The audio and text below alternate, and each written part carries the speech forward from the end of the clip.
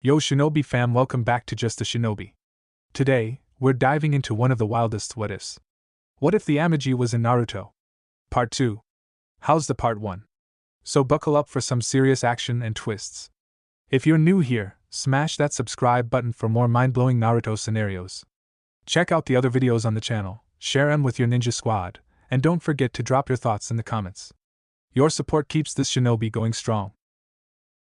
The two quickly crossed the seemingly invisible line that separated Konoha and the Uchiha district, with Uchiha clansmen in their majority being surprised to see their head and leader walking with one of Hokage's own children.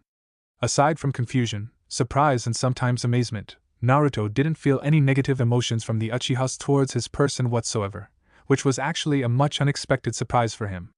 Usually, when he walked the streets, people would project plenty of disdain, disgust and simple arrogance, mostly due to the reputation Naruto bore, but here, people seemed to not give a damn about his reputation among the populace itself, and aside from surprise, there was hardly anything that Naruto felt from them that would warrant him to be on his guard.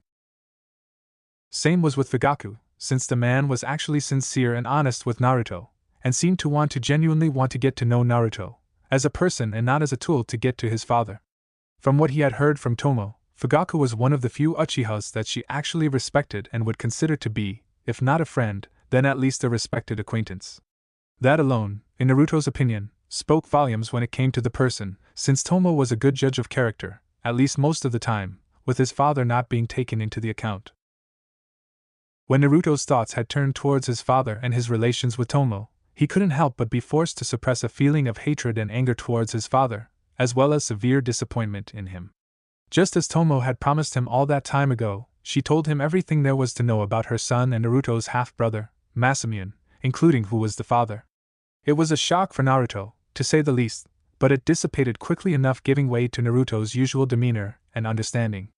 He learned about Tomo's unreciprocated love for Minato, her fierce rivalry with Kushina and more, including how his father had taken advantage of a woman that was in love with him, when he just wanted to let off some steam and forget about constantly temperamental hot-tempered Kushina. While some would say that both of the parties were at fault here, Naruto blamed Minato more in this case, since he acted like a pig and when Tomo came to him, being pregnant with his child. He just pretended that this wasn't his and that what had happened between the two of them never actually transpired. Needless to say, that after that, Naruto's opinion of Minato had soured greatly, and while Naruto did try his best to not show it, there were already subtle hints if one were to look closer, like with Naruto fully stopping to use surname of Namikaze public, stopping to affectionately call Minato as dad, and instead using a more honorable father. Overall, the rift between Naruto and his family has continued to grow, with that dinner proving even to his dense parents that their son was different from what they had thought of him. His relations with Kushina had also went downhill since Tsunade revealed to everyone that he was familiar with Amagi and Tomo. Temperamental woman hadn't learned that her son could be just as determined as she is when he was up to something, so when Kushina had made clear as day that she will not have him spend his time with those two, Naruto simply ignored her and went on with his life as always. When supposed convincing wasn't taking effect with Naruto, Kushina resorted to means of lesser moral value, such as shouting, threats of punishment, and at times, when Naruto was starting to lose his cool and let his fierce Minamoto nature slip out, Kushina used brute force on him.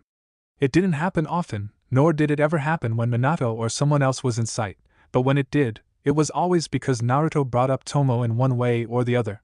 Kushina hated with absolute venomous fury the very fact of her existence, and it was more than enough to make her do what she would regret later, like hit her son and break his lip one time. Kushina would always try and make amends towards Naruto once she cooled off, but for Naruto, every hit was like a chisel chipping away at the remaining affection and respect he had towards Kushina. And that once mountain was starting to look like a small rock. The less said about his siblings the better, but Mito had also become a victim in this division within the family, being forced to watch as her family's unity and love for one another falls to pieces. She heard more than enough times how Kushina berated her foolish child for not following her demands, and once the little girl was a witness to a time when Kushina's anger had gotten better of her, and she hit Naruto with her open palm, forcing him to fall onto the floor. It took Naruto the whole evening that day to calm her down and to put her mind at ease, but the damage was already done. His sister witnessed how their mother hit her own son and her daughter's favorite brother. Since that day forth, Naruto could clearly sense a tingle of anger from Mito directed towards Kushina, but also fear. Fear that she too may become someone whom her mother may hit. Gods and heavens above, if that were to happen, then no matter how much of self-control or patience Naruto has, he will not hold back and make sure that Kushina pays for it dearly. Mother or not, or rather, blood mother or not, since the real person whom Naruto considered to be his mother was Tomo, for whom he held admiration, respect and affections that a son would harbor for a mother. He didn't know if Tomo was aware of it or not, and if she was, then she didn't disapprove of his feelings towards her. She certainly did start to act more motherly after their talk, when she allowed herself to let out the grief and pain that she harbored inside of her. She also started to show a softer and affectionate side towards Naruto, especially when she saw the cut on his lip that was made by Kushina. Tomo treated it without delay and demanded to know who did it to him, with Naruto deciding back then not to tell her, for fear that it might only ignite more conflict in the future for him between him and Kushina. But he had little to no doubt in his mind that Tomo already knew who was responsible for that cut and bruises she saw a couple of times. Soon enough, while Naruto was dwelling on the past and what was happening in his own life, he and Fugaku had reached his house, with Fugaku sliding open the door and letting Naruto to get in. The house wasn't as different from the others as Naruto had expected it to be, having a feel and sense of a family home, though also being modeled in a more traditional sense, and also being the size of a good mansion, almost as big as Tomo's home. While Naruto and Fugaku undressed their shoes, they heard the voice that belonged to the lady of this house, Mikoto Uchiha. Fugaku? Is that you? Mikoto asked, with her voice coming closer and closer. You are a little late today. Did something happen during your patrol? Nothing of concern, Mikoto. I simply made a stop and made a very interesting acquaintance with someone. We now have a guest for the dinner today, so could please prepare another set of utensils and plates? Fugaku asked of her. You've brought a guest? That is certainly new, and who could that interesting person be? Naruto? Mikoto finally appeared from the hallway, looking with quite a surprise on her face at the person whom her husband brought along with him. My, look at you, Naruto. I almost didn't recognize you. When did you get so tall and also so handsome for a young boy? It's like Kushina secretly spoils you with some kind of secret Uzumaki menu, while your brother and sister eat her regular food. I mean, you are very kind, Lady Mikoto, but there is no blame upon my mother for my appearance and physique. I've long since been having a more balanced ration of food, which helped me to develop better than my siblings. But I'm sure if you wait a little longer, they'll surely overshadow me in no time. Naruto bowed before Mikoto as a gesture of politeness and greeting, surprising her once more. I hope I'm not being a bother. Your husband wished for me to join you for the dinner, but if you prefer, I will. What, are you saying that I would oppose such a well-mannered boy to join me and my family for dinner? Who do you take me for, a Hyuga? Mikoto chuckled a little. Since my husband himself have decided to bring you along, it would be impolite of me to not welcome you in our home. Please come in. Thank you, and could you please tell me where I can wash my hands? Naruto asked of Mikoto, yet again surprising her. I've just returned from the streets, and it would be improper to not have washed my hands before a meal. Oh, of course. The bathroom is just a little down the hallway, first door to the left. Mikoto pointed towards it, and Naruto immediately went towards it, but not before thanking her. Is this really Naruto, or rather, is that really Kushina and Minato's son? I know I haven't seen him all that often, but still, he is so. My thoughts were exactly the same, dear. Fugaku admitted to her. I actually met him when I heard him playing his flute at Inari's temple. When we talked, he showed an uncanny perception of things that shouldn't be easy for a child his age to understand, and yet he didn't deny the fact that he is overlooked by his parents, yet accepts it without any form of regret or anger. He may be called a fool by the people, but I've not seen a child as perceptive of things as he is. Not even Itachi was so smart, yet also seemingly carefree. I remember Kushina often complaining about how Naruto seemed to fall under bad influence, but if this is what she considers bad. Mikoto shook her head. He seems far more polite and respectful than both Natsu and Narumi, and I mean worlds more polite than they are. I often wonder how Kushina and Minato even control those two with their egos, but Naruto. He's like a complete opposite of the two, and yet he is the most bad-mouthed of the family.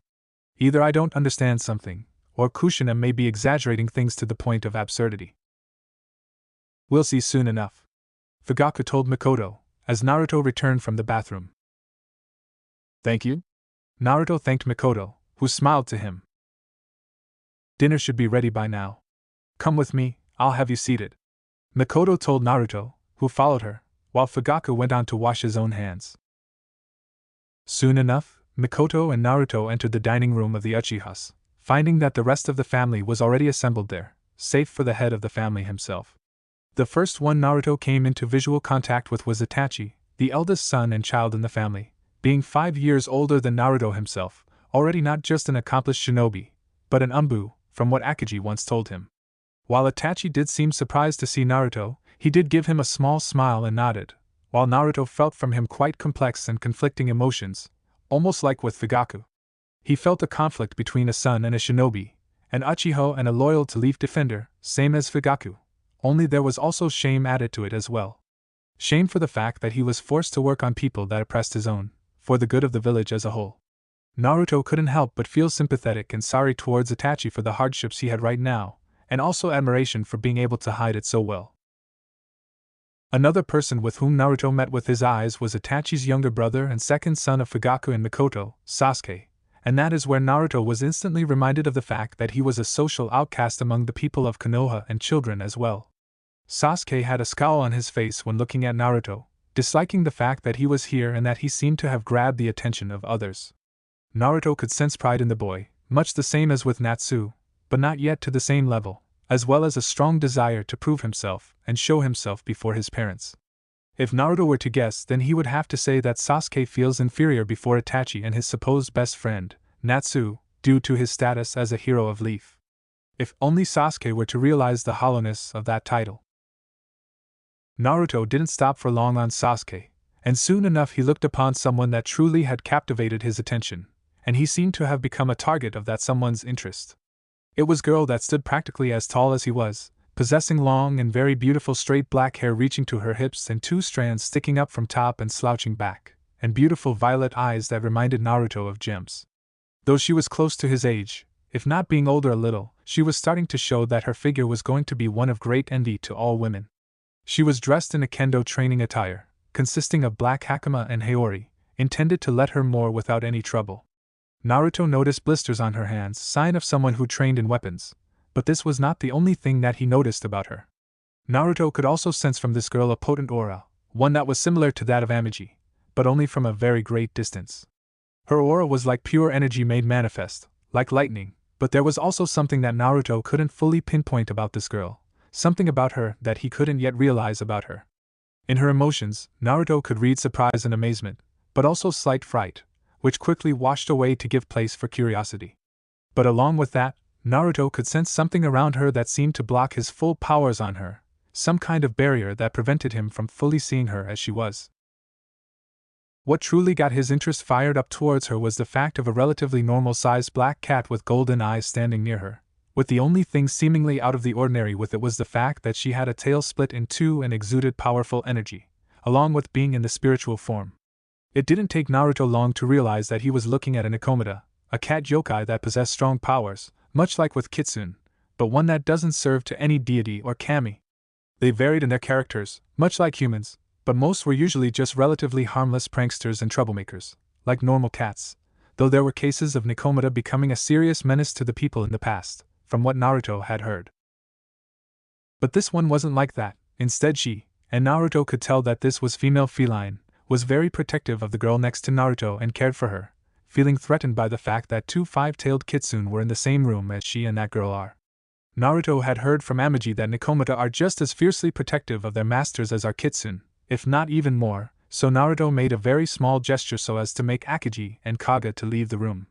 He could sense their confusion and wanted to protest, but they understood that he was in no danger, and this was an act of trust. The kitsune left the room, with the Nikomata standing down, while the girl seemed surprised when she saw Kitsune leave. It confirmed to Naruto that she too was capable of seeing yokai, and the Nikomata herself had either connected with the girl, or like with Akagi and Kaga, protects her from dangers. Mikoto noticed that Naruto and the girl were trading glances with each other, innocently thinking to herself that the two must have already caught each other's eye.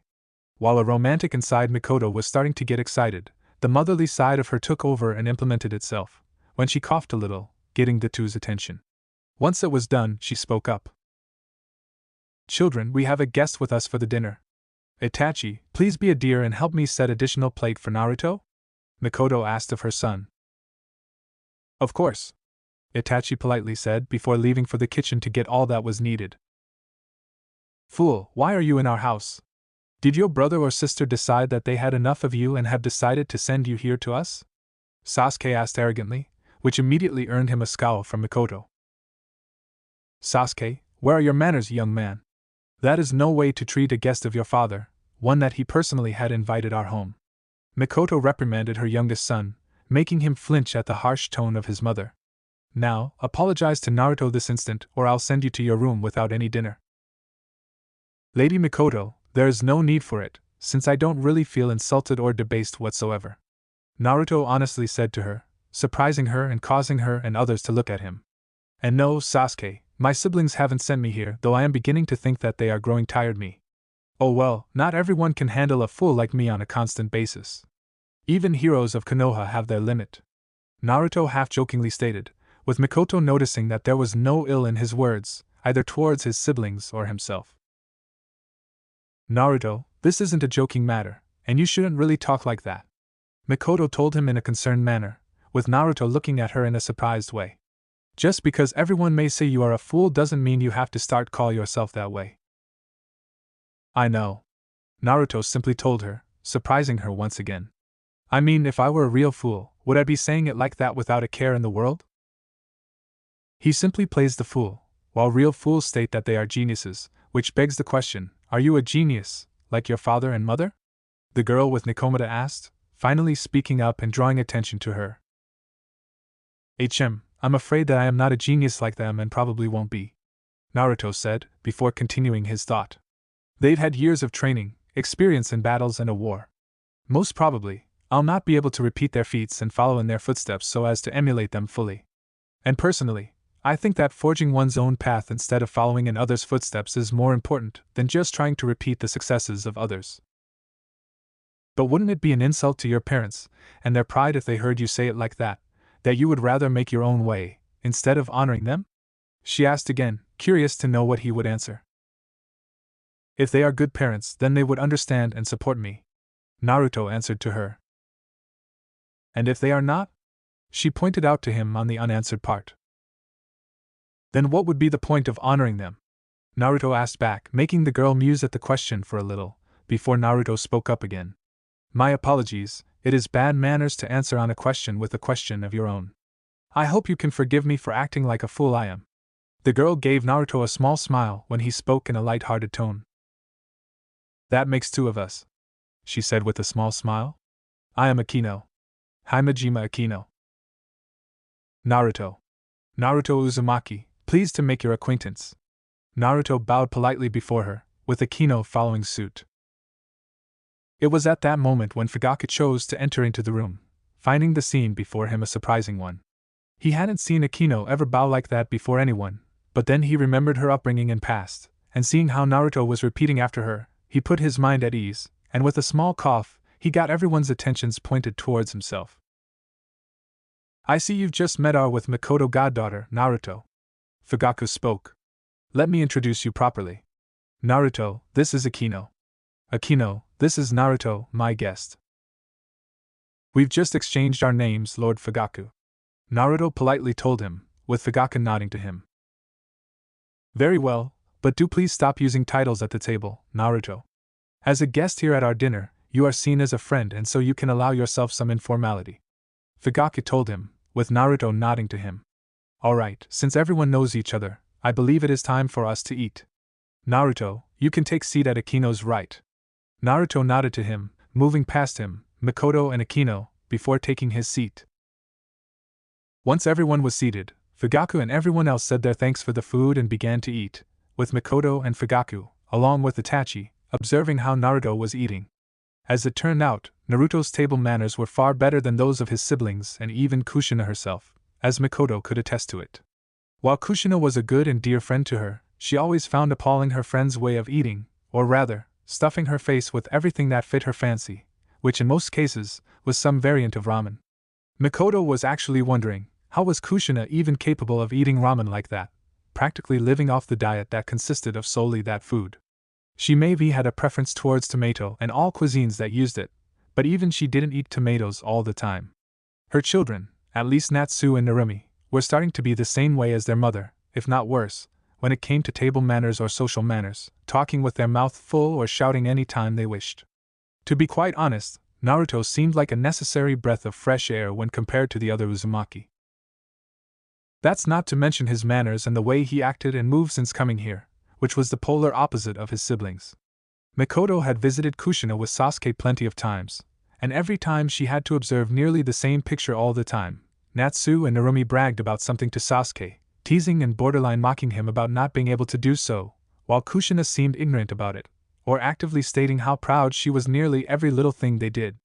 And in all the talks she had with her friend, she rarely if ever heard her speak about Naruto and Mito, her youngest children. This concerned Mikoto, especially when she looked at the twins and saw the way they acted to be not just unbefitting, but downright atrocious, since it would make them prideful and unapproachable in the future. Mikoto actively tried to make certain that Sasuke wouldn't end up inheriting his friend's bad habits, but it would seem that she was failing at that, since Sasuke was starting to show traits similar to Natsu and Narumi. By contrast, Naruto had so far been polite and seemed humble, or rather was humble, and when he did sound somewhat proud, like with his height, there wasn't any meaningless pride or verbal jabs towards his siblings. Instead, he was quick to assure that they would outgrow him soon, showing respect towards them and acting like a little brother would towards his older siblings. It was a form of etiquette that not all practiced and many tried to preach, yet Naruto followed it to the letter, but it was only the following of the etiquette. What really piqued Mikoto's interest was how Naruto answered to Akino's questions, and his answers had provided to her some semblance of an understanding of Naruto.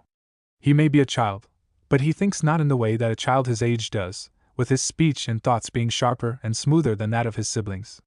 Mikoto compared Naruto to Itachi in her mind, and saw that while there were similarities, they were different, with Naruto not being as introverted as her eldest, and he didn't seem to always carry a weight upon his mind, like there was always something that bothered him. Still, she didn't have much that could support her thoughts on him, and now that her interest was piqued, Mikoto decided not to waste this opportunity. Naruto, how do you find the food? I hope that it is to your liking, though if I had prior knowledge of your visit, I would have made some ramen for you. Mikoto asked with a small smile. No, that would have been unnecessary. Your food is very good and tasty, and I rather enjoy these types of meal instead of ramen. Naruto admitted to Mikoto, sensing her curiosity and the curiosity of others, deciding to share some information about himself. Oh, that is certainly surprising. I remember once asking your siblings what they would prefer if they were to visit me, and they didn't hesitate with the answer, which was ramen. I was almost shocked when you said that you like this food better, Naruto, Mikoto said with surprise in her voice. But then again, everyone has their own tastes, and it is good to see that Kushina is accommodating yours, seeing how you've grown up. I'm afraid that my mother has little to do with my growth, Mikoto, Naruto said, with the rest of the table looking with interest at him. My diet was largely the same as my siblings over a year ago, but since then, let's just say that someone took notice of me and was very kind as to introduce me to better choices in cuisine and food, instead of just ramen and other foods my mother makes on constant basis, which often and coincidentally have some relation to ramen. Would that someone happen to be Amagi? Fugaku asked, with Naruto nodding to him. I see. Well, it's no surprise to me that she would do something like that. She is a very kind woman and one of the better people I've met. She had allowed many of the Uchiha civilians to live on the territory of her temple after the attack, before relocated. She always took care to see the people fed and have everything they need, paying out from her own pockets to accommodate them. Your parents must be happy for you to have such a good friend. I think they would prefer if I had friends of different sort, same as my siblings, but I'm afraid that I don't have the same approachability as they are, Naruto said without sadness in his voice. Other kids don't really like me hanging around with them, and if they do approach me, then it's either because of a dare, or to try and get close to my siblings through me. Then those other kids are fools, because you seem like someone I would want as a friend. You seem far more interesting than others, so I would like to get to know you better. Akino admitted to him, surprising Naruto a little, before she smiled. But then again, most boys are often fools and act like that. They don't know that girls value more than just being daring and showing off, though there are those that like people like that, but I'd avoid girls like them. They are always annoying and talk only about the girls' stuff and boys and nothing else. Sounds almost like Narumi, when she is with her friends Ino and Sakura. Naruto admitted with a small chuckle. And thank you? It was very kind. I too would like to know you better, Akino. I mean it. Akino smiled to him. And should you be nearby, you are always welcome to ask me out. Would you stop with all this mushy stuff? It's grossing me out, Sasuke said with disgust, with Itachi chuckling at that. No need to get embarrassed, Sasuke. Sooner or later, you may find yourself in a position similar to this, Itachi commented with a small smile. Maybe you should take advantage of this and see how you should act in this situation? Why would I want to watch these two? They are just two weirdos. One likes to pray to some stupid gods, the other believes in some strange things and says they are real. What did you call them? Yoki? Sasuke asked of Naruto. Yokai, and they aren't just things. Naruto corrected Sasuke. Sure, some of them may appear to look like simple things, but they are in fact alive. Oh yeah, and why is it that nobody can ever find them? Are they just shy of everyone but you, or maybe they are just your made-up friends, since you are too foolish to get real ones? Sasuke decided to take a stab at Naruto, which angered Mikoto. Or maybe he is smart enough to have friends that don't limit themselves to things like, I will be Hokage one day, and you will allow respect me. Or something like, when I become head of my clan, everyone will bow before me and show respect to me. Akino defended Naruto with a small smirk, making Sasuke growl a little at her. Sasuke, one more word from you about our guest, and you'll be doing the dishes for the rest of the week and won't leave the house until then, Mikoto promised to him, before turning to Naruto. I'm sorry about that, Naruto. It is fine by us, if you believe in yokai and beings like them. Akino here, for an example, believes and prays to gods, and we have a shrine in our mansion, dedicated to Amaterasu. Yes, unlike some other clans, Clan Uchiha has something of a history with religion and gods, and it has been our forefathers' wish that we honor and respect them, for they believe that our powers and prowess comes directly from them. Fugaku told Naruto and Sasuke, noticing how now his youngest son was paying attention. Many of our clan prefer to pray to Hachiman and Bishamon, since they are gods of war, while those that work crafts give praise to Inari and Kagetsuchi. That reminds me, I'll have to talk to Amagi and ask her to consecrate several shrines that our clan had procured. Fugaku thought out loud. She'll be happy to help. And answering to your question, Sasuke, Naruto suddenly returned to what seemed to have been already forgotten. I don't really know why yokai don't show themselves, but if I were to guess, I would say that the yokai are afraid of us. Everyone sat still and looked at him when he said it. Afraid of us? Akino asked of Naruto, curious to hear what he had to say about it, with her Nakomata friend getting closer to hear. I've read that many yokai aren't really afraid of humans and many are really strong and powerful, so they wouldn't have trouble with defending themselves. Against normal people, sure.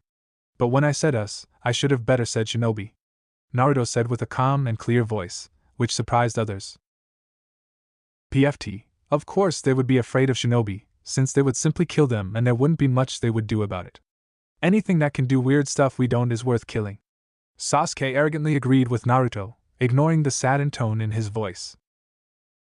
Yeah, or they would be made to do what shinobi want them to do, like kill other people or yokai.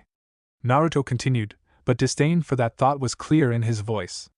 Humans have a tendency to both fear and try to kill what seems to be stronger, better at something or more fearful than they are, and with shinobi it's the same, only they also try to make use of it to the best of their abilities, like with toads or dogs, creatures that are better than us in something. And what's wrong with that? Those are just animals and we are men, we are definitely better than they are in every way, Sasuke said with the same tone as before, until Naruto turned his head to him and suddenly asked him a question. Can you fly, Sasuke? Naruto suddenly asked him, startling him and the others. What? Of course not, you fool. Nobody can fly, Sasuke answered to him. Except for birds, bees, bugs, and even some fish. Should we kill them all? Naruto asked again of Sasuke, making the kid nervous. Should we go out and kill all the pigeons, since they can do what we can't? No, why would you say that? Sasuke asked of Naruto. Because you were the one who said it first, Sasuke, Fugaku told him, drawing the attention of Sasuke to him. While it is true that we humans are capable of almost anything when we set our sights towards something, we must never let our pride or envy guide our actions. If we were to do as you said earlier, we would have no fish, no birds or bugs, and this world would be far less populated with life. Even plants and trees would be cut and torn down, since they also can do things we can. Sasuke, never let your envy and pride get the better of your mind. That is a sure way for a shinobi to lose to any opponent, even as small as a pigeon. Yes, father. Sasuke nodded to him in agreement. As for what you said, Naruto, you are probably right about it. Fugaku agreed with him. In our world, having any possible advantage over our enemies is the key to winning the battle. The summons, for instance, are considered to be extremely valuable in our world, and that is for a reason. They can make even what may seem your average shinobi into a force of nature. Just look at the 3 Sanins, and their summons aren't even the greatest around. Imagine what people would be able to do if we had someone like what was that smoke spirit named again? Inenra? Naruto asked, with Fugaku nodding to him. Yes, that one. Entirely made of smoke and intangible, able to fit into any crack and scout ahead, not to mention being able to command smoke and fire. A fearsome weapon in the right hands, Fugaku said with assurance in his voice. And one that would be far too dangerous in the wrong hands. And I think yokai about know it. Naruto continued his line of thought. In most stories I read, yokai don't really go out of their way to be evil or hurt humans, or do they just want to have constant wars? There are those among them that would like nothing more than hurt others, like Oni or all the Ayakashi yokai, but others, those that don't seek to hurt humans, I think they are afraid of shinobi and of what they can do with them to the world. If you take a look at the Valley of the End, you'll see why they would be afraid. And that was just 2 most powerful shinobi fighting each other, with Kyuubi being in it as well. So what would happen if every shinobi were to get himself an Inenra? I think that there would be no end to fires and ashes would rain down to no end. And yokai maybe understand it better, and that's why they stay away from us, because all we shinobi do is just fight, kill, steal and hurt others. Naruto said with saddened tone. Everyone at the table sat in their own thought, thinking about what Naruto just said, and most did find themselves agreeing with him. Fugaku couldn't help but almost fully agree with what Naruto said, since as a shinobi, he would definitely make use of the powers that yokai provided, because that was how it was in their world. Even if you didn't use it, then the other shinobi and other villages would make use of their powers to the fullest, to offset the balance of powers and shift it to their side. Either you use it now, or it will be used on you later on. This is one of the principles of the shinobi world that they lived in, and Fugaku understood it well, and it seemed like Naruto also understood it. He could see in his eyes not the naive amazement or enthusiasm of children when one was talking about shinobi, but cold pragmatic eyes of someone who understands what shinobi really are about. Fugaku always wished that his children knew the reality of shinobi world, which is why he took Itachi to that battlefield, to instill in him early on, that the shinobi world wasn't a world of adventures, glory or fame. It is all about death, superiority of the strong over weak, and strike down your foes, lest they strike you down. Loyalty among shinobi from different villages is always fickle and fragile, with alliances springing up and dying in no time, with even current alliance with Suna already being seen with others as something not worth the trouble, hence why Konoha had tried to make peace with Kyumo several years ago. Had that peace treaty been signed, Konoha and Kyumo would have signed a treaty of defense and alliance shortly after, with Suna breaking away and making quick friends with Iwa, creating a new alliance against which Konoha would be forced to fight. This was the cycle of shinobi world. Where Fugaku saw the maturity of Naruto, Mikoto observed in Naruto his disdain and distaste for the shinobi, or rather the world itself and how it worked, at least as she saw it. Behind that maturity and truth, there was sadness and disdain about the shinobi world, one that Mikoto didn't want to believe she saw. This child was nothing like his siblings, for he didn't seek excitement and glory, not with this kind of look in his eyes. No, he didn't want to be in this world, didn't seem to belong here and would rather be somewhere else, but he is here and has to deal with it. Mikoto couldn't fully grasp what it was in Naruto that drew her to this conclusion, but it was clear that he was vastly different from all people she knew, even from her son Itachi. This wasn't just a mature child, but a person that seemed to understand the darkness of the world of shinobi, and didn't embrace it like all the others did. Such people, from what Mikoto had learned, didn't last long in the field or in this life, either dying or breaking inside. Yet, along with disdain, there was anger? No, more like determination, defiance even. Mikoto had a feeling that where others fell, This one may just prove to be capable of rising above even highest peaks. Akino too had been paying extra attention to what Naruto had to say, and how he said it, and it left her with a clear impression of the boy. She already had a very strong positive feeling about him, as if she already could sense that he was different from the others, and that wasn't just because of him being followed by two kitsune, no. There was something in his aura, like it almost showed what a person he really was to Akino, and she could see that Naruto was completely different from not just the other kids, but people as well. She could sense that he wasn't like all the others, and those golden eyes of his. Akino could practically see his soul in them, and it wasn't the same as all the other people. Naruto had something that Akino could only describe as otherworldly in him, but this was not all that had her all interested in him at a first glance. The way he talked and carried himself, as well as how he spoke about the yokai and shinobi, it was completely different from what she would have expected a kid of his age would say. Instead of excitement and clear desire to be a shinobi, he spoke of the worst aspects of it, about how they would use everything, even living beings, as a weapon. Akino, while she was living with the uchihas, had little love for shinobi or their way of life, because of her own past and what had forced her to come to live here in Konoha. Since as long as she could remember, Akino was always capable of sensing beings that were supernatural to humans, at times even thinking she could almost touch them. However, it wasn't until she became bonded with her Nikomata friend did she realize how real the yokai, kami, oni and deities were. And she could see that Naruto also believed in all of it, since he was also capable of seeing her Nikomata companion. So this is the child that Amagi had been protecting? He is clearly far more than just a mortal, Akino, but I sense no malice or ill intent from him towards you or me. Nikomata spoke to Akino, with Naruto also hearing it, but not responding. You, redhead. If you can hear what I am saying, then why don't you make it clear for me and Akino? Naruto leaned a little towards Akino and whispered to her, while others were preoccupied with their thoughts.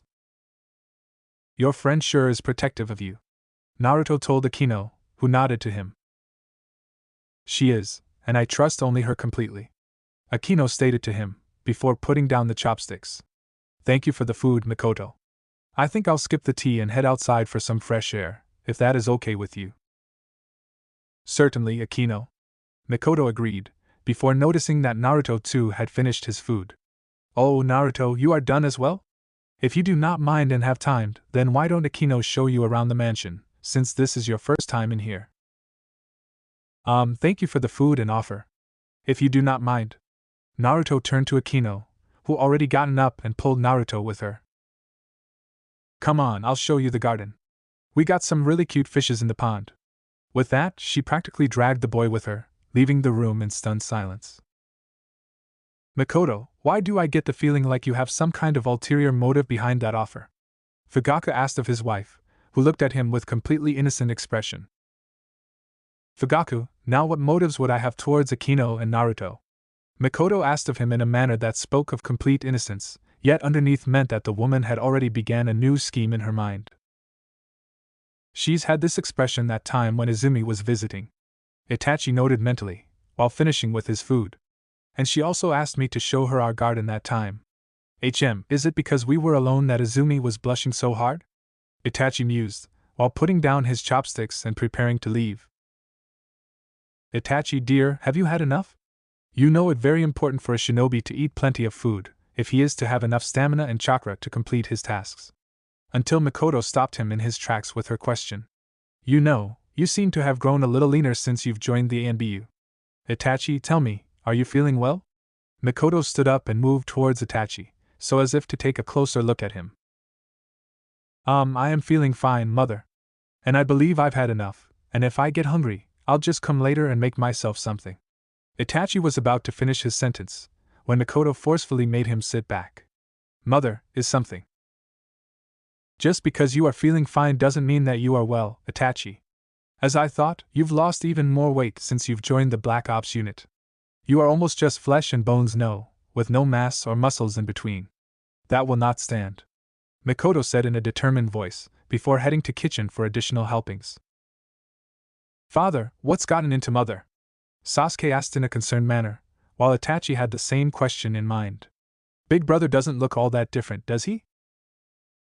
Sasuke, Itachi, that isn't something that I can explain in details while she is away. All I can say is this, please let her feed you, Itachi, because you do look a little thinner than usual, and whatever your reason may be, do not go outside to the garden until Naruto and Akino return. Fugaku told them, confusing his sons even more. It's better this way for all of us, unless you wish to upset your mother. Okay. Itachi said in an unsure way, just as Mikoto returned with food, immediately going to him with it.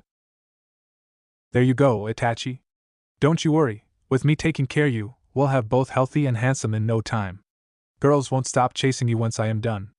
Mikoto said out loud with a smile, making Itachi's sweat drop a little at that, before Mikoto turned her attention to Sasuke.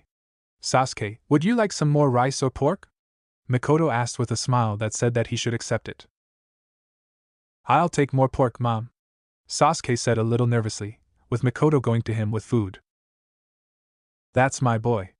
Mikoto said happily, while Fugaku mentally chuckled at this one. She just met the boy for the first time, and already she sees Naruto as if he is one of her own. And something tells me that Naruto could use some motherly support and affections, if my suspicions about his parents are correct. Fugaku thought to himself, before remembering something that Naruto told him earlier this day. To make him listen. Why do you need the council? He might be right. Maybe it's time to see if Minato really is a Hokage, or he is just there to keep the chair warm, while all those greedy sleazeballs pull the strings on him. With that in mind, Fugaku has made a decision and with a newfound resolve, rose up from his seat, attracting the attention to everyone. Fugaku, is something the matter, dear? You've not finished your meal. Mikoto noticed the serious look on her husband's face, which softened up a little once he spoke to her. Oh, nothing serious, I just remembered something I needed to do. Here, give me a second. Fugaku made the cross sign, creating a shadow clone. You know what to do. His clone nodded and left the room and headed to Fugaku's cabinet. Are you sure your clone will be enough for whatever you've forgotten? You never leave any serious matters unattended personally. Mikoto asked of her husband, but he gave her a reassuring smile. Don't worry, I just needed to write a letter and the clone can do that just fine. Fugaku assured her and his kids. Now, could you pass me that pork? It looks quite delicious, and it's been quite a long time since you've spoiled us with your best dishes. I'll take the moment and use it to enjoy your best. Like you don't enjoy my cooking all the time. Mikoto chuckled, before passing him the meat. Which is every moment with you and your food is a fond memory for me which I treasure as much as I can. Fugaku said with a soft smile, with Mikoto blushing a little, before passing a little more of meat. Flatterer. Just don't start complaining when you won't fit in your jacket. Mikoto warned him. I'll be sure to keep it in mind, darling. Fugaku chuckled, as he dived in for the food. Outside. Once the pair left the room, with the Nakomata in tow, Akino let go of Naruto's hand and turned to him with a slightly embarrassed expression, showing that she didn't exactly think this through. She spoke up right after turning to face Naruto. Sorry for dragging you out. Mikoto's offer sounded too good to pass up and I kinda. Well, I couldn't help myself and take this opportunity. Akino said with an apologetic tone. Again, sorry for dragging you out, but you really can see her, and those kitsune, are they with you? Akino asked of Naruto in a slightly excited tone, with Naruto nodding to her. Yeah, I can see your Nakomata friend, and they are with me. Would you like to meet them? Naruto offered, with Akino's face beaming from hearing it. Yes. I mean, we should probably take it to the garden, lest they think we are doing something weird, okay? Akino offered, with Naruto agreeing with her. You did agree to show me the garden and I was actually curious about it. After you? Naruto told Akino, who nodded to him with a smile and led him through the mansion and towards the courtyard. Their walk was quick, since the mansion wasn't as large as one would actually expect from the leader of one of the founding clans. Naruto compared this mansion to that of Tomo, and he found himself seeing Tomo's home as bigger than this one, which was kinda surprising to him. As for the backyard itself, it was smaller than what Tomo had, but definitely bigger than the one Namake's had, and far better decorated and made than both Tomo's and Namake's. A small pond with koi fishes, with a bridge over the water, which was surrounded by stones. Several trees and bushes placed around the place, giving it a feel of aesthetical beauty and natural feel, which Naruto learned to appreciate. With his connection to yokai and his training as an onmyoji, Naruto came to learn and appreciate the nature and its beauty. While to most people nature appeared to be just trees, grass, rivers, and so on, Naruto learned how to see more in all of it, how to recognize the true value and worth of all this. Forests, rivers, seas, deserts, mountains, everything in nature, from the smallest of grasses to the mightiest of trees, it was all the expression of the Sekai, this world, a manifestation of his living force and chakra into the world, just like humans and yokai were as well. To learn to connect with it directly was Naruto's primary goal, one which he wasn't yet able to fully complete, but he could already proudly state that while he couldn't fully connect with nature's chakra, he could sense it all over around him. This was a big success, since none of the normal shinobi, and even some of the sages, weren't able to fully sense it like Naruto did. It was almost as if he could see it flowing in patterns and waves in the air and earth all around him, and when Naruto did find himself in the meditation, he could almost lose himself in the sense of all that chakra around himself. He could also sense the intensity and power of the place itself, and this particular garden held a special level of power, one that allowed Naruto to glimpse into the reason as to why this place was made into a garden.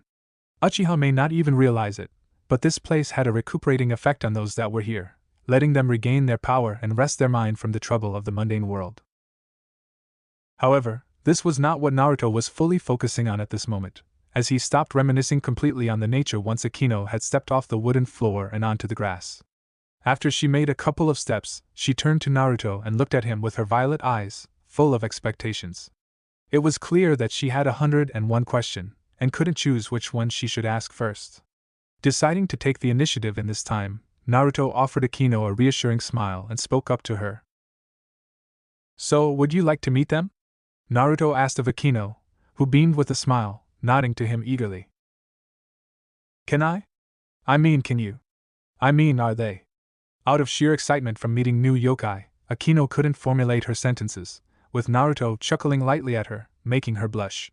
"Hey, don't laugh.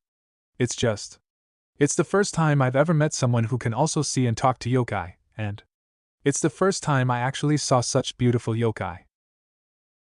"Oh ho, so now I've been relegated to just average-looking ones, Akino?" Nikomata spoke up from her spirit form, as she roamed near the girl, her tone being playfully hurt. "But of course, it's the same with everyone. Everybody is cat person, until some cheeky foxy comes around, waves her tails a little, and that's when everyone turns traitor on the cat. How very typical of humans." "I didn't mean it like that. I mean, hey, stop making fun of me. You know I care about you and have to put up with your antics without as much as a complaint," Akino told with a pout to the cat, who chuckled back. "And you are a pretty difficult cat to deal with, what with your habits, for instance."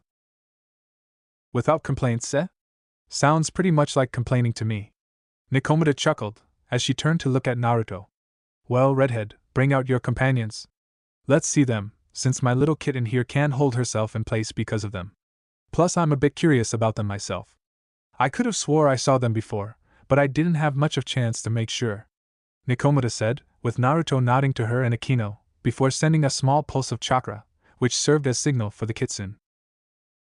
And not a second later, both Akagi and Kaga gracefully jumped over the wall of the mansion and landed right before Naruto and Akino in their fox forms.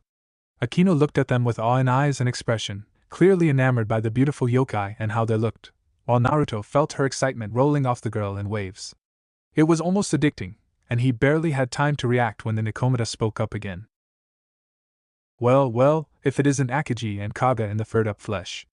I knew that you looked familiar before, but now you have my sincerest sympathies, Redhead," Nikomata said with a playful tone, immediately drawing a confused look from Naruto and Akino, while Akagi and Kaga seemed to have recognized the Nikomata. "To have companions such as these two. I can't imagine through what horrors you have to go through every day of your life. You poor thing, why don't you let this kitty make your day a little bit better with my paws?" At that one, Akino and Naruto turned instantly to Akagi and Kaga, growling at Nikomata and showing their teeth ready to tear apart the cat. "You better keep your dirty paws away from our Naruto, you ragged cat," Akagi snarled at her, as she and Kaga took position in front of Naruto, putting themselves between him and Nikomata. "I thought that this place had a peculiarly familiar smell of a wet, unwashed cat, and lo and behold, the very bearer of that title lives here. So, found another small-minded fool to take care of you, Yorichi?" "Wait, you three know each other?" Akino asked of them, surprised to hear about it, with Naruto being in the same boat as she is. "You could say that, kitten," We sorta crossed tails 100 or so years ago, back when these two had only 4 tails instead of 5. By the way, looks like yours been good on you too. I mean, just look at all that nice and fluffy fur, I swear it was smaller than the last time. Yoruichi said with fake appraisal. Oh wait, doesn't the kitsune's fur always stay the same since its birth? If that's the case, then it would seem you've been having one too many chickens lately, for a decade or so.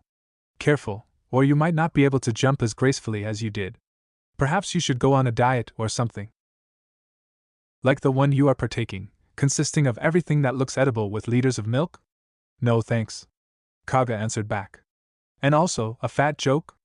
Really, Yoruichi? That wasn't even original or hurting. It was quite pathetic, especially for someone like you. Did your life as a perverted cat dull your claws and mind? At least I can get into some good quality action, unlike you two. Yoruichi chuckled at the two, earning another growl from them. I don't even know if I should laugh or feel sorry for you, since you two now need to start choosing men since they are kids, if you wish to get at least a little bit of that tail fluffing.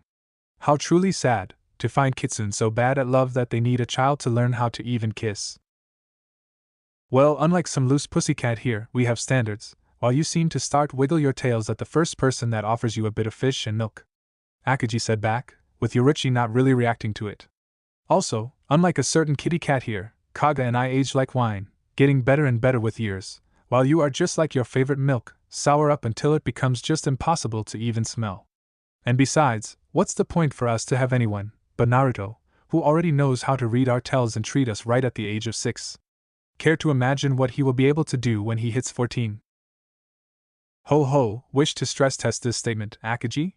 Yoruichi suddenly dared her. Or are you too scared that your precious little treasure boy here will flee right into my paws the moment I decide to be serious with him? As if. Unlike the ilk you prefer to hang out with, Naruto is a true gentleman in the making, one that will be a worthy husband to goddesses and kami, and he is all ours. Kaga said with a smirk. Go ahead, do your best and worst. I'll be delighted to see what it will be like for you to get rejected. Kaga and Akagi stepped away, allowing Yoruichi to move in closer to Naruto. Wait, what is going on? Naruto, what did they mean by all that talk? Akino asked of him. Yoruichi, what are you about to? And it was at that moment when Yoruichi decided to press on her offensive and prove to Akagi and Kaga that she wasn't just all talk and no bite. In a second, she transformed from the simple-looking black cat into what can only be described an exotic goddess that descended from the heaven. Dark skin that reminded Naruto of a milk chocolate, with long purple hair made into a ponytail and bangs covering her beautiful smiling face, coupled with golden eyes. Her height was nearly the same as with Akagi and Kaga, while figure wasn't as pronounced as theirs, but it was still very well endowed, with fine-looking breasts, long legs and wide hips, coupled with slender figure. All of that was on full display to Naruto, as she was on her hands and knees before him, with not a single article of cloths on her to obstruct the young boy's view of all her assets. Akino was shocked to see her guardian to actually do it, while Akagi and Kaga instantly reacted with cursing. You shameless bitch! That's unfair!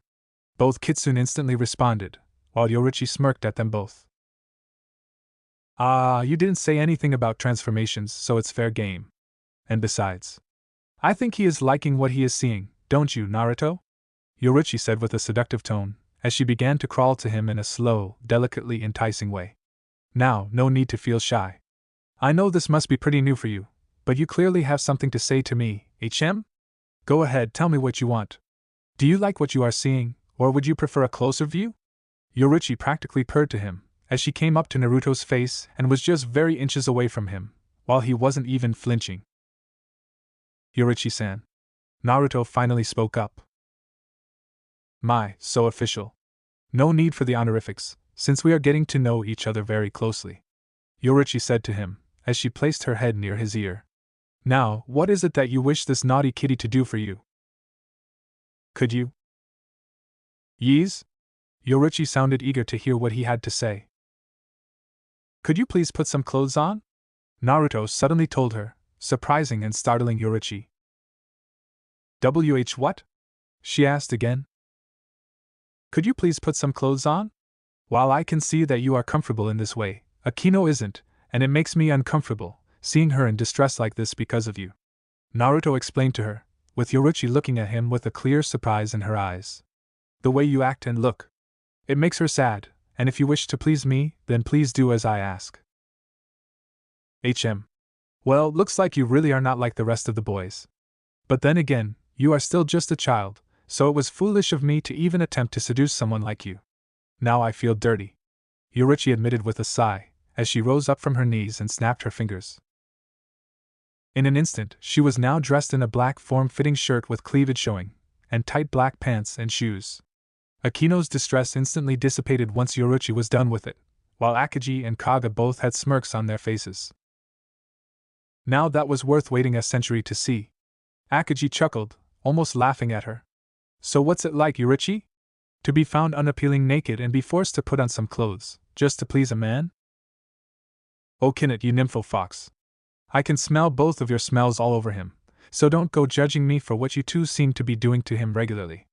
I'll just wait for a few years, and then we'll see whose tails will be circling around him, Yoruichi said with a smirk, before turning to Naruto. Well, redhead, you've got me. Although, I am curious about how you were able to tell that Akino was feeling distressed.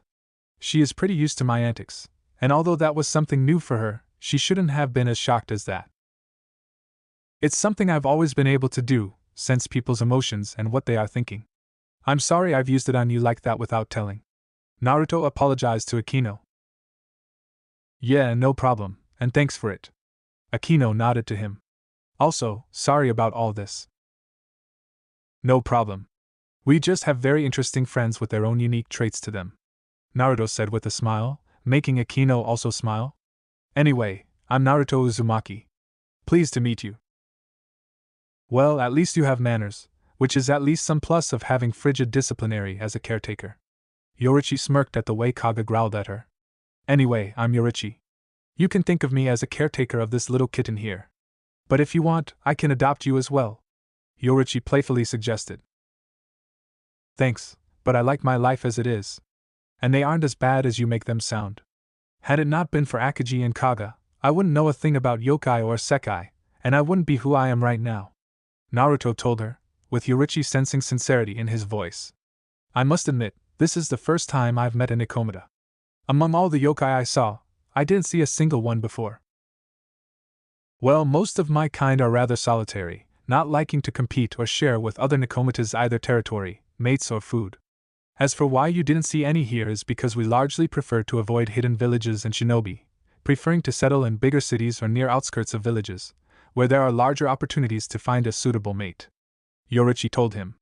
While shinobi do make for the finest ones around, but given the general view of shinobi towards yokai, it is kinda hard to land a good mate that will take care of you and your kittens. Plus, in the past, there were more than enough instances of them killing their Nikomata wives when they found out about their true nature. You could say, we've learned from our mistakes, but I'm not here looking for a potential husband. Yes, I can see that.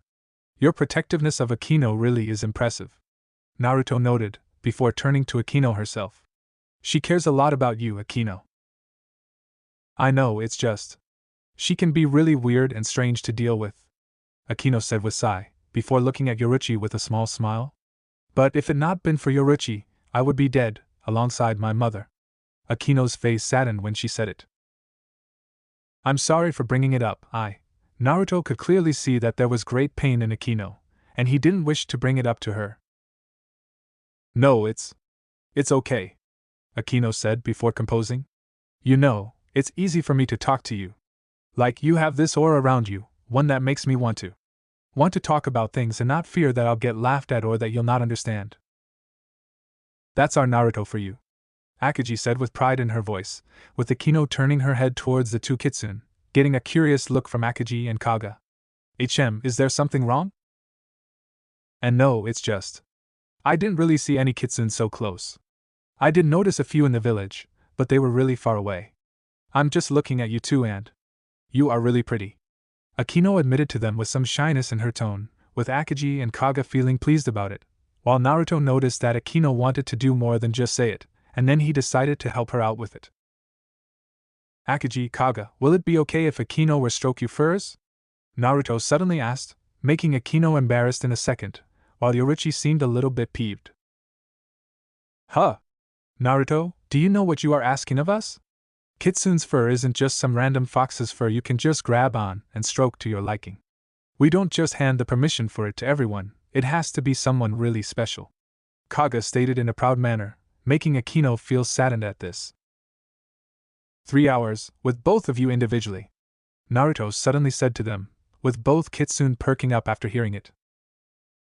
6, and do us our tails for a month, Akagi suddenly demanded, with Naruto sighing at this one, while Yoruichi was starting to get concerned about it.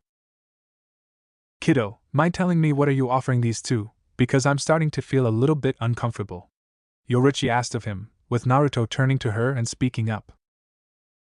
Were you ever near the Inari Temple or the woods near Forest of Death?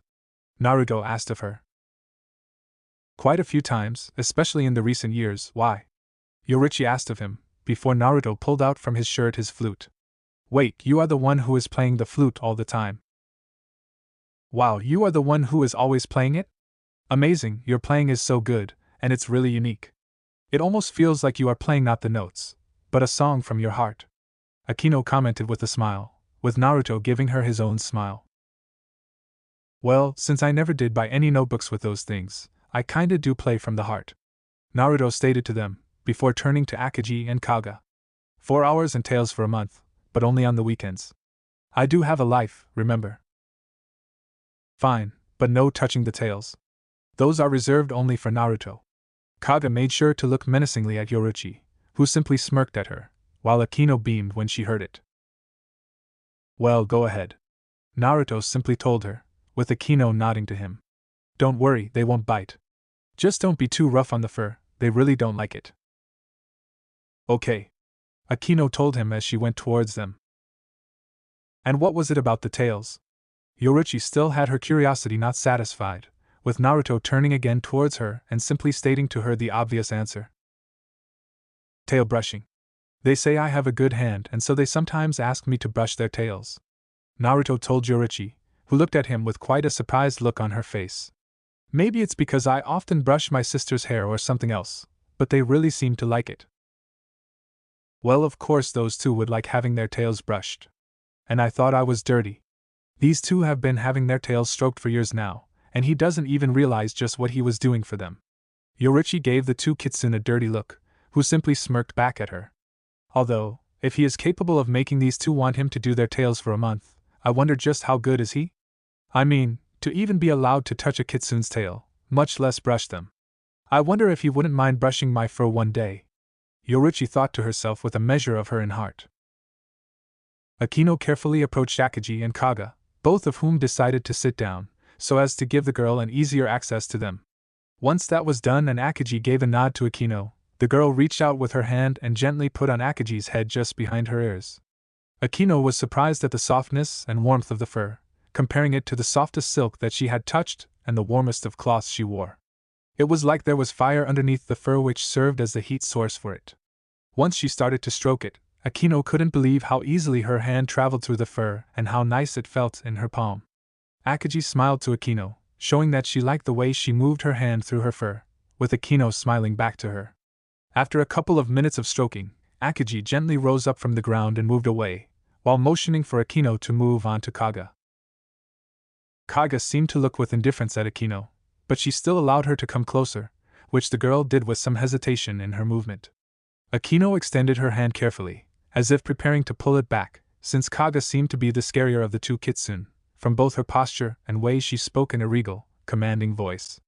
Yet it was Kaga that actually initiated the first contact with Akino, as she gently moved her head to be right beneath Akino's hand, letting it fall on her fur. Akino was surprised when she finally touched it, and reveled in the sensation of white Kitsune's fur, as it felt warm, yet also soft and peculiarly nice. It was as if snow may take form of Kitsune, but with warmth of a real fur and softness to match it. Similar to Akagi's yet also distinct and different in its own right, with Akino quickly getting addicted to the feel of it.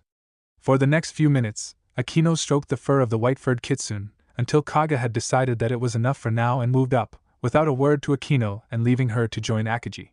Akino smiled to her and bowed a little to them both, before returning Naruto, speaking up.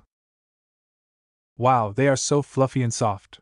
It's almost like touching clouds with Kaga, while Akino's like the softest silk, better than the one Mikoto once let me see. Akino shared her experiences with Naruto. I wish I could touch their tails though, but I guess they only let those they know do it. And you must be really special for them, if they let you brush them. You have no idea how special he is for us, girl, Akagi said with a possessive voice. Naruto is ours, and we are his. Our tails are only his privilege to touch, hold, and do whatever he wishes with them. My, and I thought I was dirty. You two little minxes have already marked him, didn't you? Yoruichi narrowed her eyes at the two in a knowing fashion. He doesn't have your marks yet, but the amount of smell you've put on him all but screams private property for every other kitsune and other yokai in the area. Choosing them young indeed, Kaga Akagi. Yoruichi chuckled at the two, who glared at her. Thank you for convincing them, but I kind of feel bad that you now have to do all those things for them, Akino said to Naruto. It's not really bad, and I really like both tail brushing and playing flute, so it's everyone's win. Naruto told Akino, who felt relieved a little at it. If you want, I could also sing for you and do your hair, Naruto said in a joking manner, not noticing how Akino blushed after hearing him say that, while Yoruichi laughed out loud, with Akagi and Kaga looking positively shocked. Naruto, what is the meaning of that proposal? Akagi and Kaga asked, or rather, demanded of him to know immediately, with Naruto not realizing what he said. Why you shouldn't ask girl of such things, or make such improper propositions, especially on her first meeting, Akino bashfully stated to him, averting her eyes from him. I don't know about that, Akino. I think you should take him on his offer. Yoruichi spoke up, gaining a look full of shock from Akino. I mean, if this kid can make two kitsune want to brush his tails, then imagine what he will be able to do with your silky hair, Well, if you don't want it, then how about you do my hair instead? I can assure you, it's just as good as those two's tails, if not even better. And plus, where had you ever seen hair like this, with this dark silky purple color? Doesn't it invoke something inside you, Yoruichi twirled her hair a little, to show it off for Naruto. See, can we just forget about it already? Akino asked of everyone, with a silent agreement being achieved on the matter. Oh girl, you don't know what you are missing, but there is still plenty of time. Say, Naruto, you aren't really human, are you? Yoruichi suddenly asked of him, deciding to change the top and find out something that had been bugging her since she saw the boy. No normal human can see yokai and interact with us like you do, and I can clearly see that you weren't granted the ability to see us by other yokai, that would be seen by us. Those eyes of yours. They aren't normal eyes, you know? That golden color, and that aura of yours. It's not of human origin. I can say that I was born as a human to my mother and father, Naruto said to Yoruichi, who nodded to him. Yeah, but something happened and you became curious. You don't smell like a Hanya, or are you a half-breed with any other yokai, but you aren't human, Yoruichi stated to him. Could you be? She moved closer to him, before suddenly smelling him. I know I haven't had a bath today, but I'm certain I wasn't doing anything to work up a sweat, Naruto noted, before Yoruichi stopped and moved away from him. Don't worry about that, although you do smell of some already washed off sweat. I just wanted to see if I could figure out what you are, Yoruichi stated to him, before looking at him with narrowed eyes. But I didn't expect you to be what you are. Naruto, which of the gods have chosen you? Wait, what does that mean, Yoruichi? Akino asked of her. She means that I've been adopted, or made a child of gods, though I personally don't know how it all works, Naruto admitted to Akino, who stood silent at that. I've never actually met them, but I do know who they are and when they've made me their child. My divine parents are Shiva and Parvati, and my grandmother is Izanami. He could see clear shock on the faces of Akino and Yoruichi. Shiva. As in Lord Shiva, the god of destruction and creation, and his wife Lady Parvati, the three-aspect goddess, not to mention Lady Izanami, goddess of death and creation? Akino asked of him in an incredulous way. How did? They just did, as to why? I can't say for sure either. All I know is that when I nearly died due to a brand of Shinigami, they came and gave me my life, Naruto told them. I myself didn't know about it until I was 5, when I met Amagi. She was the one who opened my eyes, to both myself and the world around me, and how it was cruel. Why are you so open with us? While I appreciate the trust you are giving us, but isn't this a little too soon for you to tell things like that? Akino asked of him, with Naruto just shrugging to her. Well, I can tell that neither you nor Yoruchi will tell others about it, and I just know that I can trust you. Like I said, I can see things like that. Naruto told Akino, who nodded to him. Those eyes are a gift of Lord Shiva, no doubt about it.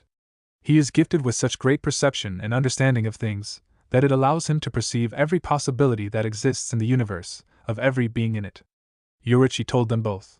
It does seem possible that he would gift his son with a similar ability. Those eyes of yours allow you to perceive things that would be impossible for others to see, like yokai or emotions. That would also explain how you are able to trust us so easy, though it is still surprising for me. You might be surprised, but I usually have a much easier time dealing with yokai than with humans. Naruto told them. I mean, you can't really tell them about yokai and how you see them, and have them believe you and your words. That's not to mention how you can tell how your parents are really feeling about you, how your father believes that you aren't living up to his name and are a disappointment to him and the family, when he is smiling and telling that he loves you. Naruto's voice cracked up a little, with a tear coming to his eye. Naruto. Akino looked at him with worry. Or how about when my mother tells everyone just how great her children are, yet when she speaks of me, all she says is how I've become a delinquent that doesn't listen to her anymore. I would actually listen to her, if she had only stopped with that shouting and demands and listened to me. In her mind, I'm already a lost cause, a prodigal son that just doesn't understand anything and just fools around. To her, I'm a fool that doesn't know that his mother is always right, even when she is in the wrong. A second streak of tears joined the first one. All she seems to hear is how I refuse to listen to her, and she always tells me how I must always listen to her, despite the fact that she doesn't even tell me what is wrong with my friends. And when I try to stand my ground, she just can't stand when people refuse her or slight her. But is it any reason to hit your own son? Naruto was starting to break down on the spot before them all. Akino and Yoruchi stood there still, shocked at what they had heard, while Akagi and Kaga could only look down with sadness and shame. As much as they had loved and adored Naruto, cared and nurtured him, they couldn't do one thing that they wished they could. They couldn't take away the pain that was inflicted upon him by people around him and his parents. No matter how much he tried to push away the feeling of rejection, no matter how little mind he paid to people ignoring or seeing him as a fool, no matter how much he appeared to accept the fact of him being a fool in others' eyes, it still hurt him. Naruto wasn't always able to close off his mind and heart to things like this, and like needles, they pierced inside, and little by little, the pain of these stabs was starting to become greater and greater. For years Naruto had been forced to see how his brother and sister get everything that they could ever ask for and more: recognition, praises, adoration, unadulterated love from parents and people. And for what? For holding that damned Kyuubi? They didn't do anything about it. Did they do the sealing, or was it them that had defeated the beast? No, they are just vessels for it, like bottles that hold water in them. But does a bottle get praise for putting water in it, or even holding it? No, yet they are. And what is there for Naruto? Nothing more than disappointment from his parents, mocking from siblings, indifference from godparents, and ridicule from shinobi and hatred from civilians.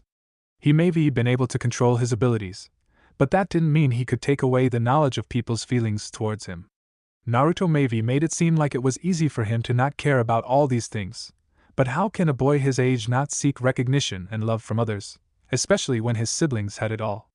For what reason did the universe decree that he was to be the one in shadows and used as an object of mockery? Amagi and Tomomavi helped Naruto to alleviate some pressure and pain that he was feeling, and had it not been for them, he would have probably just forgotten about his dreams and gone downhill. He thought about, more times than he could count, to abandon his dream and goal of a better world, and just go with the flow. Each time Naruto had forced himself to push those thoughts back into the darkness of his mind, yet they never left him, and the temptation was always there. How easy it would be for him to just start to act like his parents want him to be, to show them that he had every bit of potential they thought was in his siblings. Oh, how easy it would be, and how seductively enticing it sounds to Naruto: praises and love from his parents, respect and adoration of masses, acceptance by his siblings. All that Naruto would have to do is give in to weakness, and just become what people want him to be, what he swore to end, and what Naruto constantly stops himself from becoming. Had he ever made that decision, he would never again respect himself or even be able to look himself in the eyes. But was it worth being a mockery in the eyes of others? He maybe claimed to be a fool, but he was no fool, not like those people that called him that. He was idealistic and optimistic, but he also had smarts and wisdom, gifts of understanding and power, and yet he was forced to always hide it. Naruto was tired of it, tired of being unable to speak up, fed up with people looking down on him and seeing him as a fool. He was no longer capable of just putting up a front of the normal son and boy to his parents, who saw him as a failure and disappointment. He couldn't hold it anymore, as it just boiled up inside of him, and right now, before someone who was like him, even not directly. He just broke down, as tears began to fall, and he just lost control of his knees, hitting the ground with them and just trying to hold back the pain inside of him, but failing. It was then, at his moment of absolute weakness before essentially strangers, when Naruto received a gift that he had given to Tomo all those months ago. He didn't even see how Akino came close to him, kneeled down before him, and pulled him into an embrace, surprising and startling him, yet he didn't try to detach from her. But this was not the only things that had surprised him. In the next instant, he found himself surrounded by soft, warm black feathered wings, coming from Akino's back, as they formed a barrier around him, so as to show that right now he was protected from all the bad in the world. Shocked and stunned, Naruto couldn't muster up a response at first. Akino. Why? He asked in a weak voice, with Akino answering. Because you are hurting, and I hate to see people hurt themselves. So cry, just cry and tell me everything. Akino asked of him, holding him close to her. I can see that you have too much of pain inside you, I sense it in your aura and soul. You don't have to be the only one who understands it all and is being kind. I just want to help someone who is like me. Someone who is not like them. So please, let me be the one to help you. For all this time, Naruto had been trying to be humane, not expecting anyone else to act like this towards him. He expected a road ahead to be hard, but even now it was proving to be unbearable. He didn't know why, but he could feel, and his heart was telling him that he could trust this girl, someone whom she claimed was like him. And so Naruto did, as he let out his soul to Akino, with tears telling her all that had been bottled up inside of him. He told her all about his pain that he felt from everyone's emotions and their negativity, how it was making him mad that nobody was acknowledging him for who he simply was. He told Akino about how he had to hide his real feelings and suppress his anger all the time, all the frustration, irritation, and rage he felt bottling up all the time with his real family. While Naruto's positive disposition was no lie, he always wore a mask that would hide his far baser and much less dignified side of him, one which consisted of his darker emotions and feelings. It was his temper and anger, a burning flame that fanned his worst impulses and which Naruto always tried to keep suppressed, but it never was easy to simply put that fire away. He had to always keep in check or else it would spill out and claim Naruto, and he saw what unchecked emotions did with people, since he lived with Kushina, who had little to no restraint on her emotions. It is partially because of her that he feared to ever accept his darker side of himself, since he was afraid of falling into a deep pit that he heard shinobi falling and becoming monsters. This world has had enough monsters already, and Naruto wished to never become another one, so he kept his dark side under constant watch, but the walls around it were crumbling and it seeped outside more and more outside. Like today with Fugaka at the temple. Akino didn't let him out her embrace as she listened to him, her black wings keeping him warm, as the sunset passed and night began to roll in. They didn't know for how long they stayed like this, but by the time Naruto was done, when he finally had nothing left inside, stars were starting to show up above them. Once it was done, Akino slowly detached her wings from him, before following it with her hands, while exhausted Naruto could only look with his cried-up eyes at her and speak up. Why? Why do you? Why you don't know me? Naruto asked of her, why she would act like this. Because I want to know you, Naruto, she told him with a small smile. And because, just like you, I know I can trust you fully, because I see it in you. I see who you are, and I want to know you, even if it's something that hurts you. You are not like others, Naruto, just like me. She looked at her wings, with Naruto finally paying them attention. They are warm and beautiful. Akino, are you? Naruto was about to ask, as both he and Akino both heard footsteps coming towards them, forcing Yoruichi to disappear into her spirit form, while Akino hid her wings. Children, are you okay in here? Do you know how late it's? Mikoto came to the yard, only to be frozen by the scene before her, where she saw Naruto and Akino on their knees, with Naruto's eyes still red from crying. Naruto, Akino, is everything. Yes, everything is fine, it's just. Akino tried to defend Naruto, but wasn't able to come up with a good enough excuse, But then Naruto spoke up. I was feeling really bad for a while, Lady Mikoto, and Akino. She made it better, Naruto said to her, rising up from his knees, along with helping Akino. I am sorry for having exploited your hospitality in such a way, but No need to apologize, Naruto, I can understand what you mean. Mikoto told him sympathetically, as she came up to him. I'm not blind, and I have ears, Naruto. I heard what people say about you, and what Kushina told me about you. I'm sorry you had to hear as well. Mikoto pulled him a protective hug. Thank you? Naruto said weakly, meaning to both Mikoto and Akino, as some leftover tear fell from his eye. It's getting late, so I'll walk you back home, okay? Mikoto received a nod from Naruto. Good. Oh, and one more thing. Fugaka asked me to give you this. He said that you should give it to Minato when you have the chance. Can you do it for him? Mikoto gave Naruto an envelope, with him accepting it and tucking it away. I will. And Akino, thank you for what you did. Naruto thanked her, with Akino smiling to him.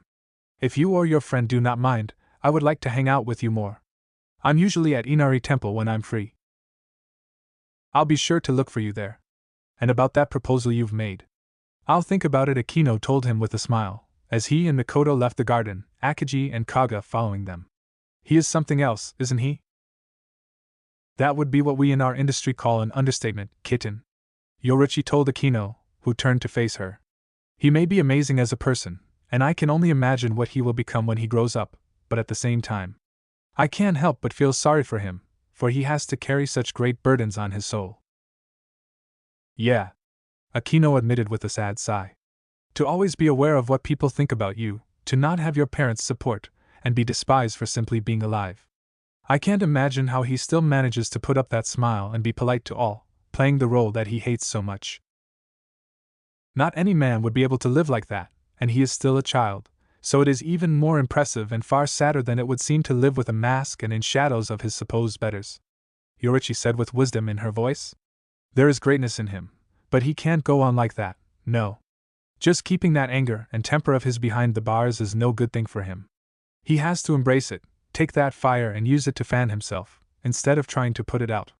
If he were to do it, he might just live up to the gods that have blessed him and his people. Do you think he'll be able to do it? I mean, even his closest people weren't able to help him with it. Akino noted.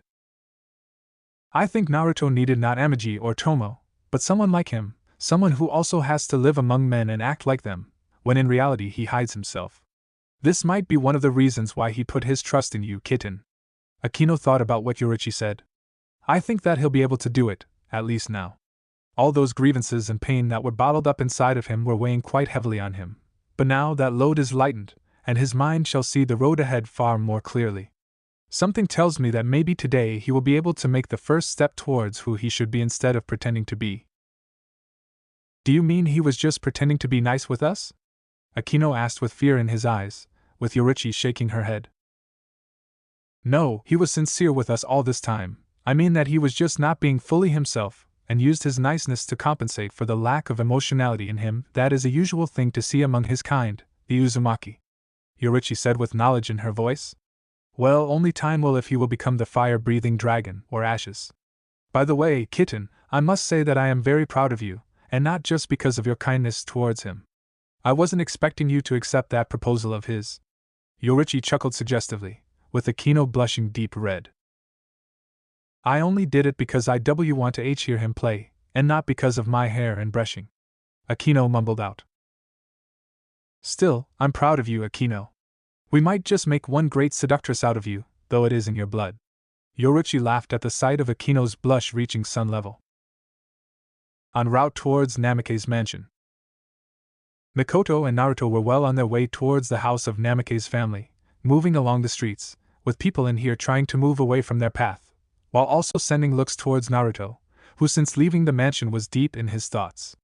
Mikoto wasn't blind as to what she was seeing, and it was honestly disgusting her, the way people were just abasing Naruto with just their eyes, looking at him in a way that said that he was below them, and for what?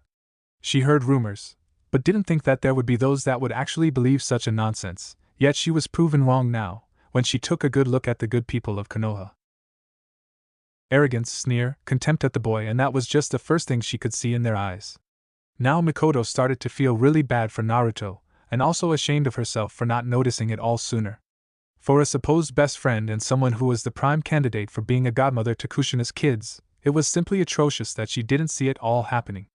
Had Minato and Kushina not been swayed by Lord Third and Jiraiya, Mikoto would have been the godmother of Kushina's kids, instead of Tsunade Senju. Mikoto was quite upset at that fact when Kushina told her that she and Minato had already decided and went through with the idea, without even informing her. Kushina back then claimed that it was just so sudden and things were hectic and different back then, since the attack happened just recently.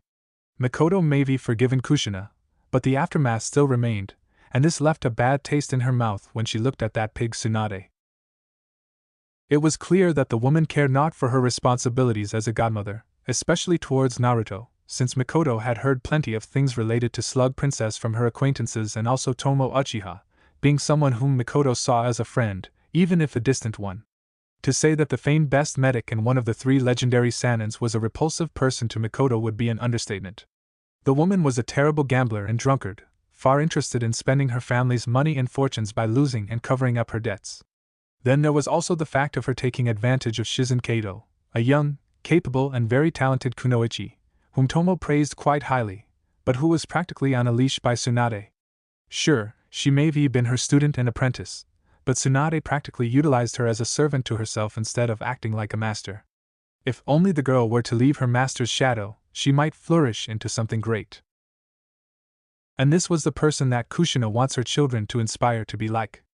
Clearly, she simply made her decision based on simple fame and prestige that it would bring to her, since Kushina was always after recognition through any way possible. While Mikoto could understand such a desire, she detested the fact of Kushina using her own children for that thing, practically caring little to nothing about the consequences, and they were already showing. At least with Naruto, there was still time and chance for him to become someone different from what his foolish parents want to mold his siblings into, and Mikoto wished to help him, since she felt a connection to this child and guilt towards him for not helping earlier. And that is not to mention what she had heard back home, something that she became an unwilling witness to. As they were walking down the road, Mikoto had finally gathered up her thoughts and spoke up. Naruto, can I ask you something? Mikoto received a nod from him. Are you happy with your family? She asked of him, with Naruto looking up at her. What brought this on? He asked, tone of the voice not cheerful like before or benign, but rather tired and exhausted, as if he had grown weary of keeping up the mask. Is this because you've heard me and Akino? Naruto wasn't really asking, but Mikoto was shocked that he said it. How did you? Mikoto wanted to ask, but then she figured it out herself. You are a sensor, aren't you? Tomo says I am, since I can sense where people are at all time, not to mention their emotions. Naruto was simply done with lying and not telling anything to anyone, he simply didn't have it in him, with Mikoto looking at him with surprise. You mean, you can sense what people think and feel? Naruto simply nodded to her. And what they think about Naruto. It was then that Mikoto realized that Naruto didn't need to deal with lies or false hopes about his parents. He always knows how they feel about him and what is on their mind, and he has to live with the truth. It was no wonder that Naruto had been able to so quickly grow close to Akino, even breaking down in front of her. And all these people with their disgust. Such a gift, yet also such a curse, to be gifted it to a child. Now Mikoto believed that she had started to understand why he was the way he is. If you want to offer me sympathies or say you are sorry, then don't. Naruto told her with a seemingly uncaring tone. There was nothing that you could do, so why say you are sorry? Because there was something I could do, but I didn't. Mikoto tried to defend her position, but wasn't able. Just because you think you could change it doesn't mean you could. You've had your own life to attend to, and even if you have some soft feelings towards me, doesn't mean that you should have acted. Naruto let out a tired sigh. Can we please just not talk about it, Lady Mikoto? As much as I may respect you, I have no patience of strength to listen to you debasing yourself. Very well. Mikoto decided to respect the wish of Naruto. But could you answer the question I asked earlier? Naruto let out a sigh, before deciding to answer. If you wish to know, then I'll answer it. Am I happy with them? No, I am not happy with them. Naruto admitted to Mikoto. Naruto without reservations. My father states that he loves me and will support me no matter what, but in reality, he feels disappointed with me for no good reason and thinks that I'll never amount to much. When he looks at Natsu and Narumi, I can sense how happy he is with them and how proud he is of them, even when they show off and reveal their real faces. In his eyes, they are the perfect children to him and my mother. As for those two, they may appear to be nice and all, but in reality, they are nothing more than shallow, arrogant, detestable pricks that look down on all that are not them and see themselves as almost like gods. They get everything they want, from best of training to whatever catches their eye, and even when they are in the wrong or do a bad thing, they always get away with it.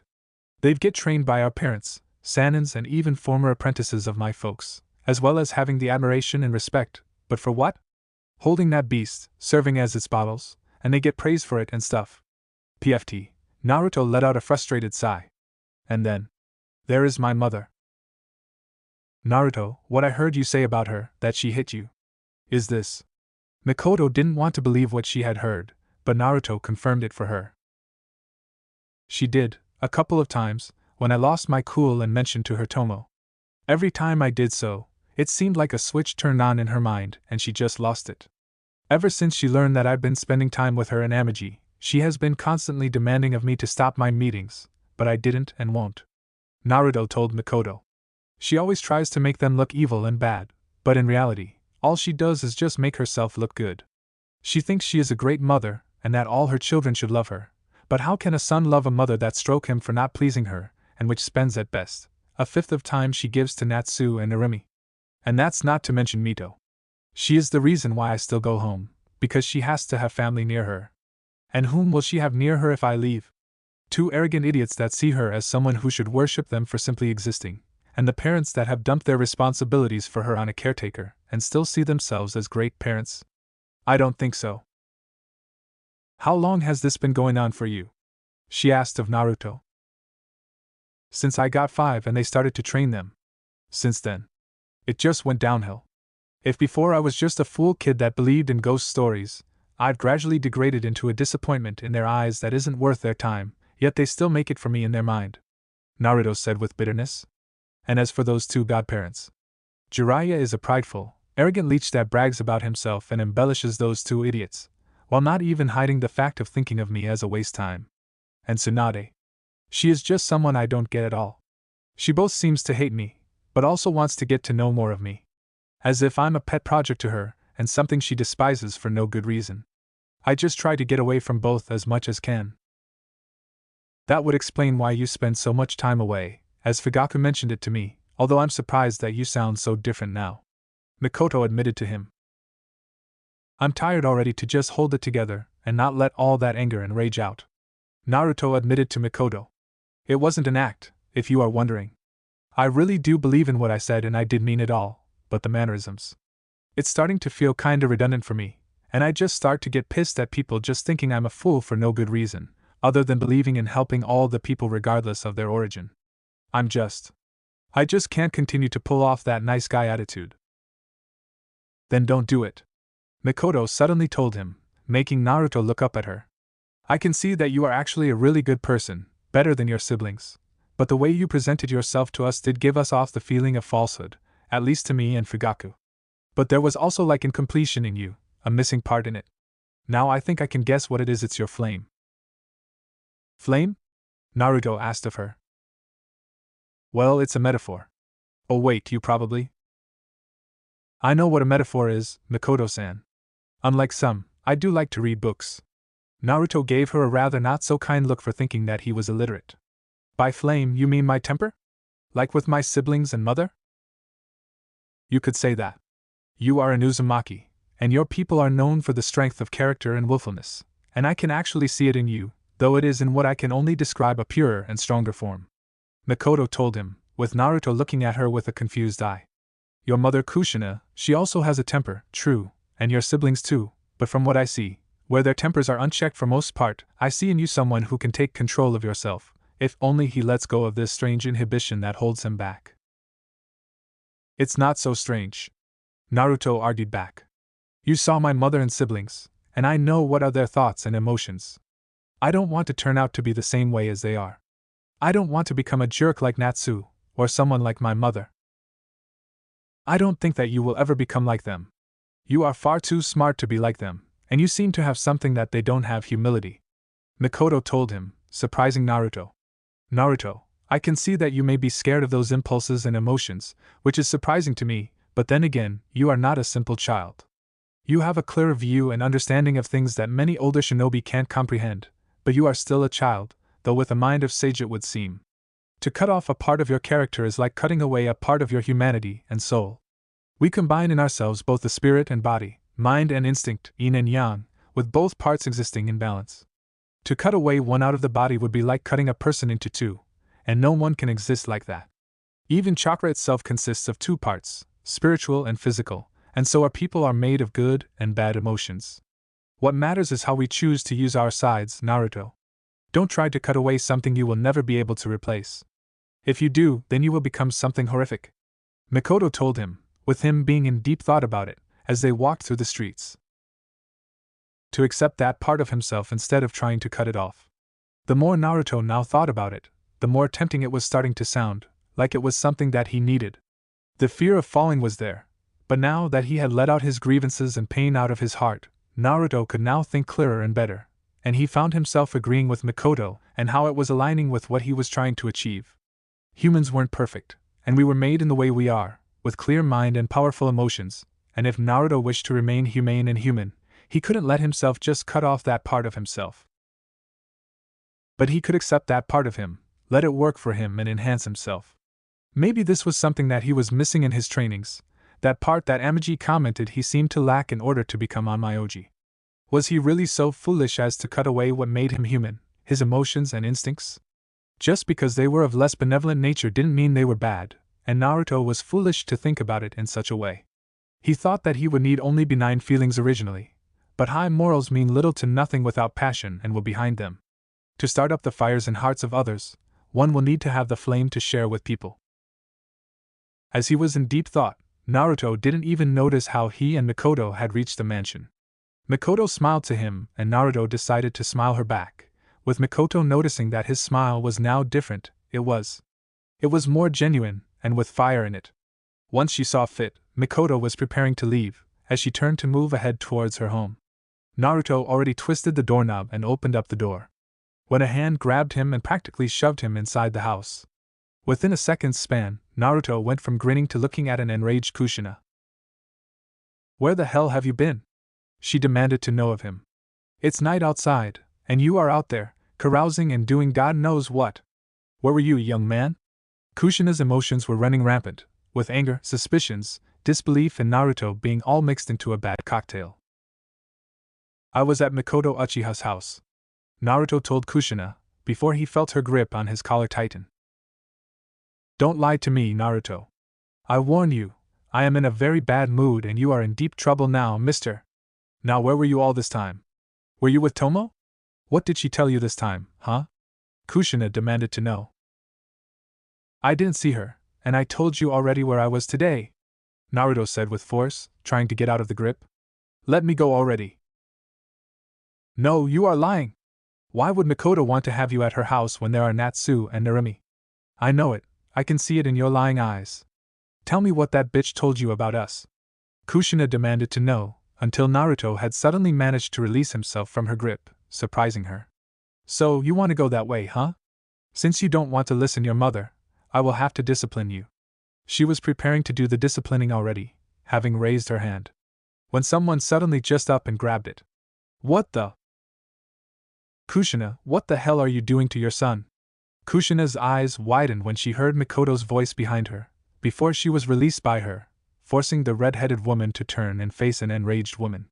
"So, is this how you are being a great mother to all your children? By raising your head and trying to beat a confession out of them?"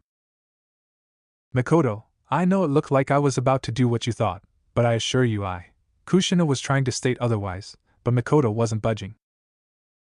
"Don't try, I heard everything, and for your information, he was at our house, and he acted every bit a good guest would, unlike Natsu and Narumi, or you for that matter," Mikoto told Kushina, who was surprised to hear her say such a thing about Naruto.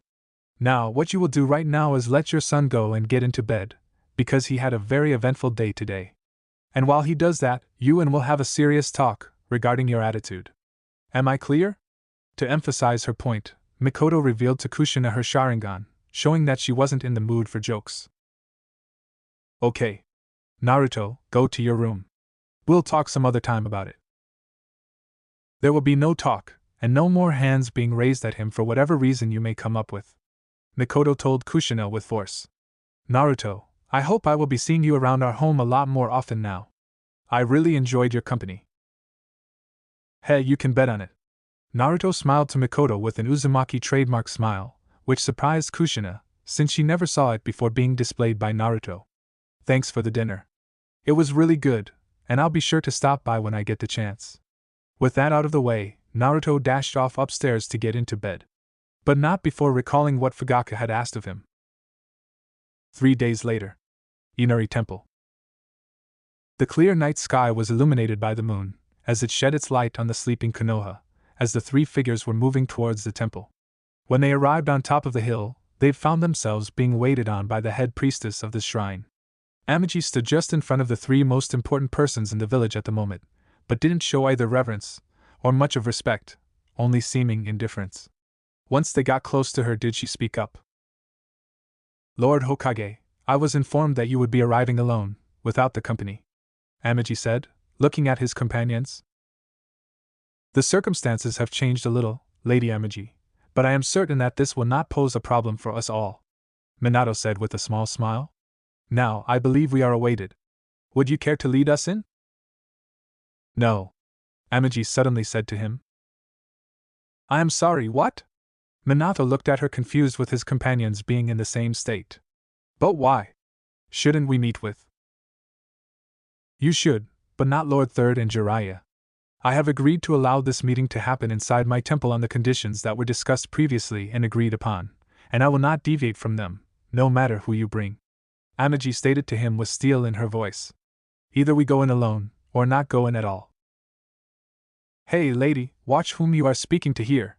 Jiraiya looked at her with an indignant look, but Amagi spared him not a glance. We are the three greatest shinobi in all of Leaf, and Sensei and I help Minato run this place. So you should let us in, since we obviously are needed in this place, and with a meeting as important as this one. Lord Hokage, do you realize what you are doing here with these three? Amagi asked of him, but didn't wait for the answer. This meeting was to happen between you and the organizer of it, and it should have stayed only between the two of you. By bringing here these two, you do not only show disrespect to that person, but also a complete lack of trust in a man you claim to trust completely.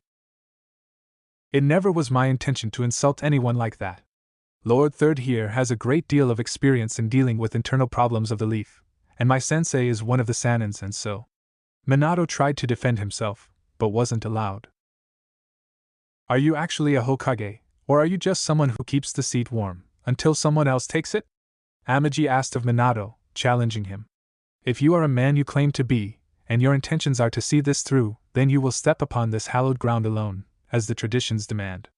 But if you are a lesser man, then there is no point for this meeting. Amagi stated to him with conviction, with Minato not being able to argue with her on this one. You are correct. Lord Third Sensei, thank you for accompanying me so far, but this is something I need to do on my own. Minato said. Kid, you don't need to go in alone like that. We can just force our way in and what? Attack an unarmed priestess that has agreed to be an arbitrary of this meeting, deconsecrating the respected and hallowed traditions of shinobi? I thought I taught you better than this, Jiraiya. Lord Third sounded quite disappointed with him, before turning to look at Amagi. If you would permit us, Lady Amagi, we shall remain here until the meeting has concluded. As per traditions, I give you my word that we shall not interfere with the meeting in any form or manner. Amagi bowed before Lord Third in appreciation. Thank you for understanding, Lord Third. Lord Fourth, if you would follow me. Amagi turned around and led Minato towards the temple. Their walk was swift and not long, as they reached a large open room, lit by the candles and with two places being prepared for the delegates, with one being occupied already. Once Amagi led Minato inside the room, she hurried to leave it, but not before closing the doors behind her, leaving Minato and the organizer of this meeting alone. It was Minato that broke the silence first. Lord Fugaku, my apologies for the delay. Minato addressed Fugaku Uchiha, who looked from his seat at the man. Apologies accepted, and I thank you for coming. Please take a seat, Lord Hokage. Fugaku offered him the seat in front of him, with Minato accepting it, sitting on his knees before the man in a plate, with a teapot and 2 cups before them. I believe it is well past time that the two of us have finally talked, eye to eye and without any distractions. I agree. Minato nodded to him, with their discussion beginning.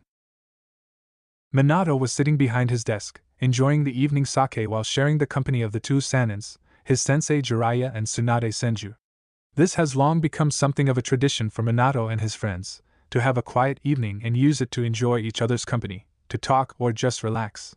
This was when he didn't have to worry about the responsibilities of being a Hokage, and when he actually let some of the weight of that power and responsibilities drop off his shoulders, metaphorically. And of course, there was also the fact of him enjoying the company of the 2 most powerful shinobi of Leaf Village, besides himself, Kushina and Lord Third, who also were his children's teachers in the arts of shinobi. And, as it happened, they were the very topic of the discussion, with Jiraiya proudly speaking up. Now, while I'm not one to brag, but I have to say that Natsu is starting to come along nicely with my training. He's got all the best parts from you and Kushina, Minato, and I can already see that he might just be whom we've been looking for, Jiraiya said with a grin on his face. He catches on to everything I teach him on the fly like a genius, and already he can put down any fresh genin team without trouble. Say, why don't you just let him and Narumi skip the academy and just make them genins already? I'll be more than happy to have them as my apprentices.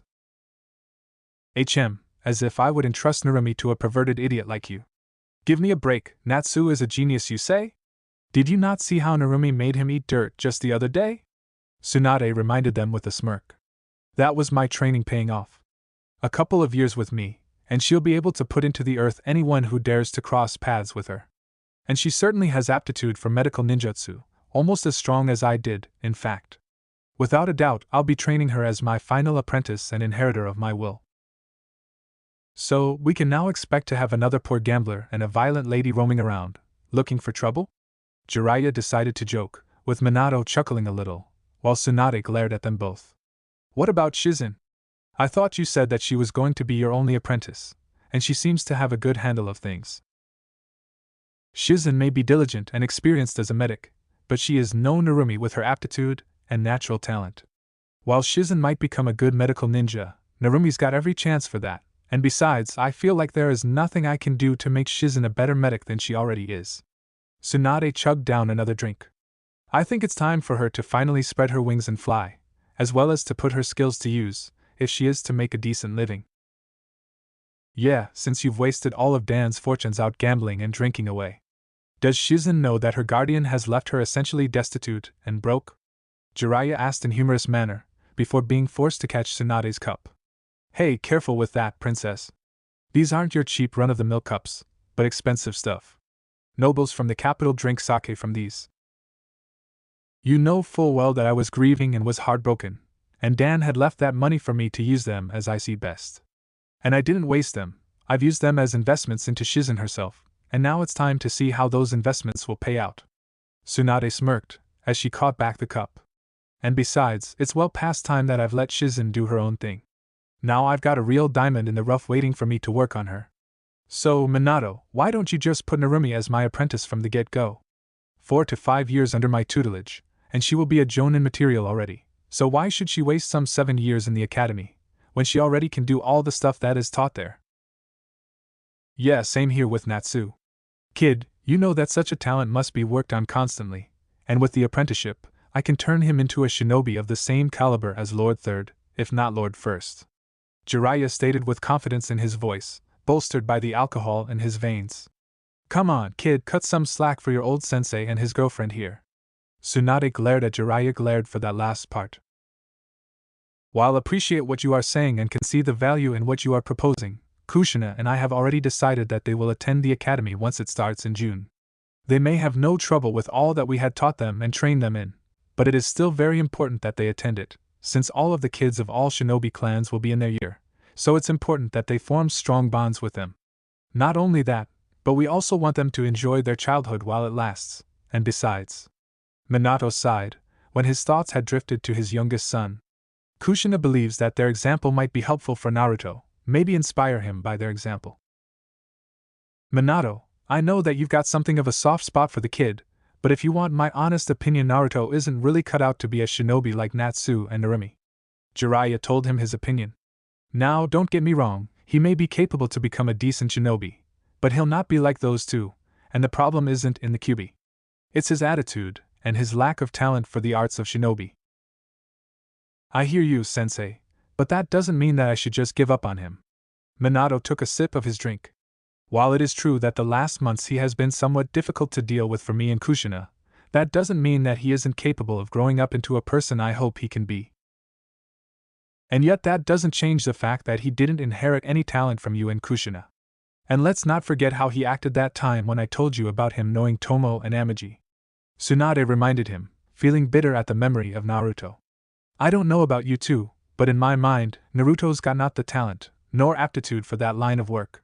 He seems to appreciate playing on that flute of his and hang around the temple all the time, but beyond that, he showed little to no interest in becoming a ninja. Maybe it would be for the better of us all to put him in a civilian school, Tsunade offered, with Minato actually considering it. Maybe, but I don't want to deny him a chance to actually make something out of himself, Minato said, though in an unsure voice. But you are right. I hate to admit it, but whenever I look at Naruto, when he is at home, playing with Mito, or just out on the streets, I can't shake off the feeling that he isn't destined for it, to be a shinobi. I had always wished for my children to be as active and energetic as they can get, and Natsu and Narumi are what I would call the definition of that.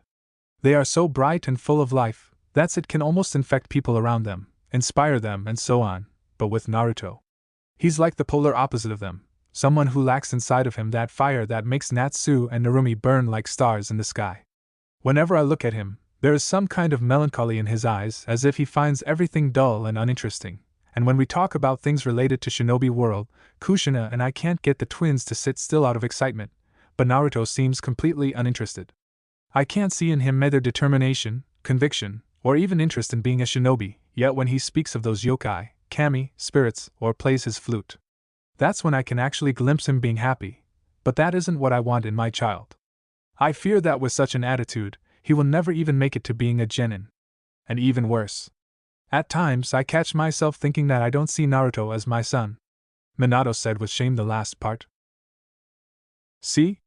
All the more reason to put him in the civilian school instead of the academy. Jiraiya instantly jumped at the opportunity, and would have continued, had there not been a loud knock in the door. Huh! Are we expecting someone else tonight? No, and Kushina doesn't knock, Minato noted, with the knocking repeating. Must be either Natsu or Narumi. Come in, Minato called out, with the door opening up, surprising all in the room with who it really was. Into the room stepped Naruto, who looked at the occupants of the room for a brief room, before finding with his eyes the person he needed.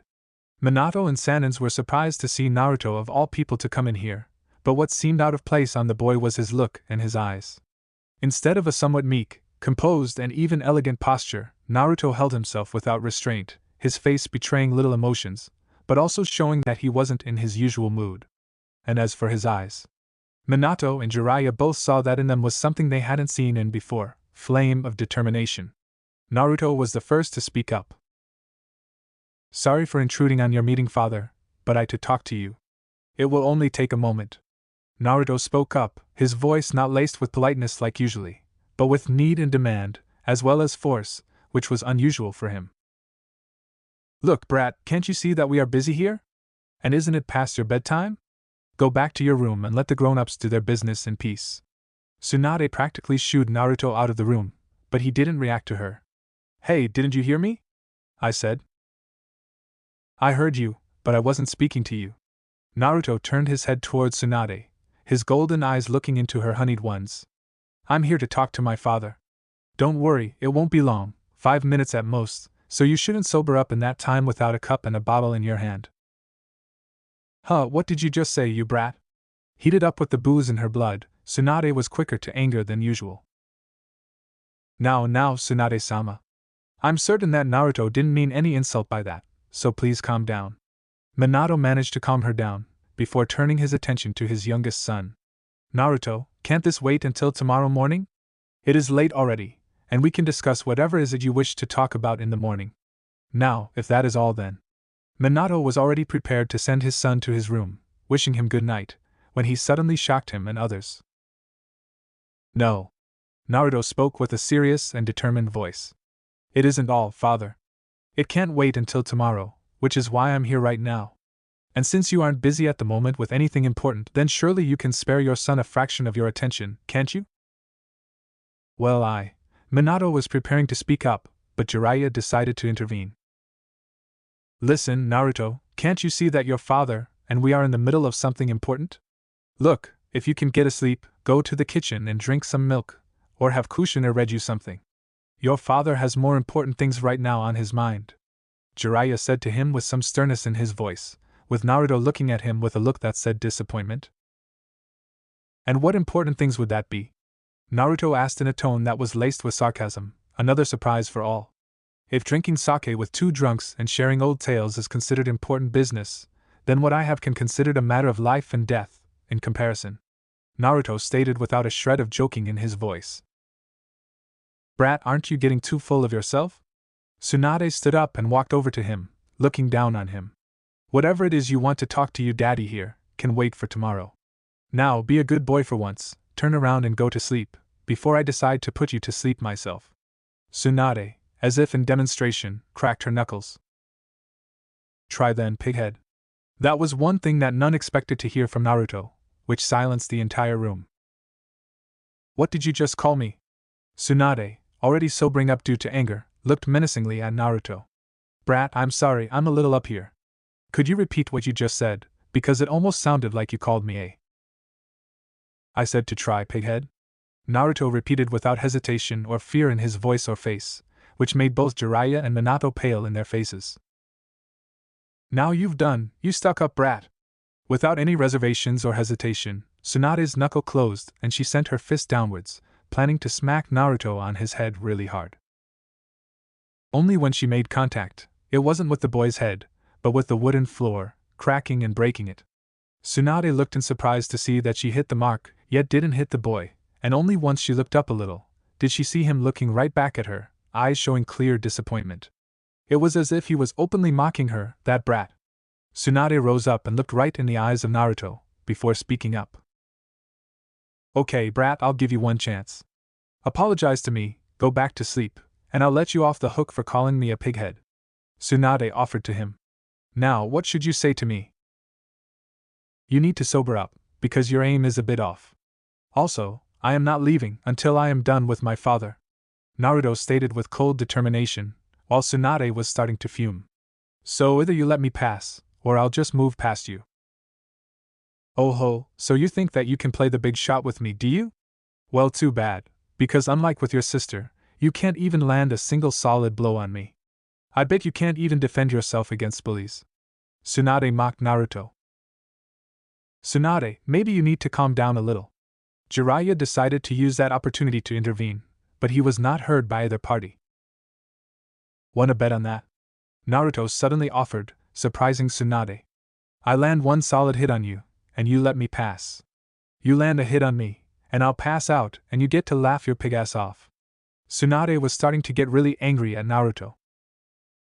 Brat, I'm warning you, don't make me mad, or else. Or else what, you'll poison me with your breath? Naruto goaded Tsunade further, which was enough to get her mad. Without any more thinking or consideration, Tsunade lunged herself towards Naruto, intending to teach the kid some manners, but again he managed to dodge her, moving to her left and finding himself behind her. When she turned around, Naruto was slowly stepping backwards, seemingly not seeing the sofa right behind him, with Tsunade already smirking at Naruto, moving towards him and preparing to punch him. Just as she saw that he was mere millimeters away from touching the sofa, she sent her fist right towards his head, intending to knock him out for good. Yet once again she underestimated the kid, since he easily evaded her, by jumping onto the sofa itself, with Tsunade missing her mark and losing a bit of stepping, forcing her to bend forward a little. This was something that she shouldn't have done, as Naruto suddenly leapt from his place towards Tsunade, surprising everyone, but that wasn't what would be remembered that night.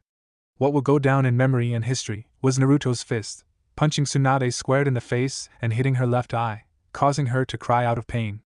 The shock from what Jiraiya and Minato just witnessed had frozen them, as they just witnessed something completely unreal in their minds. Naruto, the talentless child of Namake's family, just hit Tsunade Senju, one of the three Sanins, square in the eye. Using the opportunity of Tsunade's distraction, Naruto managed to jump away from her and land some small distance away from her. Tsunade was hissing from the pain, clutching her punched eye, before her enraged gaze found her target looking at her with an expression of disappointment and mocking. "You've lost," was all that Naruto told Tsunade, and that was it for her, as she lunged herself towards him once again. Only this time Jiraiya managed to stop Tsunade by grabbing a hold of her and holding her from killing Naruto. "Let me go, Jiraiya. I'll fucking kill this brat. How dare he to hit me like that? Get back here, you stupid brat!" Tsunade was in utter rage at that point. "Tsuna, that's enough. Come on, you need to cool off. It was just a friendly little bet, and you've lost, so be a good sport." Jiraiya tried to defuse the situation, but only succeeded in holding Tsunade back. "If this is how she acts with friends, then it's a good thing we aren't friends," Naruto commented, before turning back towards his father and walking towards him. "Naruto, what in the world was that just now? What had gotten into you, son?" he shouted at his son, rising up from seat. "Do you even realize what you just did?" "Do I have your attention?" Naruto suddenly asked Minato, catching him off guard. "What? Do I finally have your attention?" Naruto repeated his question. "Yes, you have my full, undivided attention now, son." Minato was starting to get angry at his son. "Whatever it is you wish to say to me, go ahead, but after that, I'm grounding you for the whole week, with no wailing outside, no visiting temple or Tomo. You'll be sitting in your room, thinking about your attitude, young man." "As you wish, but before that." Naruto pulled out of his shirt an envelope and placed it upon the table. "Lord Fugaku Uchiha wished for me to pass this to you. You should read it, father." Minato took the envelope in his hands, before looking back at his son. "How did you get it from him?" he asked of his son. "I was a guest to his family today. He and Lady Mikoto treated me to a dinner, and after I was asked to give you this," Naruto told him in an emotionless voice, with Minato frowning at his son. "You should read it now." "I'll read it tomorrow. Now go back to." Minato was about to send Naruto to his room, when he suddenly slammed his hand on the table, shocking Minato and Sanins. "I said you should read it now." Naruto spelled it out with force, shocking Minato and even scaring him a little. "Naruto, that is quite enough of you. I said I will read it tomorrow, and I will. Now go back to your room, or else. You can ground or punish me to your heart's content, father." But Naruto looked up defiantly at Minato, with Minato seeing clear fire in Naruto's heart through his son's eyes. "For once in my life, act like a man you claim to be, and do as your son asks of you. And if I can't ask my father like a son, then I'm asking Lord Hokage as a concerned citizen of Leaf Village, to read this message from a head of Clan Uchiha that I was tasked with delivering. After that, you can go ahead and do whatever you wish with me." The sheer amount of defiant courage and boldness from his otherwise soft-spoken and strange son was both frightening and shocking for Minato. Looking at the envelope one more time, he decides to do what his son demands of him, if only to send him back to his room. With one swift motion, he opens the envelope up, before taking the content of it out. He looks at the letter and opens it up, proceeding to quickly read it, before stopping and realizing what was really written there. Minato takes 3 minutes to read it, analyzing the contents, and coming to the conclusion that this was something that he couldn't pass on. This could be that chance he had been looking for to reach out and establish a dialogue with the Uchiha clan, to try and alleviate the tension that has been mounting for years in the village. And it was all delivered by his son. Minato put down the letter and looked at his son, who didn't move a muscle or moved his eyes away, with Minato finding himself stunned by what Naruto had just pulled off, just to get to him. Such determination and actions to accomplish a task given to him, being ready to do anything, like with Tsunade. Never in his life did Minato feel more surprised, and also proud at his youngest son, feeling for the first time his disappointment at Naruto alleviating. There was now no doubt in Minato's mind that his son was to be a shinobi. If he was able to do what he did already, without any seeming training and possibly from just watching his siblings, then he clearly was capable to become more than just an average shinobi. Maybe it was time that he and Kushina actually started to work on him a little bit, if only to see how good as a future shinobi he could become. Naruto also noticed his father's thought process through his senses, but at this point, he didn't even care if his father was proud of him or not. He was just glad to have done something good for Fugaku, and with that out of the way, he turned around and walked towards his room, catching Minato yet once again by surprise. Wait, Naruto, where are you going? Minato wanted to talk to his son, now that he felt that they could actually talk about something. I'm going to bed, and I've kept you away from your important business for too far long already. Naruto replied to him with an indifferent tone, with Minato being left stunned. I can take care of them later. Don't you want to? Don't you want to spend time with me? I mean, why don't you stay and we? Minato asked in a hopeful manner, with Naruto turning to him with what could only be described as an incredulous look on Naruto's face. Father, it's 25 minutes past 9. I'm tired, sweaty, and want only to take a shower, change clothes, and go to bed. And since you are Lord Hokage, your free time is best served elsewhere, rather than hanging out with me at night. Naruto told him, before turning back and walking towards the door, but stopping in front of the now calm Tsunade and shocked Jiraiya. And by the way, I may not be a genius like Natsu, or a diamond in the rough like Narumi, but even a fool like me has feelings, and he can understand when people want nothing to do with him. So don't worry, I will not trouble you in any way, shape, or form. Feel free to put me out of your mind and focus all your attention on my siblings, like you've always done. Widening their eyes, the Sanins realized that Naruto actually heard all that they said about him, with Minato hoping that he wasn't heard. And that includes you too, father. You don't need to bother with your melancholic, dull, and unexciting son. With that said, Naruto stepped out of the room. Naruto, wait, I didn't mean. But Minato was unable to continue, as the door into his cabinet loudly smashed and silenced the man, leaving him and the others with their own thoughts on what just happened. Present time. Inari Temple. Fugaku and Minato sat in front of each other, looking each other in the eyes and trying to determine who will be the first one to speak up in this meeting, now that it had officially started. These two great shinobi had been comrades for over a decade now, yet with the Leaf Village's position against Clan Uchiha, they'd become estranged and nearly foreign to each other. It was clear for both men that something needed to be done and done soon, if there was to be any chance at avoiding the catastrophe. Hokage and Lord Fugaku had understood that it was paramount to come to an agreement, yet it wasn't Minato who made the first move towards healing old wounds. It was Fugaku who has found the courage to swallow his pride and do what needed to be done, for the sake of his clan. And it was he who spoke up to Minato. First of all, Lord Hokage, I would like to thank you for accepting this invitation. It means a great deal to me, knowing that you are ready to speak to me in such a manner. Fugaku bowed his head in respect before Minato. I will be honest with you. I have had my suspicions that you would ignore my proposal. Your invitation to these talks was something I hadn't expected or hoped to receive, but after seeing your letter, I knew that was the chance that couldn't be passed over. I'm not blind, Lord Fugaku, and I can see how the situation with Uchiha clan has deteriorated to the point near meltdown.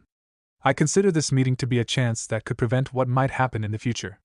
Although, I have to admit, that I didn't expect you to use my son as a way to get to me.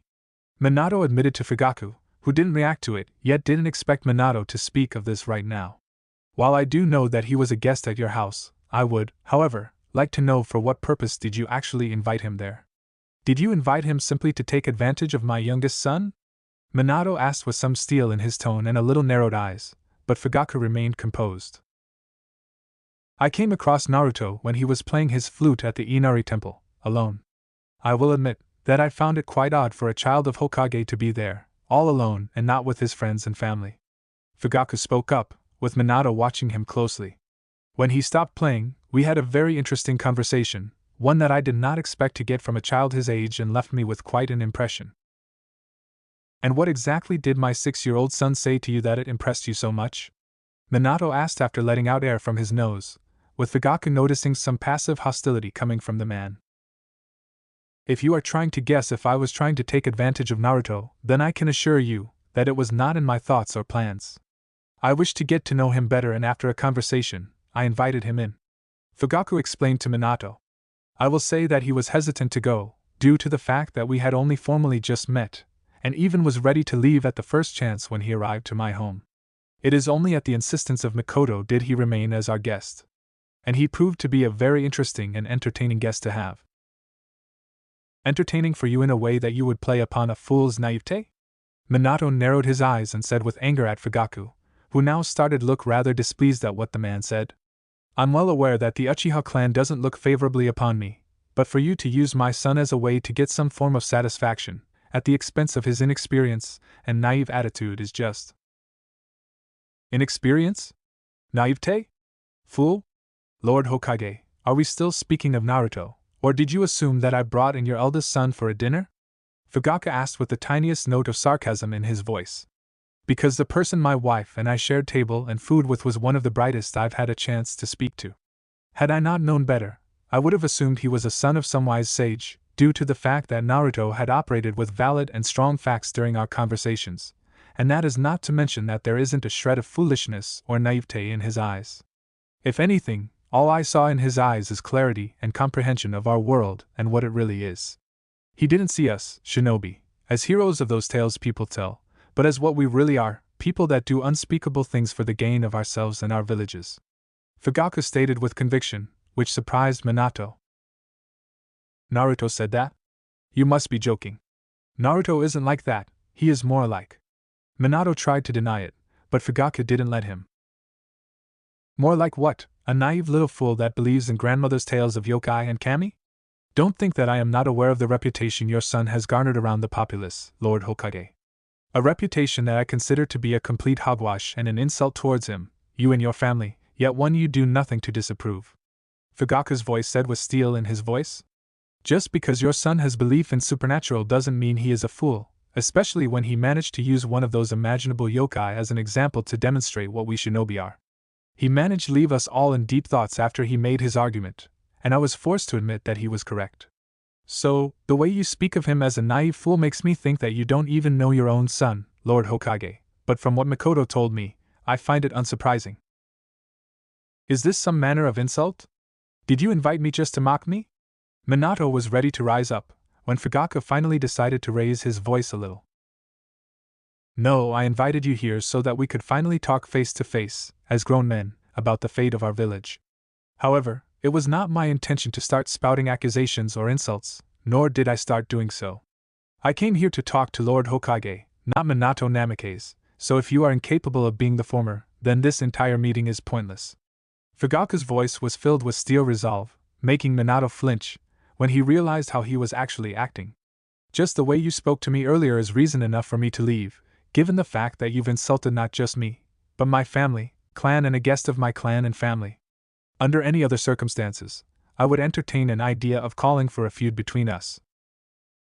Certainly there is no need for such severe actions to be taken. I apologize for my earlier words and accusations towards you and your family, Lord Fugaku. I was acting without thinking things through. My apologies. Minato bowed his head before the man, with Fugaku seemingly accepting it. Like I said earlier, had the circumstances allowed, I would dare to feel insulted, but right now, I simply do not have such a luxury. Fugaku stated to him. However, from the way you speak of Naruto, it makes me wonder if the way he speaks and acts is the result of his parents' attitude towards him. What do you mean by that? Minato couldn't grasp what Fugaku was talking about. He may be a genius in all forms of ninjutsu and shinobi arts, but when it comes to his son, he doesn't even realize just how badly he belittles him, and Naruto is aware of it at all times. Had I been in his shoes, I would have snapped far sooner, yet he held such things inside of him for years. The boy has a tenacity of a deity. Fugaku thought to himself, when recalling his talk with Mikoto, regarding what she learned from Naruto. Minato doesn't even believe that his son can amount to much, or that he is capable of being something more than a fool. There is little that is worse than seeing one's parents not trusting or believing in their child. But then again, if Mikoto is to be believed, Minato doesn't even see Naruto as a son, when he has his full attention focused upon Natsu and Narumi. And he even dares to accuse me of debasing his son, this pompous buffoon. Never mind that. Simply saying things out loud. Now we should. I'm sorry, but before we start, I would like to ask you something very important. Minato interrupted Fugaku, who decided to entertain the man. While he was staying with you for a dinner, did something happen to Naruto? Because when he returned, he was not like his usual self. In what way? Fugaku asked of the man, with Minato deciding to explain the situation as a whole to him. Fugaku listened to what Minato had to tell about what happened in his cabinet, about how Naruto outright demanded to speak to him, about Naruto angering Tsunade, and then how he presented the letter to him. From what Fugaku could surmise, given what Minato just told him, along with what his wife had shared with him days prior, it was now completely clear to the head of Clan Uchiha that the young Uzumaki boy has had an emotional breakdown, having had enough of holding back his bottled-up feelings and being unable to be truly honest with people around him. The boy had been forced to live with the ability to sense and know what people think of him in reality, and when what he senses is mostly negativity from them, and when even your closest relatives, like parents and siblings, view you as if you are wrong, then it becomes impossible to sustain the visage of a simple, well-mannered child, especially when most see you as a fool. In all honesty, Fugaku couldn't even imagine how Naruto managed to hold off his breakdown for so long. But at the same time, Fugaku was actually glad that Naruto had dropped the act and seemed to have embraced his more emotional, stronger side of him, showing his father and those two fools just from what stuff he really was made of. If anything, Fugaku was deeply impressed by the sheer determination to complete a request made to him, as well as willingness to put yourself in harm's way, if we're to get him to where he needed. Taking on a drunken Sannin, and then also punching her right in the eye. Fugaku honestly wished that he could have seen that moment, and even now the image that appeared in his mind was making it hard for him to maintain his composure. Those two Sannins were honestly quite full of themselves, in Fugaku's opinion, and needed to be put down a peg or two, and to have a child of 6 years old make a fool out of one of them was something that he couldn't wait to tell his wife. But that aside, it was also quite surprising for Fugaku to find out that Naruto had done as he asked of him, and even did at the expense of his free time, and being confined to his house. Such determination and conviction to get the mission completed no matter what was an essential quality for any shinobi to have. The shinobi world didn't tolerate those who were weak-willed or lacking in conviction, and if Fugaku was quite honest, he didn't see Natsu or Narumi as those that possessed it conviction or determination to get the job done. Everything seemed practically handed down to them on a silver platter, and they were just taking it, and Fugaku perceived it as a sign of growing weakness. Naruto, on the other hand, showed that he was different from them in that department, as well as in his mentality and convictions. Kushina and Minato may think that the twins are their real treasure, yet how foolish they are to miss that it is their youngest son that is growing up to be more than just a decoration for Leaf. As Minato was finishing his tale, he spoke up to Fugaku again. And after he handed the letter, I wished to speak with him, but he didn't even stay when I asked him. He just shut the door behind him and left. Minato concluded his tale to Fugaku. Since then, he hasn't left the house, but neither Kushina nor I were able to actually speak to him. For most of the time, he just stays in his room, only coming out when we are about to eat. We tried numerous times to have him talk to us, but he either ignores us, or just gives us a really cold look, like he doesn't even want to talk or see us. Kushina is nearly beside herself because of Naruto. She's been trying to talk to him about what had happened, but he doesn't want anyone around him. When either I or Kushina wish to come into his room, he just locks it from inside and we can't get him to come out. He ignores everyone, even Natsu and Narumi, and only Mito seems to be able to talk to him. With her, it's almost like she flips a switch in his mind and he acts like nothing had ever happened. If I didn't know for certain, I would say that Naruto. That he seems to hate us all, with the exception for Mito, and I can't understand why. Perhaps because you've decided to prioritize your Jinchuriki twins, leaving out your youngest children? Or how about thinking that your son is dull, melancholic and can't become a shinobi? Or how about the fact that you've tried to shoo him off when he was trying to talk to you? Oh, and let's not forget about the fact of his mother hitting him. Fugaku mentally ranted on Minato, before composing himself internally and speaking up out loud. Perhaps it is because your son feels abandoned by you and Kushina, as well as others. Children are quite perceptive of things around them, not on an intelligent level, where they can fully understand what is going on, but on an instinctual level, with their intuition, they can feel that something is wrong, and react to it. Are you saying that Kushina and I have abandoned him? Nonsense, that can't be right. We've never divided our children and never tried to separate, based on our affections towards them. Minato denied it, with Fugaku almost giving in to temptation as to frown at the man. I am simply stating my hypothesis, and I do not claim to know your son as well as you do, Lord Hokage. It could be that your son is not in the mood to talk to other, who knows? Fugaku simply said. I will, however, Answer your earlier question about Naruto being my guest and if something had happened with him there. I can't say for certain if something had really happened, but from what I understand, Naruto got along wonderfully with Akino, and she personally was very taken by him, in an innocent, friendly way. I think she had managed to bring out some of the real personality that Naruto held inside of himself, but that is only speculations. Who is this Akino? I never heard about her. Is she one of the Uchiha clan members? Minato wanted to know immediately who that was.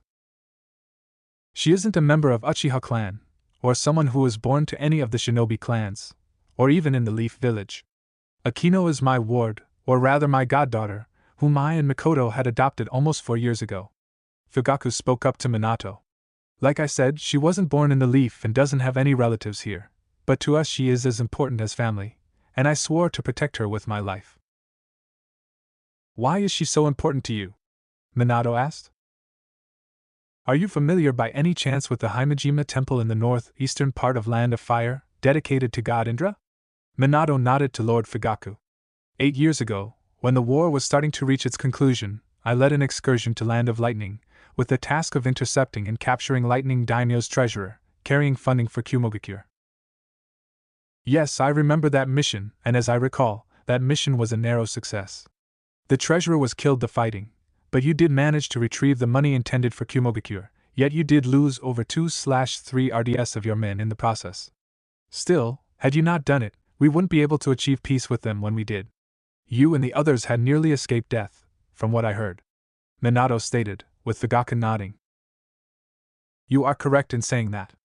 Out of 21 shinobi that were dispatched, including me, only 6 managed to make it out of the battle alive, with most of us being badly wounded and too tired to make it back to Konoha, not to mention that we're being pursued by Kumozumbu, led by 4th Raikage. I knew that we were in no shape to fight and that we needed to hide, so I decided to take a gamble and led my people to the Himejima Temple. The head priestess, Shuri Himejima, had agreed to let us in and hid us, despite us knowing that we were being pursued by Kumo's shinobi. Fugaku continued. They arrived soon enough, and we barely had time to hide. They searched the entire temple and its grounds, trying to find us, with Lady Himejima trying to get them to leave and convince them that nobody was here. She was interrogated, threatened, even beaten by Umbu, yet despite the threats and danger, she didn't reveal us to them. After 2 hours, they had left with nothing, save for sick satisfaction of beating a poor priestess. I can hardly believe that a simple woman like her would be able to do such a thing. Most would have sold you out just after being threatened, Minato said. Most would, but Shuri didn't. Instead, she kept us hidden, and after Kumo's shinobi had left, she tended to our wounded, helped them recover and heal, and provided us food, water, and medicines. Without her help, I wouldn't have made it back myself, Fugaku admitted. It took us 3 days until we were able to get back to Konoha, and all that time she tended to us without any reservations or hesitation. She didn't even ask for any reward or compensation for the damage Kumo did to her temple, even though she knew that she deserved it. What happened after you've returned? After my return, I did send monetary compensations and funding to that temple, in form of tribute, so that she would be able to repair the temple, but it wasn't enough to repay her. I've kept a close eye out on what was happening there, looking out for Shuri, but that wasn't enough to prevent a tragedy from happening. Fugaku sighed. I believe you can remember the Hyuga incident. All too well. The treachery of Kumo and death of Hizashi are still fresh in my mind, Minato admitted. But what does it have to do with Shuri Himejima? At the same time when Kumo had tried to kidnap young Hinata Hyuga, Himejima Temple was attacked and sacked, burned to the ground with almost everyone who was there, Fugaku told Minato. Officially, it was a force of rogue shinobi that wanted to plunder the temple for its treasures, leaving no survivors. But when news reached me in Konoha 3 days after the attack, I knew that this wasn't a coincidence. I took with me best warriors of Uchiha clan and headed there to investigate, and when we reached the smoldering ruins of the temple, it became obvious that it wasn't an attack of rogues, but a planned execution. Raikage had found out about our survival, and what part in it played Shuri Himejima, and has decided to extract some form of payback for what happened. We found Shuri's body, burned and mutilated, with obvious signs of torture inflicted upon her. We stayed to bury the bodies of the dead, and only when we were about to leave did one of my men sense that there was someone close by. He led us to a nearby forest, and there, we stumbled upon a small girl, covered in mud, leaves, twigs and dressed in a ragged kimono, but she looked exactly like Shuri. She could barely stand on her legs and was so scared that she couldn't even move, but I knew that it was Shuri's daughter. I took her with us back to Konoha, with Makoto helping me to nurture her back to health. Only a week later did we hear her speak, and she called herself Akino.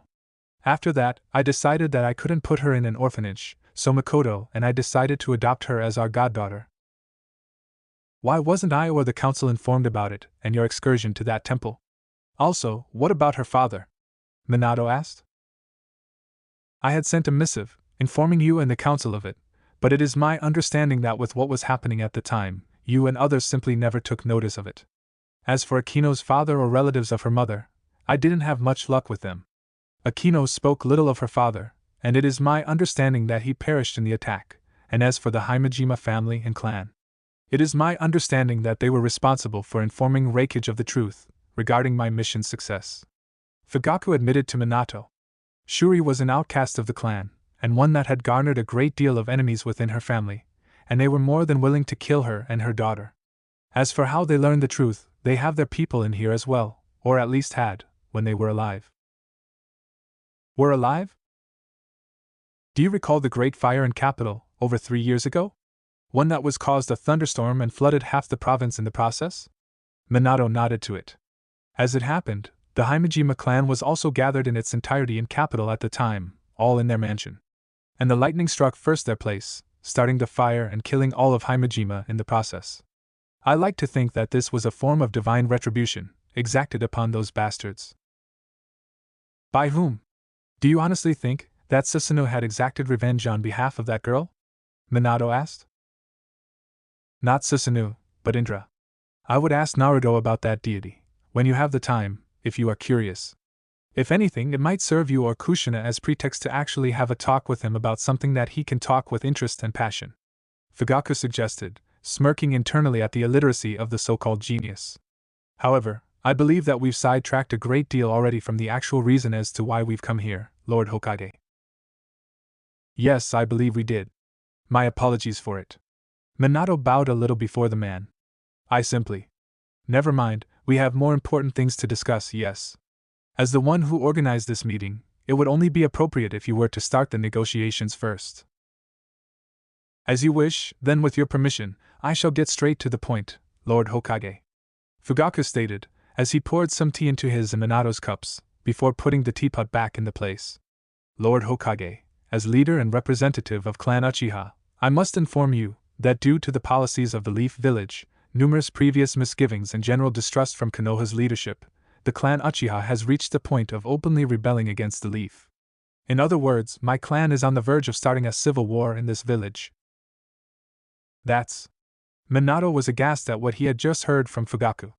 Lord Fugaku, I know that the situation over the past years hasn't been ideal for Clan Uchiha, but I am quite certain that it isn't as bad as...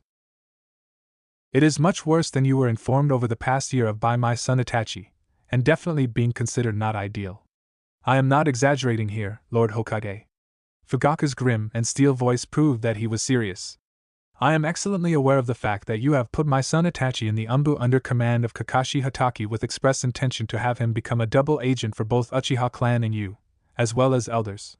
I am also perfectly aware of the fact that Clan Uchiha is constantly monitored by the Umbu units situated in 9 observations posts, scattered around and outside of our district. And I am also well aware of the council already making decisions on how to divide and distribute the property of Uchiha clan, when we are exterminated. Fugaku narrowed his eyes upon Minato, who was forced to gulp a little. Lord Fugaku, you have to understand that the situation is very complex and due to what had happened in the past, it isn't as easy to fix as it may seem. Minato tried to defuse the situation, but failed. No, the situation is fairly simple to understand and grasp.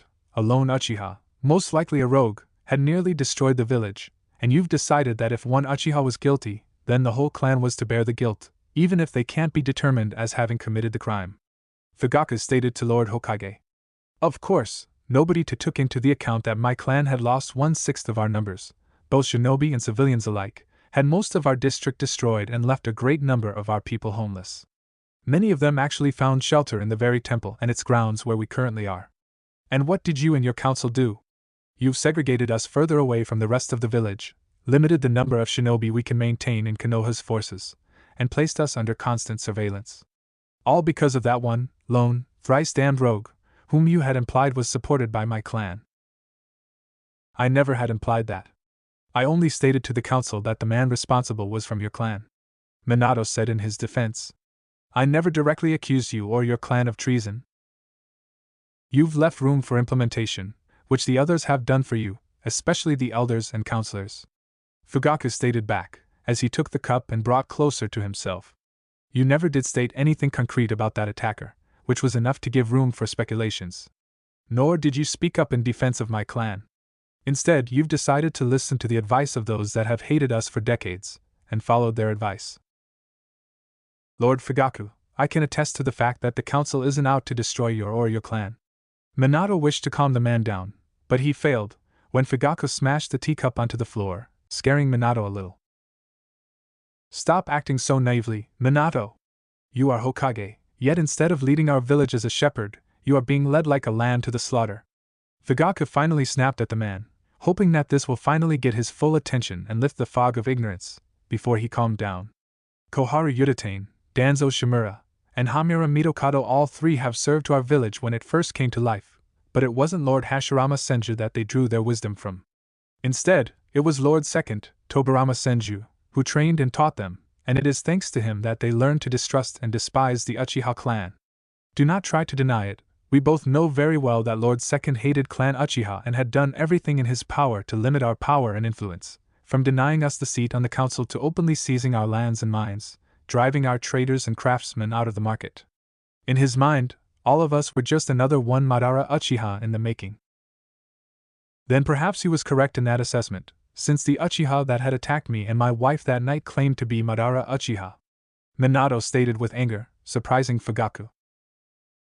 What? That's impossible, Madara has been dead for many years. You can't possibly believe that the man who attacked you really was him. Fugaku argued back. Most likely that bastard decided to simply use the name of Madara as a way to bolster his confidence and inspire fear into others. Just the name alone is often enough to make enemies tremble in their wake. Just take your name and Iwagakure, for instance. Perhaps it was one of the surviving descendants of Madara that had tried to exact revenge on Konoha for what Lord First did to his ancestor? Minato suggested. I'd imagine that the Uchiha clan would do their best to conceal the heir of Madara away from the eyes of his enemies. That is impossible, because there are no male descendants of Madara Uchiha, and you overestimate the popularity of Madara among my clan. True, he is respected for his power and strength, as his lords second or third are respected for it, but the man has very few devoted followers, given how he nearly led our clan to destruction at the hands of Senju. Fugaku stated with confidence, countering what Minato had said. And as for his actual surviving descendant, she couldn't have been the one to attack Konoha, despite how hard her life was here and how badly she was hurt by its inhabitants. Maybe you overestimate this girl's loyalty towards our village, Lord Fugaku. Minato stated with contempt. Then why did she save you and your family on that night, at the expense of her health and career as a shinobi? Fugaku suddenly asked of Minato, making the latter realize whom did he refer to. Tomo? Tomo is Madara's descendant? But that's impossible. She was raised by Mito Uzumaki, who also raised Tomo's mother and daughter of Madara, Yumiko Uchiha. Tell me, do you honestly think that Yumiko and her daughter would have been revered by people of Konoha because of their lineage? No, they would be targeted by those that hated Madara, and there were plenty of those even among Uchiha clan. Fugaku informed Minato, who seemed to be in a state of shock. Face it, Lord Hokage, you have been influenced by the elders, who exploited your fears, and used it against my clan in order to complete the will of Lord Second. Minato couldn't believe what he had heard and wished to vehemently oppose all that Fugaku told him, yet right now he couldn't find himself denying those accusations and claims. He truly did fear that man, for he was able to pull off something that seemed completely impossible: release Kyuubi, and control it to nearly destroy Konoha. His space-time ninjutsu was nearly enough to defeat Minato, and had he not been able to come up with the winning strategy, he would certainly be dead. Yet even in defeat, he had managed to do to Konoha more than all three great shinobi wars combined. His power, craftiness, and guile were unquestionable, and even Minato was scared of him, which was one of the main reasons why he started training his children so early on. He knew that the masked man will be back in the future, and that he won't stop until he gets what he wants. Natsu and Narumi will need to be prepared to face him and be able to defend themselves from him. Yet in his blind fear and inexperience, Minato had allowed the elders and council to take advantage of him, as they've started to implement policies against Clan Uchiha. He didn't even notice when one of the founding clans has become exiles and hated outsiders, and when he did notice, he simply decided to go along with the flow, since it seemed simpler and far easier to just let council sort this out, while he focused on his family. Minato should have realized that this was not the right way that the Hokage should have taken, but it was easier for him, because in truth Minato didn't feel himself prepared for the position of Hokage. He may have not been the youngest Hokage that was selected, with that honor belonging to Lord Third, nor was not someone who didn't have the potential for it, but he definitely didn't have any experience or preparation for that. He was basically selected due to his popularity and his efforts and contributions in Third Great War, where he had reaped a great toll on the enemies of the Leaf. But he did it alone or in command of a small team, never as a commander of large units or battalions of shinobi. Minato wasn't comfortable with great amount of responsibility, since he felt that he wouldn't be able to handle it. His failure to save Obito and Rin only affirmed his belief in that, and contributed to his lack of self-confidence, making him doubt himself from time to time, but he was able to somewhat outgrow that. Unfortunately, Minato wasn't able to overcome his inability to truly take responsibility for the village and be the Hokage it needed, instead of acting as the Hokage it wanted him to be. He liked being seen as the hero of the village, and even reveled in the popularity and reverence that the people held for him. It made him happy that they also viewed his children as heroes for holding the Kyuubi inside of them, as he wished for them to be viewed that way, believing it would inspire them to be the real heroes. He was glad to give a good chunk of responsibilities to the council and elders, while he focused on preparing his children for the future and on his family. Now this decision has come to bite him back. Clan Uchiha was nearing the point of open rebellion, all because he wasn't able to foresee just how badly his inaction and readiness to dump the responsibility on others would affect them. It was clear that the council and elders didn't act as was best for all of village's interests, and now Hokage needed to fix the situation, and he was the Hokage right now. He could afford no more distractions or deviations from his duty, and Minato understood it, yet he didn't know how to fix this situation. As the Hokage, it was his responsibility to understand all of its inhabitants, yet he couldn't understand what Uchiha clan needed or wanted. He had to surrender himself to Lord Fugaku and hope that his demands would be reasonable. Minato let out a defeated sigh, and Fugaku could see that Hokage was coming to terms with the fact that he was mistaken in his beliefs and assessments of the situation. Namikaze raised his head and spoke up without the previous emotion in his voice. Lord Fugaku, how do you propose we fix this situation? Minato asked of him. I can't fix it, Lord Hokage. The only one who can do it is you. Fugaku stated to Minato. You are the fourth Hokage, one who is charged with leading this village and its people forward towards the future. You are the inheritor of the will of fire that Lord First had ignited in us all, and it is your duty and responsibility to do everything in your power to maintain the peace and prosperity of the village. You, not the council, hold the real power in this village, and it is you who can do what is needed for us all. Fugaku was now trying to instill confidence and power in the man, so that he would be able to do what was needed. The council will need to be informed of what we decide. Minato decided to add up, but Fugaku interjected. Inform them all you wish, but after you've made your decisions and implemented them. Their role is provide Hokage with more clear view of the village, not to direct him towards fulfilling their whims and wishes. You decide what is best for village, not they. Fugaku told him with strength, before deciding to share some of his wisdom. Minato, I can see in your eyes that you doubt yourself and your ability to lead, questioning yourself if you are truly worthy to lead. The truth of the matter is that no leader is ever worthy of his position, because it isn't about being worthy in the first place. It is about being able to do what is needed, making the necessary decisions and bear the responsibility for them. In war, you've done it with your team and others, and you've stuck with it, and now you must do it for the whole of village. Leaders don't have the luxury of being born, they are made through decisions and resolve, and no leader doesn't know doubt. The ability to overcome it, and to stick with your decision is what makes a man a leader. Right now you have the choice to make: allow your council to run the village for you, while you appear as a leader, or take the responsibility and become who you can be.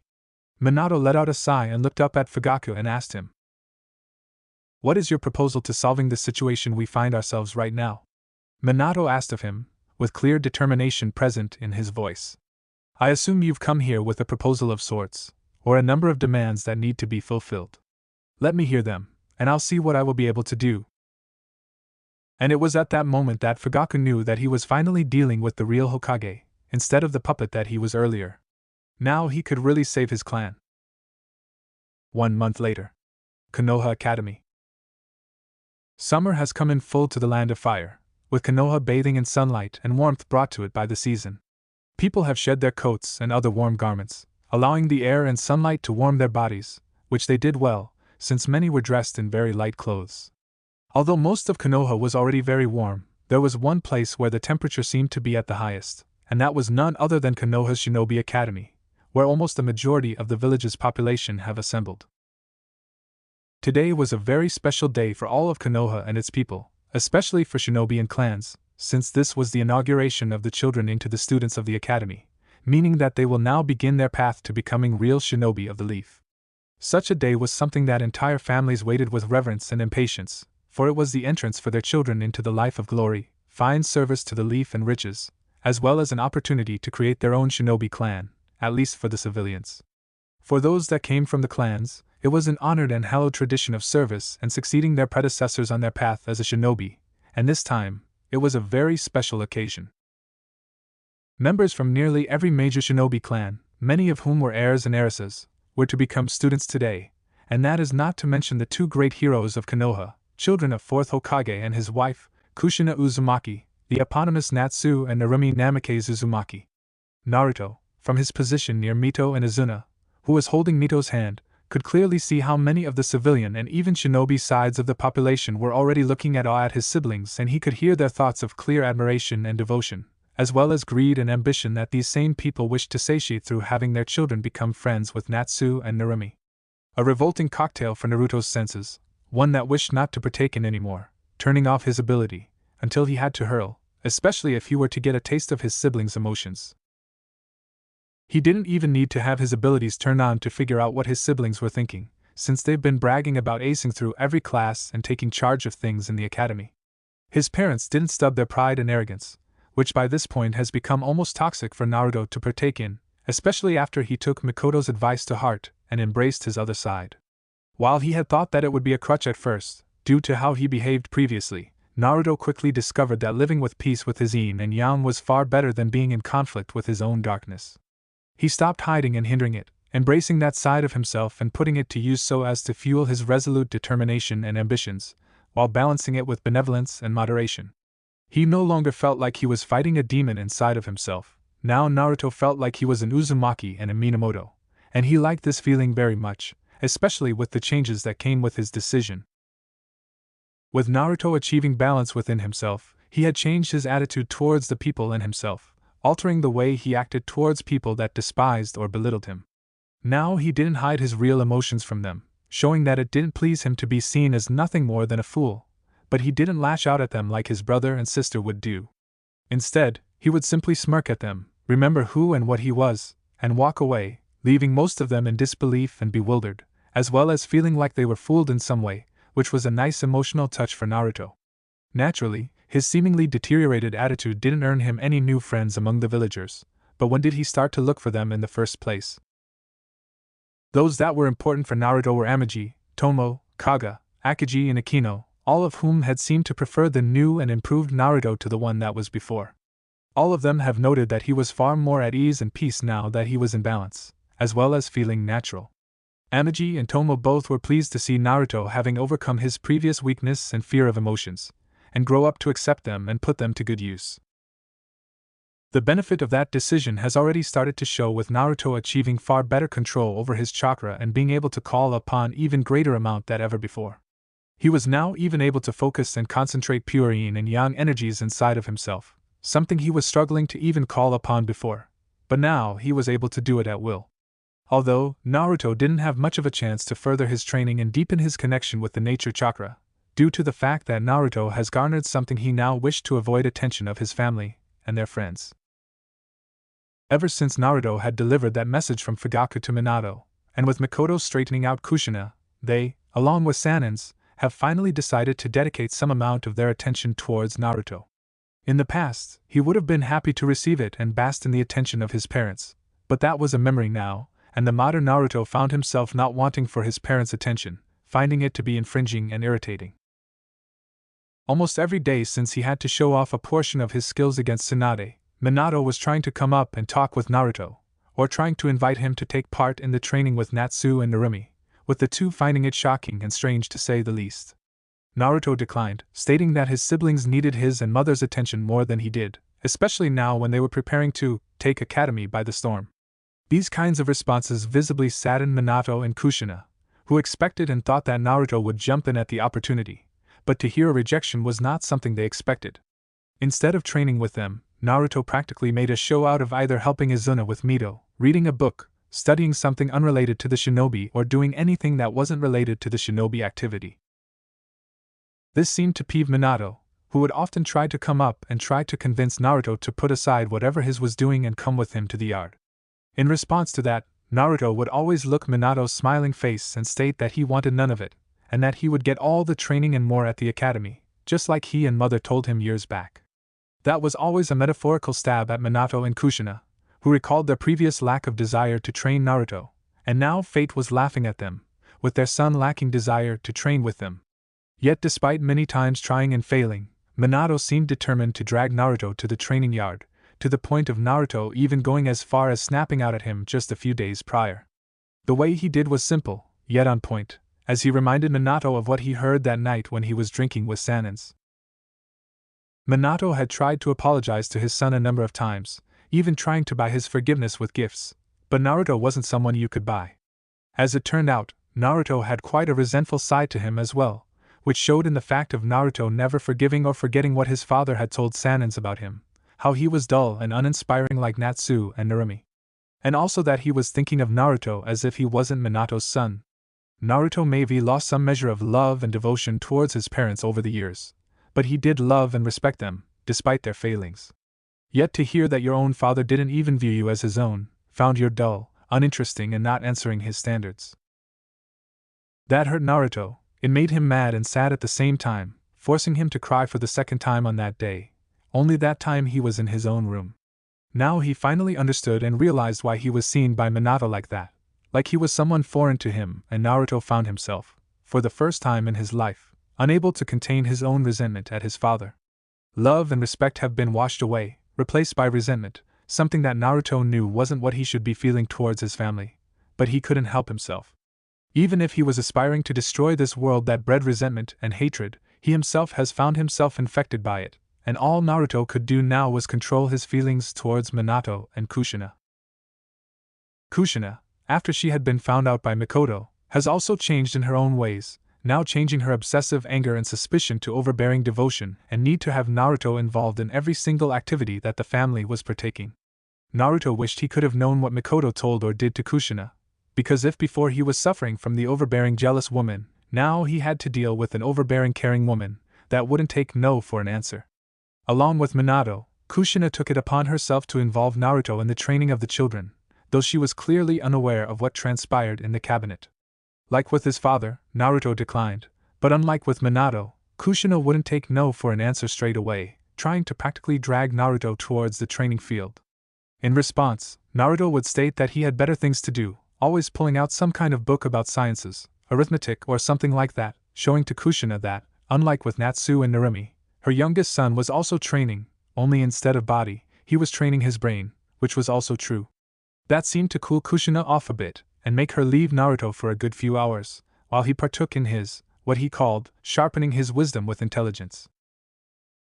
But that was only when the kids were training, and after that, Kushina would do her hardest to drag Naruto into other family activities, like walks, visits to restaurants, and going to some other clan or friends of his family as guests. Over the last May, Naruto managed to find himself having visited almost every main shinobi clan and some counselors' houses, where he was forced to endure his mother praising his siblings and him over every little thing they did. In Naruto's case, unlike with his siblings, he was finding it really annoying and embarrassing, since Kushina seemed obsessed with making Naruto look great in others' eyes, highlighting how he believed in yokai, played a flute and all the other stuff she found bad and unbecoming of him previously, though it clearly failed and seemed to only make Naruto look pathetic in their eyes. Not many clans found Naruto's interests appealing to him, with Naruto clearly seeing and reading their disgust, feeling of superiority, pity or outright resentment that they had in his mind. Only Uchihas didn't show any of it, instead projecting annoyance at Kushina's new antics, with Mikoto mentally admitting that her friend simply went from one extreme to the other. At least that had given him time to hang out with Akino, though even that was cut short with Kushina's insistence to learn every single little detail about the girl that her newly found beloved son found interesting. Had it not been for Mikoto stepping in and stopping Kushina in her tracks, Akino might have ran away in fear of being abducted for an interrogation. Overall, Naruto felt that his mother, while has changed significantly, was now having some kind of unhealthy obsession with Naruto, which he didn't like one bit. He feared that she might eventually go as far as to start spying on him, like the Sanins were doing now. And speaking of them, the little demonstration he gave them a month back seemed to have piqued their interest towards Naruto, leading them to try and probe him for more information about his skills and talents that he didn't show before. Jiraiya tried to make contact with Naruto through trying to pass it off as wanting to connect with the son of his best pupil, while Tsunade was far blunter and straight out tried to demand answers from him. In both cases, Naruto didn't feel genuine care for him or his feelings, as well as remorse for their words about him.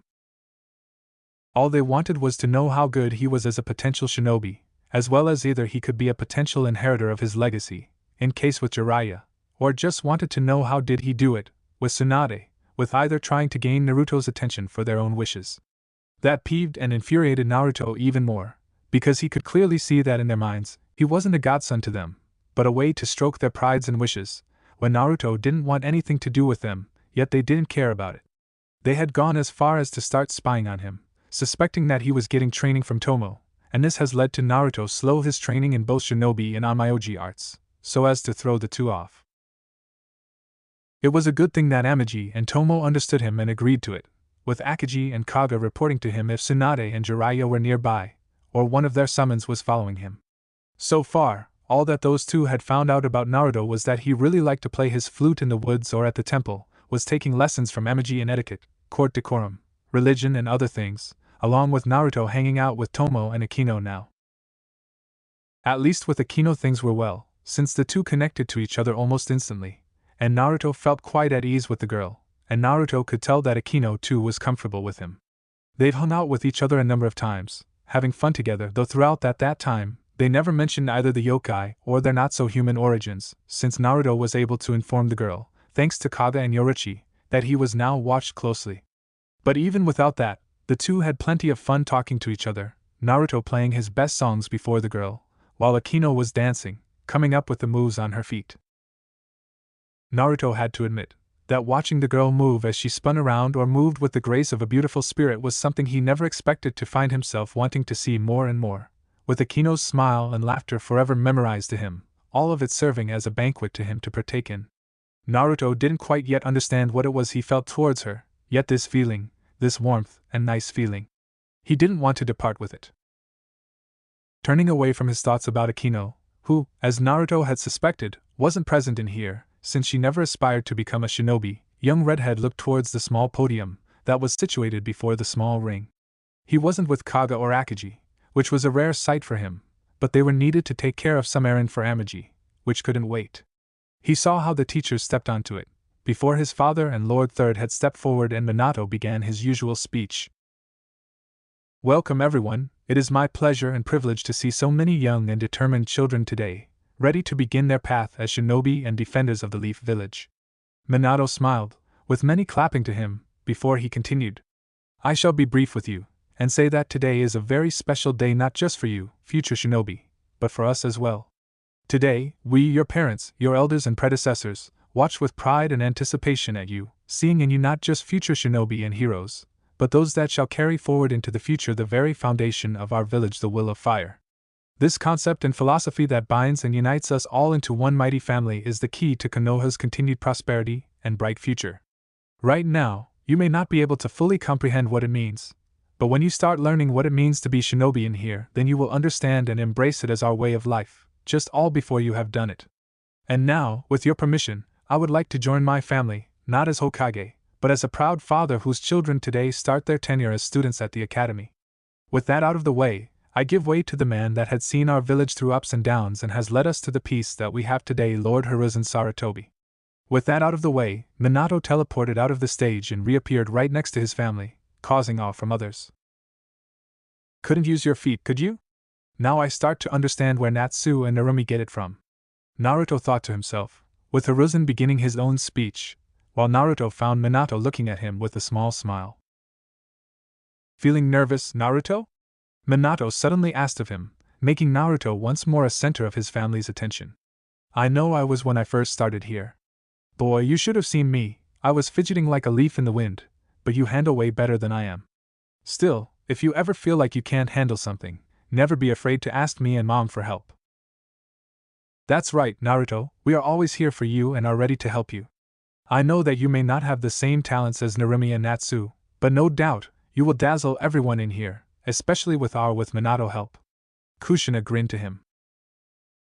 PFT, the only way he'll dazzle everyone is with his stupidity. Natsu sneered at Naruto, making their parents frown at them. I mean, you are so stupid that you even refused to train with us. Instead, you went and decided to help our servant teach Mito how to read. Izuna isn't a servant, but an aid to our family, Natsu. I know that there doesn't seem to be much of difference in your mind, but there is. Naruto locked eyes with him. And it is expected of the older siblings to look out and take care of their younger ones. Care to remember the last time you and Narumi ever as much as played with Mito? The daring look in Naruto's eyes made Natsu irritated. I play with her all the time, and Narumi too. Natsu replied without delay. No you don't, and she doesn't. Mito disapproved, making their parents look in surprise at Natsu and Narumi, who glared at their younger sibling. All you ever do is brag and shove me aside when I try to ask anything from you, or tell me to get away. Naruto never does that, and he always has time for me. Natsu, Narumi, is that true? Kushina looked at her eldest with surprise, with both struggling to come up with the proper response. Well, it's not really all that surprising, when you think about it. Naruto suddenly spoke up, getting their attention. I mean, when you think about it, even someone as dumb as I am can figure out that they must be dead tired all the time. After all, they train day and night, have to hang out with so many of their friends and fans, plus all the time you drag them with yourselves to either a restaurant, or some clan that invited you for. They simply have neither strength nor desire to do something as tedious as help out with their little sister. Not to mention that when the two of you, mighty and genius shinobi, can't handle training those two and looking out for Mito, how can they? Thank the heavens for Izuna, or else I shudder at the thought of what would become of Mito with you people around.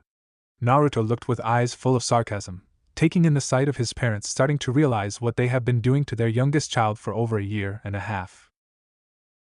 This was also one of the things that Naruto found himself now openly resenting his family for, and this is something that Naruto wasn't going to feel guilty for nor seek his usual understanding.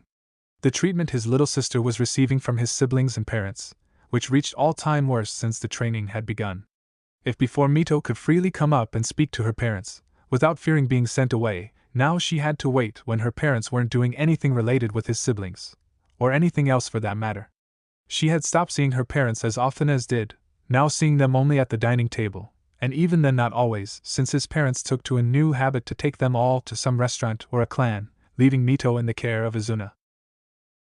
To all of those damnable restaurants and arrogant clans, Naruto would always prefer spending an evening with his little sister, teaching her how to read or write, or playing with her.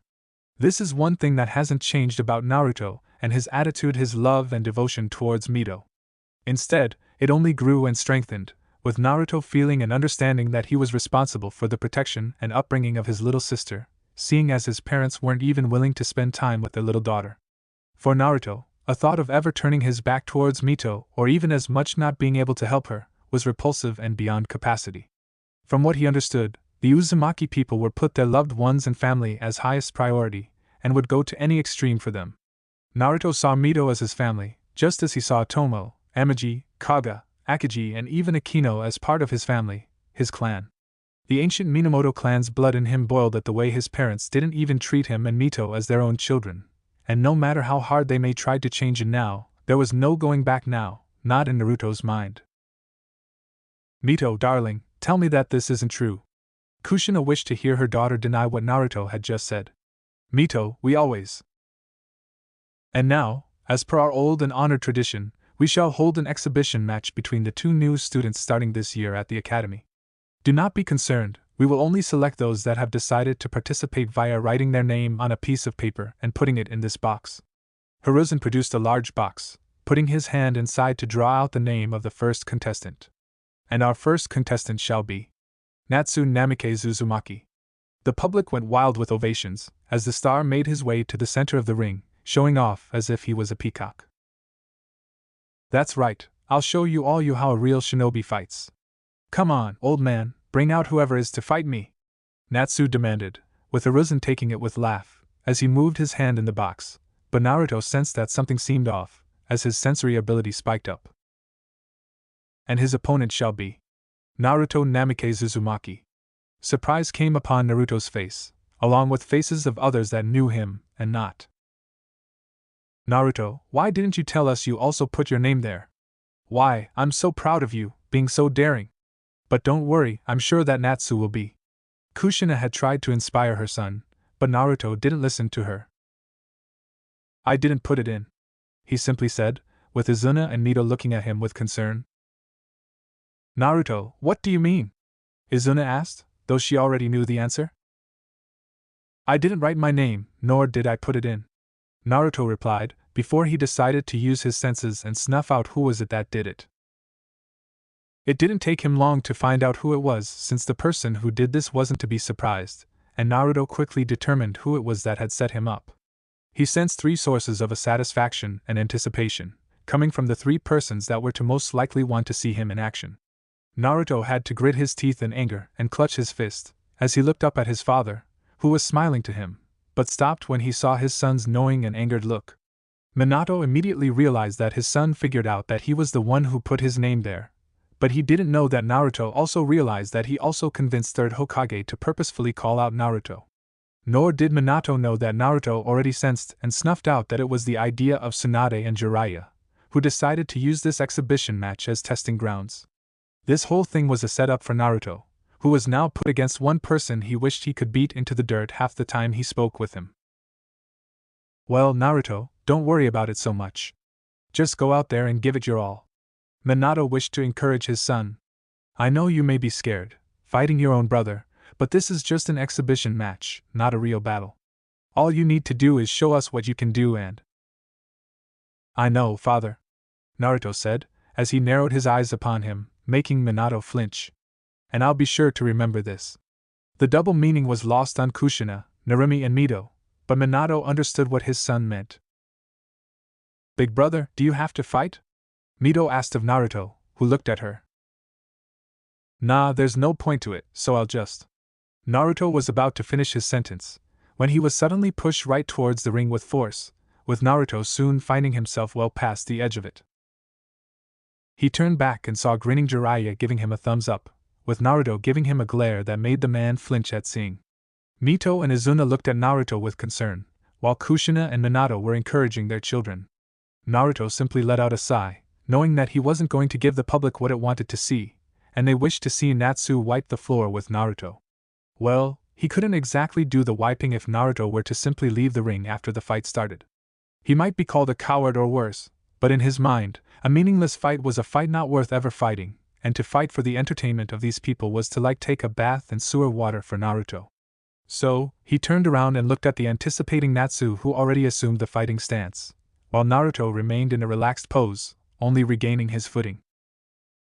Now, I shall state the rules to both of you.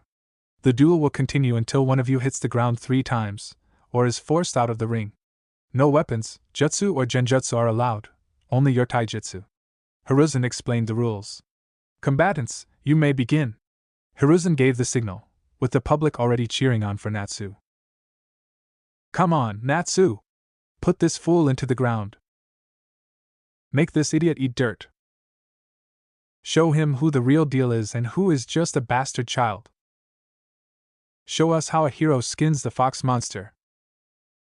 Beat out his teeth, Natsu. You hear that, little brother? All of these people, they all want to see how I beat you, and I can't say no to that. Natsu smirked at Naruto, who looked at him without passion. I don't know what you did that our parents are suddenly so interested in you, but whatever it was, after today, they'll see you for what you really are, A failure, not worthy of their attention and not worthy of our name Namikaze Uzumaki. I'll show them that you are just a weak, dumb fool that can't even defend himself. Is this the best you could come up with? Naruto asked of him, letting out a chuckle. 4 out of 10. And that is out of mercy towards your precious pride, brother. That was enough to blow Natsu's fuse, making him dash towards Naruto, ready to pummel him into the ground. Naruto could sense and even smell the bloodthirst in people, their anticipation and desire to see Natsu victorious and Naruto beaten. He had to live with his desire of people to see him beaten and belittled for years, and despite how magnanimous his soul and heart were, he simply has had enough. For once, just this one time, Naruto decided to do what his brother was doing all this time to these greedy, arrogant, and narrow-minded fools. He will show off. Natsu closed the distance as quickly as he could and threw the punch intended right for Naruto's face, yet all he hit was air. Naruto simply sidestepped to his left without any seeming hurry in his stance or movement, making Natsu look at him with fire in his eyes. Eldest of Namikaze sent his arm to the right, with Naruto jumping away a little distance away, making Natsu more and more frustrated with Naruto's refusal to take a hit or even fight back. This is his moment of triumph, the moment when he shows everyone that he is what they call him, and Naruto was ruining it for him. Fight me, or are you a coward? Natsu shouted at Naruto, who still was in a relaxed position. I am fighting you, Naruto replied. You aren't fighting. You are running away, which means you are a coward. Only cowards fight like that, Natsu stated with fire in his voice. Yet I am fighting you. Naruto turned Natsu's words against him, making him flush with anger.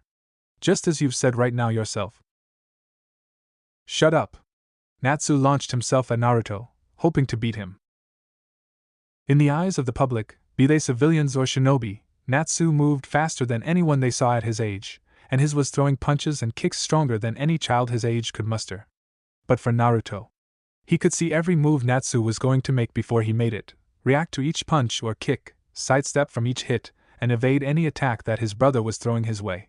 Years of watching, observing and studying how Natsu and Narumi moved have created in Naruto's mind a clear understanding of their fighting styles and way they used it.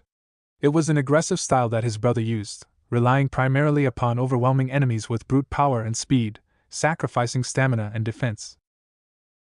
A standard tactic for most shinobi that started out, but it was a foolish style to use as Naruto learned from his very first day. Tomo had beaten into him the importance of knowing when to strike, and when to move away or block. She drilled into his head the need for analyzing and importance of observation, making Naruto learn on the feet how his enemy fights. Watch, memorize, analyze, adapt, kill, those were 5 principles of fighting that Tomo made Naruto learn, and he learned well. His brother didn't have that kind of mindset, as it was clouded by anger, pride, jealousy and more, everything making up a dangerous cocktail for any shinobi. Naruto also was angry, but he was channeling his anger out of his head and into his muscles and bones, moving faster and evading easier. He was putting his mind and heart to use at the same time, while his brother was working with just his heart.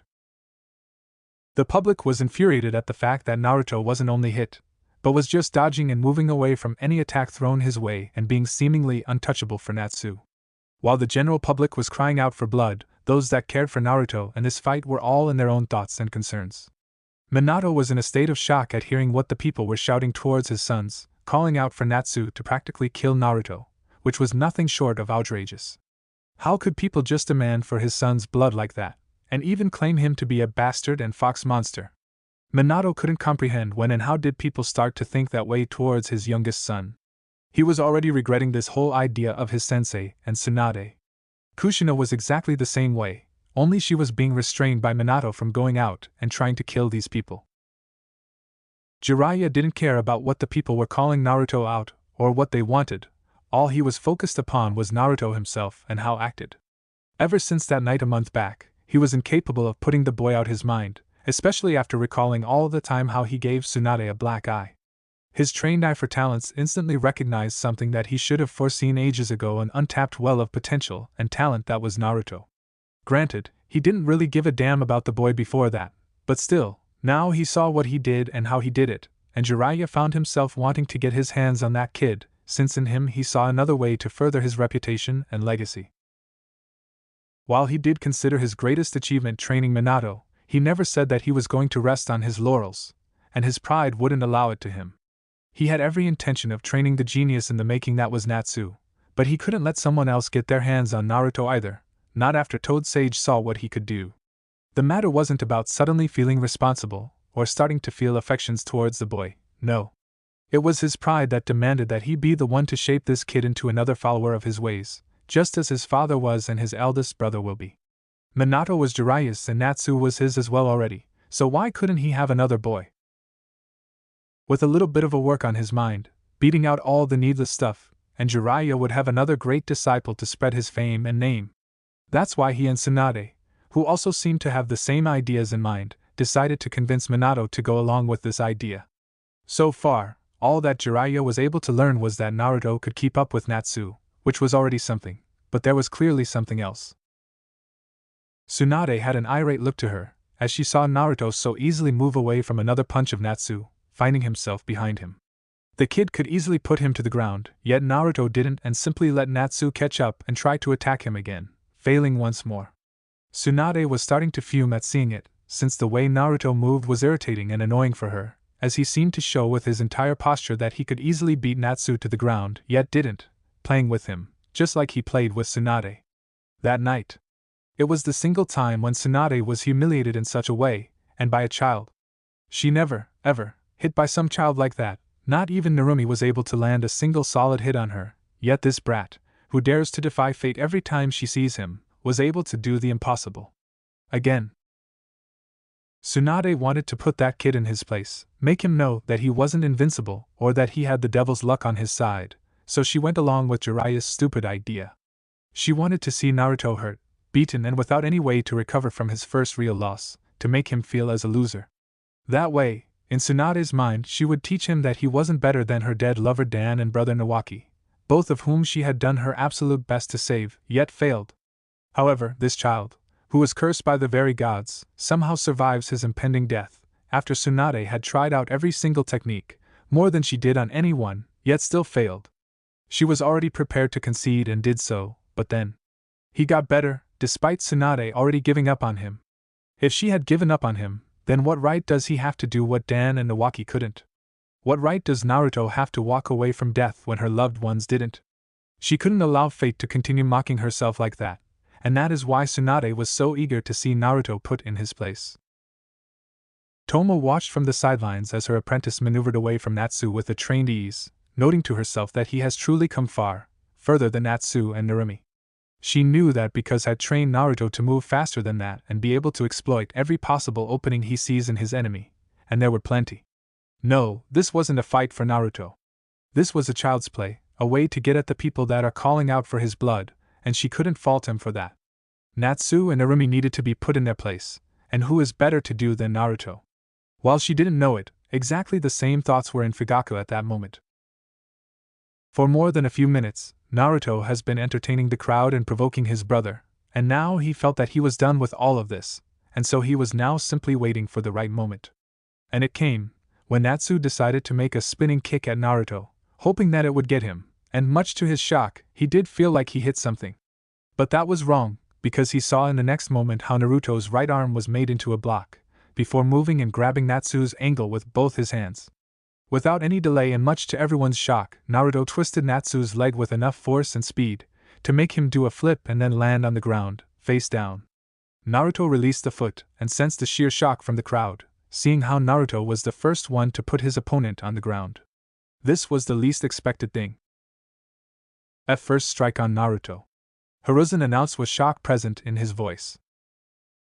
Naruto looked down on his brother, who was spitting out dirt from his mouth and starting to get up, glaring at him.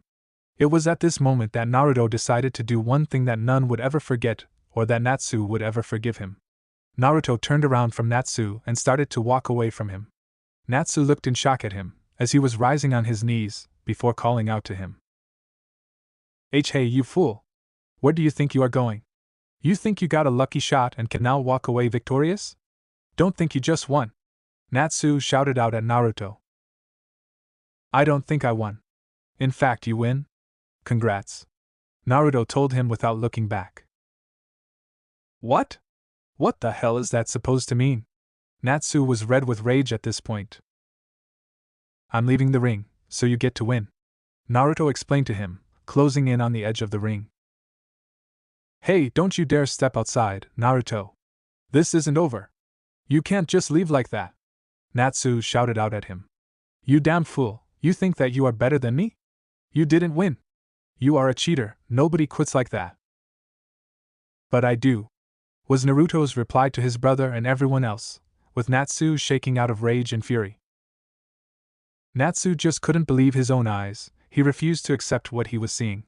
This moment, this fight, all of it was supposed to be his moment of glory and brilliance, where he gets to be the hero everyone sees him, and now he was just humiliated by his foolish little brother, an insect that wasn't even worthy of their parents' love. All this time he just ran away from him, yet once he puts Natsu down once, then he decides to do this. He is handing Natsu his victory, throwing the match to him, as if he was being merciful to him. No, he wasn't going to let this piece of filth humiliate him like that. Nobody gets away with belittling the true son of Minato and Kushina Namikaze, especially not the one person that was supposed to have never lived in the first place. Natsu didn't even notice how he was feeding off the Kyuubi's power and how the tailed beast was fueling him with anger, driving the kid to do something unforgivable. He will fix it, and as Natsu's hand found a large enough rock, he stood up and shouted out with all his might at Naruto. Naruto! The demonic shout was heard throughout the yard, with Naruto, just barely over the ring, turning to see Natsu. And it was at that moment when a loud thump, followed by the cracking noise, was heard all throughout the academy grounds. The people were silent at first, none seemed to know what had happened, or what were they supposed to do, but the stillness was swiftly dashed, as everyone heard how something hit the ground. Eyes were directed to the source of that next noise, and that is when the sense of shock and fright had finally started to set in, as just outside the ring, lay Naruto Uzumaki, his eyes closed and unmoving. Mito, his little loving sister, was the first one to dash towards him, her knees scraping the ground as she fell near him, almost crawling to him with all her speed.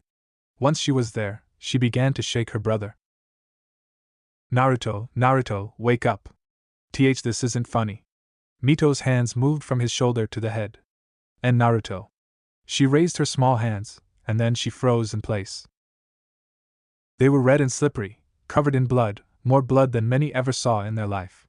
Mito could only stare at her hands, before noticing that her knees felt wet, and she looked down. She saw a streak of blood coming from Naruto's head, and it was then that she finally managed to unfreeze herself. Naruto! The cry of a little girl pierced the very skies that were starting to darken, as she held her brother's head close, blood pouring from the large gash on his forehead. Konoha's hospital. 2 hours after the incident. The hospital was always a busy place, especially in the shinobi village, where medics were forced to treat wounded shinobi. Whether due to missions, running into the enemies, accidents in training, or something like that, there were always those that were in need of medical assistance, be it small or big. It was just the reality of their world, and no medic was exempt from their duty to the Leaf and its people, so it was normal for the medics to be called to do their duty at any point of day or year. The academy day was not off for medics either, though it was unusual for them to receive any patients in need of serious help, much less in need of life-saving surgery. But that was exactly the case with Naruto, who was now inside the operational room, where half a dozen of the most experienced medics were working on him, under the command of Shizen, trying to save his life. To say that it was a shock for the medical staff to see Lord 4th Hokage, Minato Namikaze, teleport right into the hospital with his family, while holding his son in his arms, would be an understatement of the year. None had ever expected something like this ever happening, and yet, due to the naivete of Minato, callousness of Tsunade, greediness of Jiraiya, and pride of Natsu, Naruto was made a victim of his brother's wounded ego, resulting in him taking a stone right into his head. It will be a long time before the people of Konoha will be able to forget the scene of a bleeding boy on the ground, with his little sister crying for him, her hands covered in blood. It has been over 2 hours now, but the Namikaze family and some of their friends weren't going to leave the waiting zone, still awaiting for the results of the operation. Alongside Minato and Kushina, with the latter shaking a little and crying, with her husband trying to comfort her, there were Narumi, who was in her own thoughts and didn't say a thing so far, and Natsu, who was in a state of shock and fear after what he had done. Mito was also there, her bloodied hands still unwashed and dug into her dress material at her knees, with Izuna worriedly watching after her and trying to comfort her as best as she could, though even the hidden kitsune was worried about Naruto. Ever since they've arrived, Minato had tried to have Izuna take Mito back home, but the little girl refused to leave, literally fighting people who tried to pull her away from Izuna. She wasn't going to leave, nor was she going to even wash her hands from dried-up blood of her brother. Until she knew that he was going to be fine, she would be here, no matter what, and nobody could change that, not even Kushina, who hysterically tried to send her away. After it became clear that Mito was going to stay, she simply sat at the bench, not saying a word and not even moving an inch, awaiting for the news. Tsunade was also with them, surprisingly not in the operation room, stating that as his godmother, she couldn't participate, since she was a compromised person in this one. In truth, she simply bailed out and used the first excuse that came to her mind, and it worked seemingly like a charm. Even though she did feel some form of guilt over what had happened, she didn't want to take part in this operation, since she held little love for Naruto. In her mind, it was seemingly better for Tsunade if he were to die, because of the fact that he dared to humiliate her and also insult her by his very survival and devil's luck in escaping death. She had lost far too many precious people when she had tried to save them, yet this nobody has the right to survive from being branded by Death God? What right do fate or gods have to insult Tsunade in such a manner? For Tsunade, it would far better if Naruto were to not wake up from that concussion. If he didn't, she wouldn't be mad at Natsu for doing it, she might even consider thanking him, in some form. Tsunade's twisted and malignant thinking was interrupted when she and the others heard some form of noise coming towards them, making them all stop what they were doing. In a few moments they saw the sources of that noise, as a group of 4 persons was walking towards the waiting area, being comprised of 3 women and 1 man. The man in question was Fugaku Uchiha, and his companions were none other than his wife Mikoto Uchiha, priestess of Inari Amagi, and one person that Kushina wasn't prepared to see, and now was rising to look at. You! Kushina practically hissed out herself, as she detached herself from Minato and almost wobbled towards Tomo, who faced her with a cold glare of her. You just couldn't stay away, now could you, you damn whore? First you tried to steal my husband, then you go after my beloved son, and then you decide to use your damn eyes to kill Naruto through Natsu? Kushina reached Tomo and grabbed her with her hands by the collars. Kushina. Tomo tried to speak up, but then was forced to dodge Kushina's fist. I'll kill you, hear me? I'll fucking murder you for trying to kill me, son. Kushina screamed in maddening rage, as she flung her fist again at Tomo, but this time, Tomo didn't dodge it. She caught it with her own hand before delivering a powerful punch right into Kushina's stomach, knocking the air out of her and, hopefully, knocking some sense back.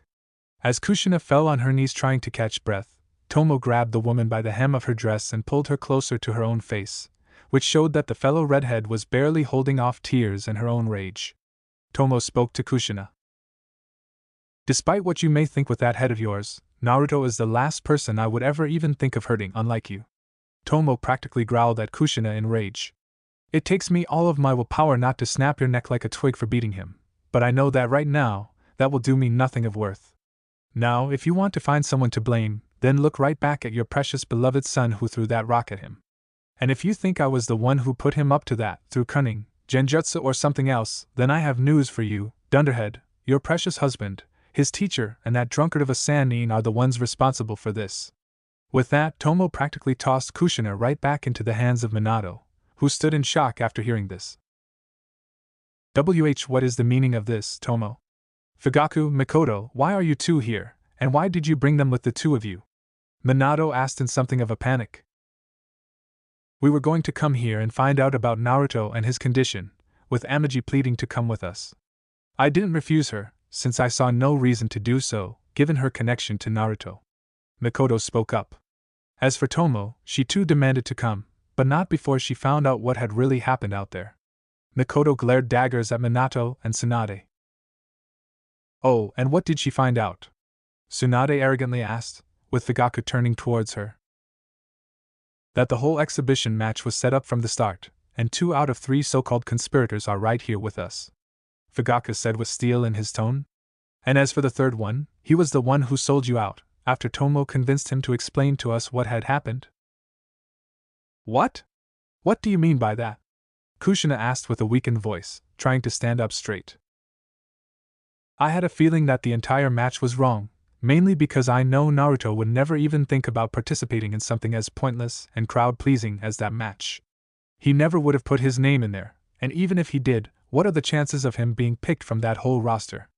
1 in 27, according to the number of people that put their name in there, Tomo stated to them. But even if so, I remember seeing Naruto's face, and it was clear that he didn't even put it in there and was preparing to quit, but he didn't. He must have mustered some courage to face me. Natsu decided to speak up, but when he was met with the combined glare of all 4 arrived people, he wished he could just turn invisible. You better keep quiet, or else I'll make you pay for what you did right here and now, Tomo stated with cold rage, with Natsu hiding behind Minato. Natsu may have done a wrong thing, but that gives you no right to make such threats towards him, Tomo. Minato tried to glare at her, but when faced with her ruby eyes, he had to hold himself back from flinching. Oh, trust me, Minato, I haven't even begun. Tomo's eyes blazed up a little when she looked at him.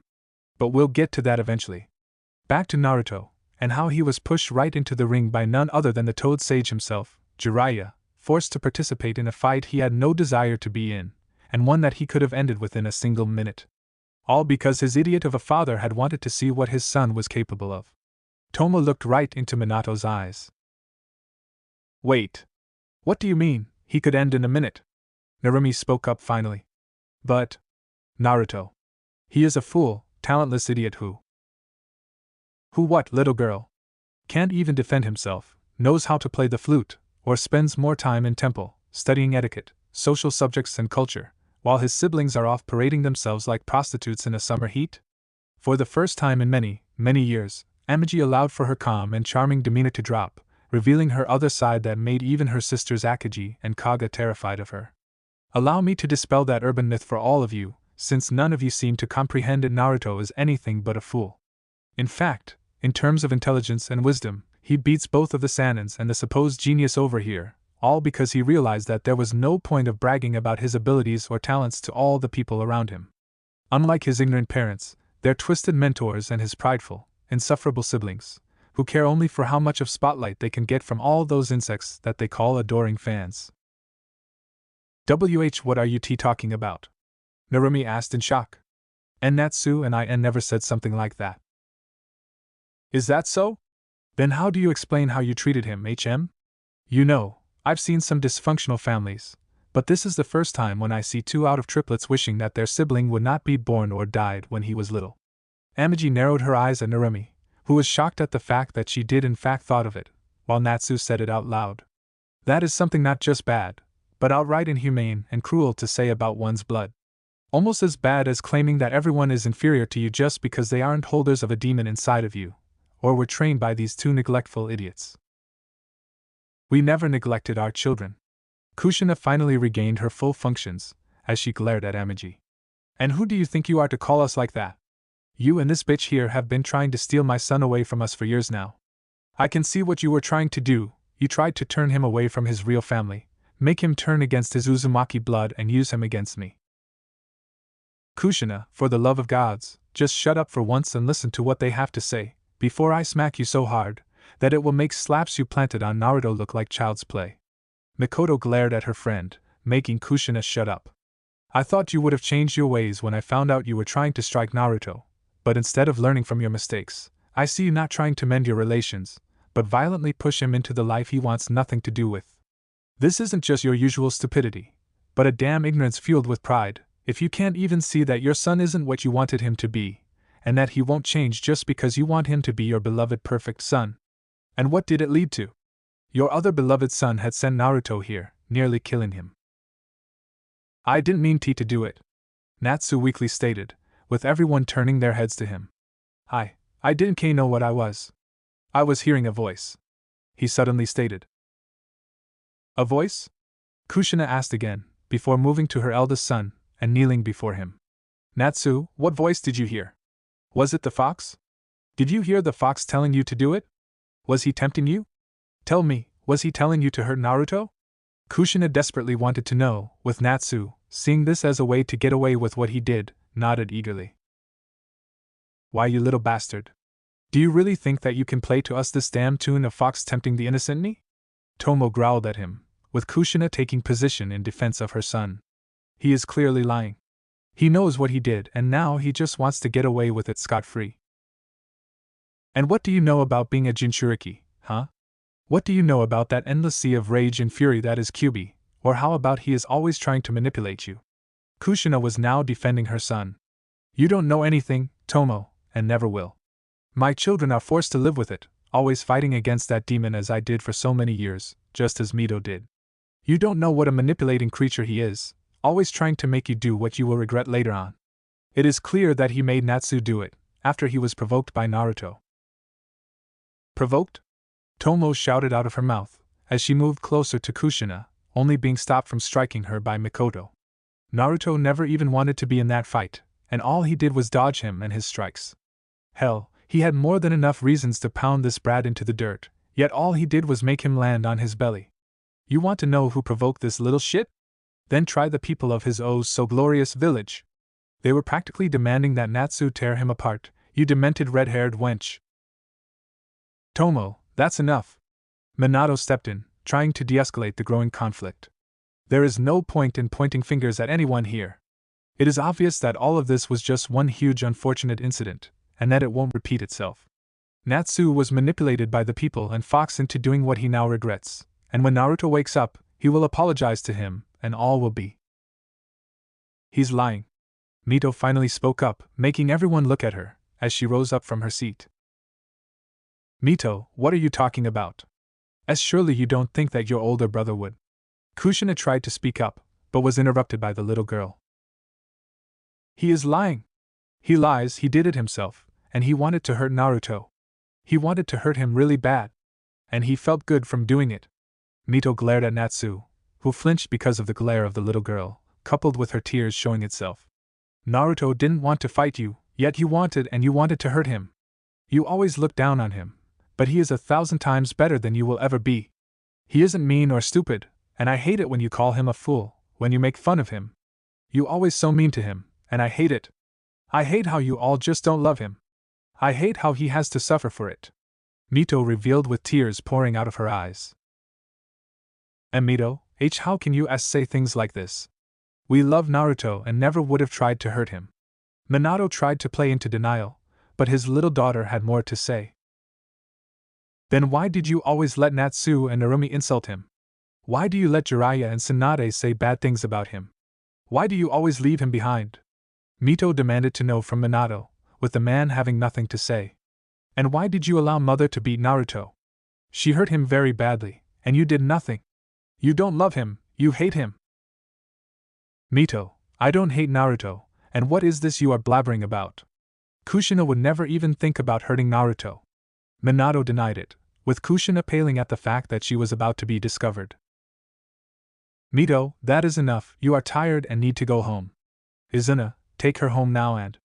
Kushina tried to avoid this all, but her daughter wouldn't have it. No, I saw it with my own eyes. Mother hit Naruto, and she did really hard. She was screaming at him, telling him that he was a bad son and that he should listen to her, and then she hit him in the face. She hurt him really bad, yet when he saw that I saw it, all he did was calm me down. And this wasn't the only time. She's been hitting and saying bad things about him for a long time. Mito cried out, with Kushina shaking at the fact that her daughter was doing this to her. She isn't a mother. She is a monster. I hate you. Mito cried out at her mother. Shut up, Mito. Kushina screamed at her own daughter, before raising her hand and preparing to swing it at her.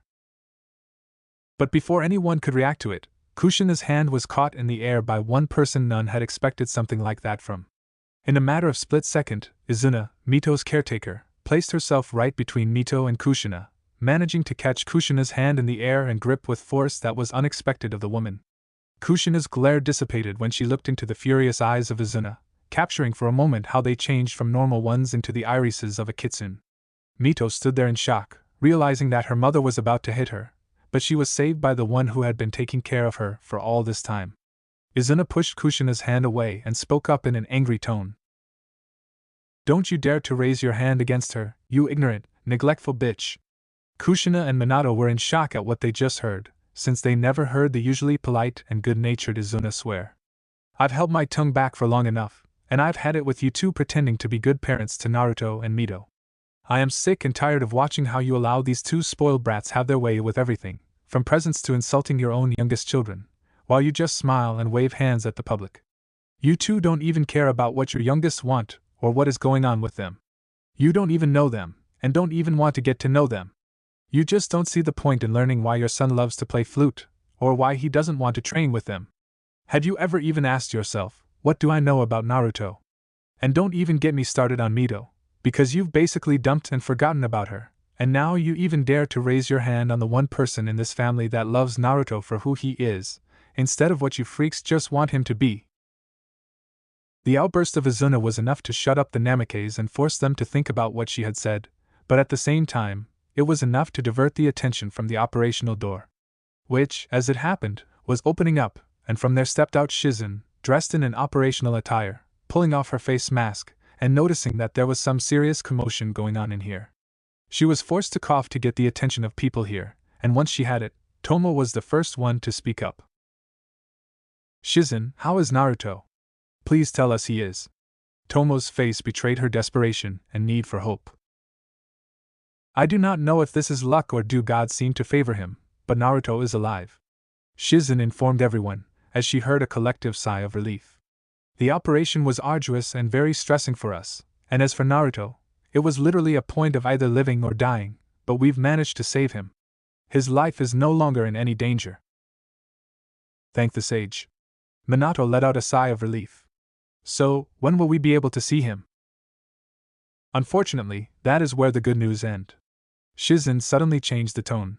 While Naruto's life has been saved and there is no immediate danger to him, there have been serious complications that we've discovered when we began operating. What kinds of complications? Did you mess up somewhere in his head, Shizen?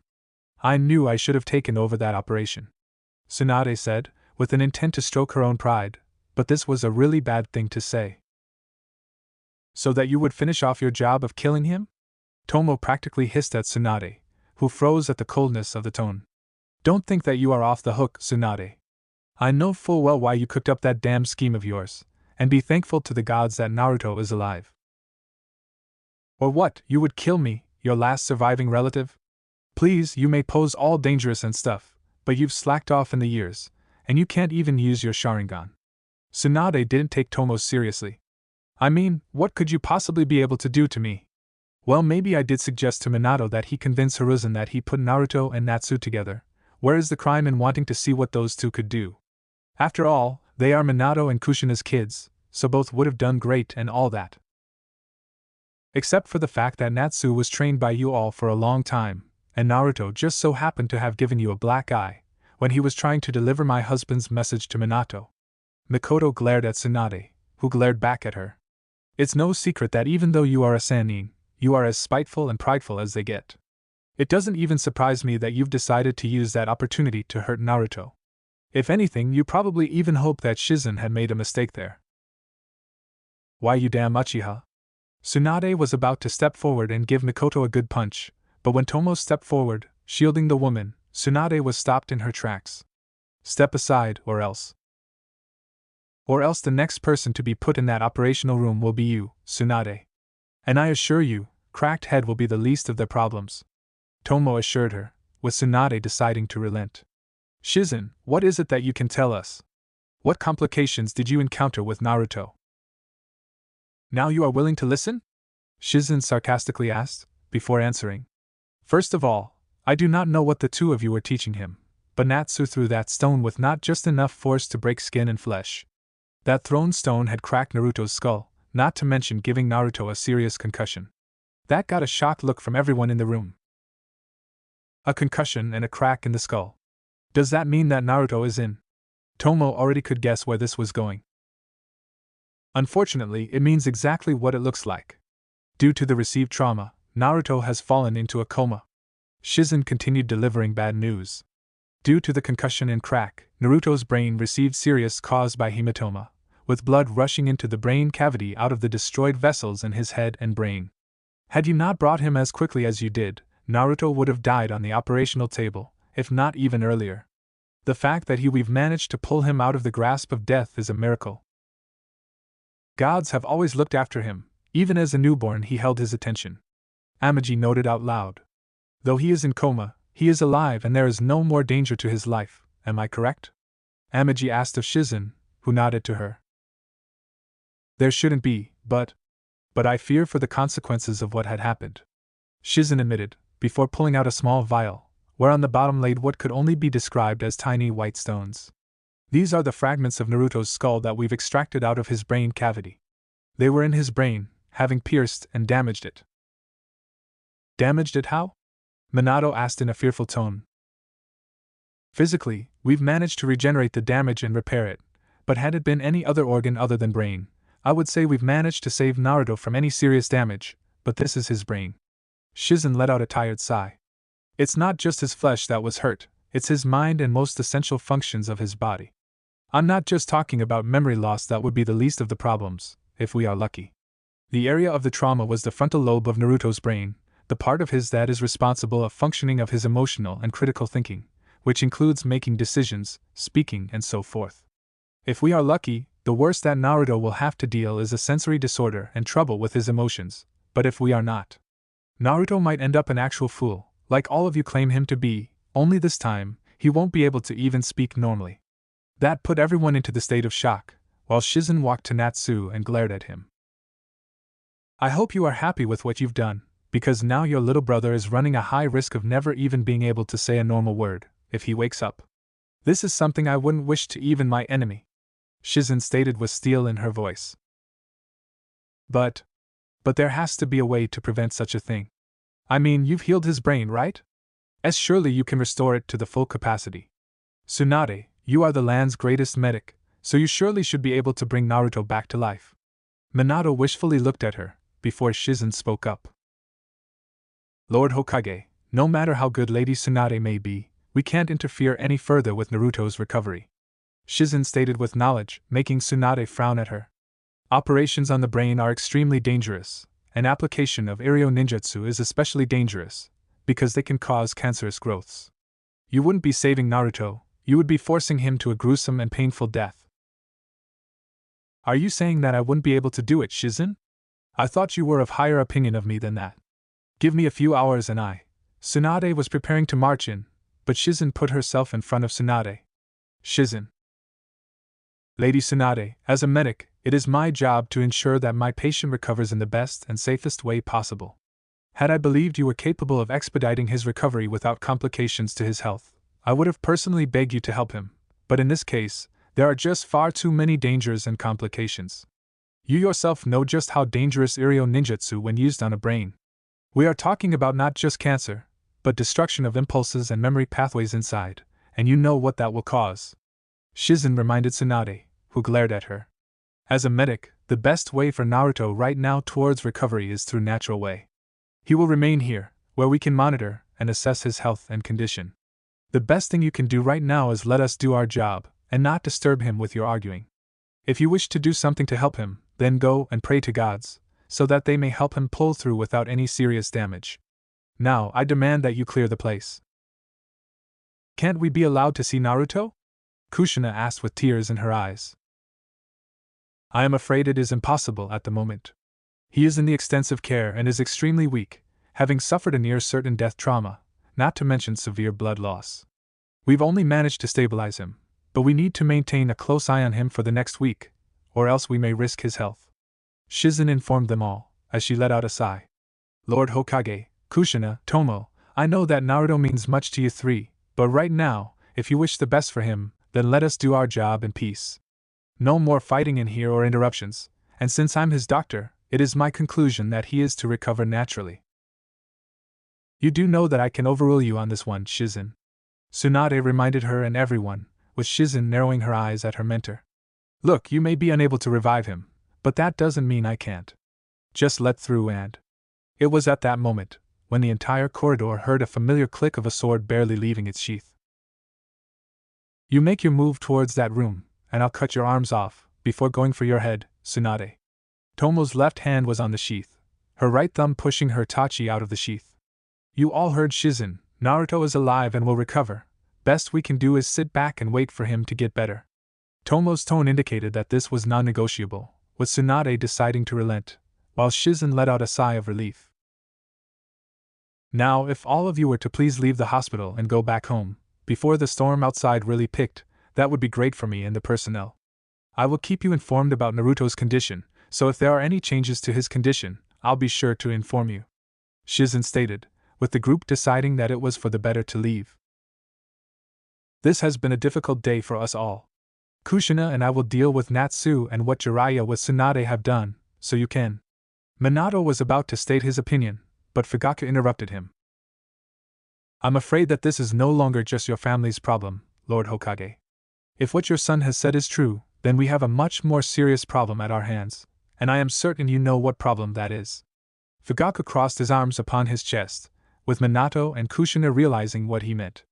"Out of consideration for what had happened today, I will not be calling for the council meeting to take place immediately today or tomorrow, but given the fact that we may have an unstable Jinchuriki in form of your son, the council will want to hear of this and will demand explanations. Natsu is stable and has been that way for all his life. This is all just a fluke, a singular incident." Kushina had tried to protect her son, going into a denial. "He nearly killed Naruto, Kushina. Single incident or not, all of village had seen it, and there are bound to be consequences to that," Mikoto told her. "Either you call the council yourself to explain the situation yourself, Lord Hokage, or my husband will do so himself on a day after tomorrow." "Are you threatening me? Do not forget that had it not been for me, then the Uchiha wouldn't be on the council right now," Minato angrily reminded them all.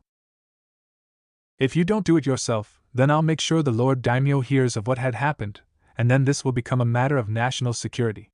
And believe me, he will hear of this," Amagi stated in a threatening tone, making Minato, Kushina and Tsunade look at her in shock. "I may not be on your council or have much of an influence in the matters of the village, but what I do have is a great many powerful and influential friends in high places. Priestesses are very often a welcomed and honored guest among the nobles, especially those that deal in matters that correlate to their income. Even Lord Daimyo has people for this at the temple in Fire Capital, and I have great many good friends there. One letter to them, and you will have an army of samurai at your doorsteps." "Fine. I will call the council myself, and as for Tsunade and Jiraiya with this entire matter, I want the council to be the one to decide their fate." Minato wished to gain that victory at the very least.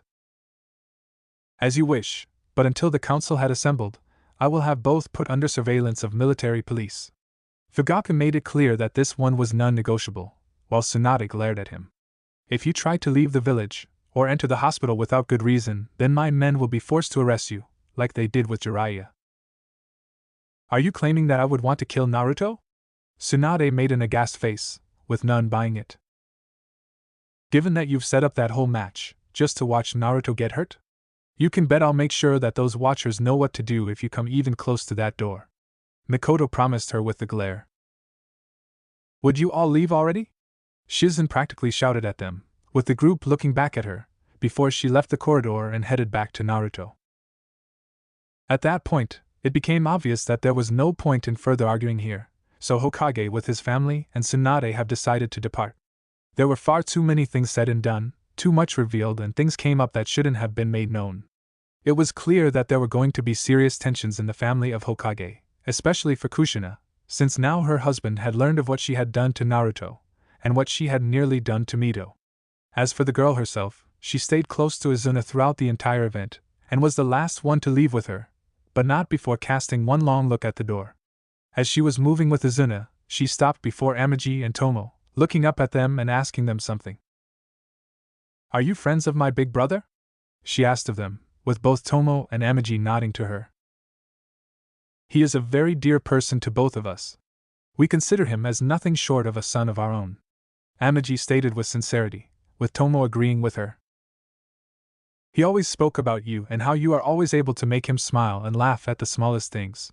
It is a pleasure to meet you, though I wish the circumstances were different," Tomo admitted to Mito, before the little girl bowed her head lowly before the two, surprising them. "Thank you for looking after Big Brother and helping him. He always looks out for me, making sure I can smile and laugh, but I know that he was in pain very often, because of father and mother." Mito raised her head and looked at them both with the pleading eyes. "You've said that gods favor Naruto? Is there any god that can help my brother get better?" There is one. Lord Vishnu, God of preservation and reality, one who keeps the life safe. Amagi replied to Mito. All living things are defended by him, and he won't abandon him now. This isn't his time. Can I ask him somehow to help Naruto? Mito asked of Amagi, who kneeled before the little girl, gently wiping her tears with her hand. Pray to him as you can, in your mind or out loud, all that matters that it must be genuine, and he may hear it. Amagi told Mito, rising back up. I too will pray to him, and hope that he hears me. Now you best go home, little one. Naruto wouldn't want you to be caught up in the coming storm. With this said, and after Izuna gave a small nod to Amagi, the pair departed. She is still so young, and yet she already understands so much. Does Naruto realize what a wonder of a sister he has? Mikoto asked out loud. He does. Tomo simply answered, her tone betraying tiredness. He does, and he doesn't wish for her innocence to be taken away. I'm afraid now it is gone. She was right, Natsu was lying. Mito explained to me about the influence of Kyuubi on the body and person, and she told me that the only way to draw out his power while he is sealed inside of you is to desire for that power. Natsu wanted that power, and Kyuubi gave it to him. Kushina and Minato will try their hardest to cover for him. Can you confirm what you've just said about Mito and the drawing of power? Fugaku asked of Tomo. Do you have any solid evidence of her ever stating it? Her journals, diaries, not to mention the research she made. I'll confirm it all under the truth seal or anything like that. Tomo stated to Fugaku, who nodded to her. Good, then that means we will be able to prove that Natsu is lying, that Kushina with Minato are trying to save him from being put under surveillance and controlled by the council. Fugaku told them all. I too am not letting this go unanswered for, and the Sanins will too have to pay for their pride and greed. Lord Fugaku. Suddenly, the group turned to look at a member of military police running and stopping a few short steps away from Fugaku. Lord Fugaku, Jiraiya. He disappeared from his cell. What? How could he escape? I personally put the chakra restraining cuffs on him. Did he receive any visitors, or did anyone not from police force come anywhere close to him? Fugaku immediately demanded to know. No, sir. We've put guards and isolated his cell with orders not to allow anyone come close to him, but someone just vanished. I was there and saw how he suddenly just disappeared in a puff of smoke. Like it was Shadow Clone or something like that, the guard reported. Impossible, Shadow Clone would have dispelled itself the moment the cuffs touched his wrists. It was the original. Then how did it get out? Does Jiraiya know any space-time ninjutsu? Fugaku thought out loud. He knows only one such jutsu, and it was used on him without his knowledge, if my instinct is correct. Tomo spoke up. Remember, Jiraiya is a Toad Sage, and therefore has a contract with them. It is highly possible that the Toads have somehow gotten wind of his situation, and whisked him out of the cell via reverse summoning. If indeed was summoned by the Toads, then he is already on empty Mayaboku, well outside of our reach. The only person who can summon him out of that place is Minato, and I doubt he will be selling out his teacher. Damn it! Sweep the village, just to be sure, and report back to the station. And inform Jean and Sakai that I have a job for them. From there to watch over Tsunade and report her movements. In case she decides to leave the village or comes near the hospital, she is to be arrested. Understood? Fugaku commanded, with the guard immediately nodding and disappearing via Shunshin, while head of Uchiha clan turned towards Tomo. We'll get them, Tomo. Don't worry about. Mikoto, let's go. Akino must be crawling up the walls out of worrying. Yes, though I fear she'll be beside herself when she hears of this. She's grown so close to Naruto, in just a month. My poor girl. Mikoto sighed, as she and Fugaku left via Shunshin, leaving Amagi and Tomo in the corridor, as they too began to move towards the exit. Tomo, Amagi tried to speak up, but Tomo interrupted her. I want both Akagi and Kaga on guard duties around Naruto, 24/7. I don't care if they protest or whine, I want them both here and ready to kill anyone who tries to come near him with as much as sneer. Tomo stated to Amagi. That goes without saying. They are already in the room, guarding him. They feel responsible for his condition, and I can understand them. Amagi let out a sad sigh. I have a feeling that you are going to ask me of something, Tomo.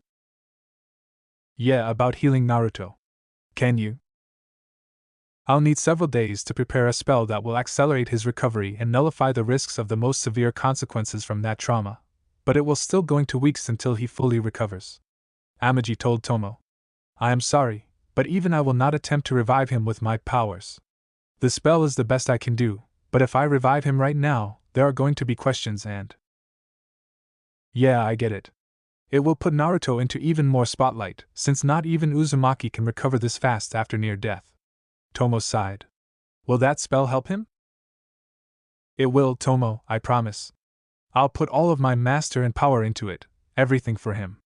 Amagi assured her, as the two stopped before a window, noticing how the raindrops were starting to fall. The storm is gathering closer.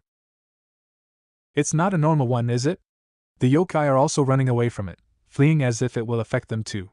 Tomo noted, seeing how not only people, but yokai were running for shelter, with latter moving far faster, as if fleeing from something worse than rain. Amagi, what is this storm? A manifestation of divine fury, and we yokai can sense it best. Amagi spoke to Tomo, looking at the blackening skies, lit up by the lightning inside there. Last time I had to witness such a storm was when Lord Indra destroyed the Himejima family, but this one isn't his work. This is the work of Lord Shiva, or rather his more violent aspect, Rudra. His more violent aspect? Tomo asked of Amagi, who simply nodded to her, before she turned towards the mirror. Then he knows of what had happened. Lord Shiva can predict every possible future, of every being alive. He knows this was going to happen, or rather predicted something like this happening. And this world holds special place in this heart, not to mention being his son's home, so naturally he would observe happenings here with extra attention. Amagi stated with certainty in her voice. He may be foreseen this, but still. He is furious, and I fear that we may have to pray to Lord Vishnu to quell his anger, or at least stay Lord Shiva's wrath upon this realm. And if Lord Vishnu doesn't succeed in keeping him in bay? Tomo asked. Then there will be consequences that would make battle between Madara and Hashirama look like a fight between two newborn kittens by comparison. Amagi told Tomo, who now understood what her friend meant. But it's not just Lord Shiva that I'm fearful of. Lady Parvati and Lady Izanami. Both of them are as caring and compassionate, as they are ruthless and devastating in their wrath. And I can already feel their powers at work, already influencing our world in some way. Anything specific? Tomo asked.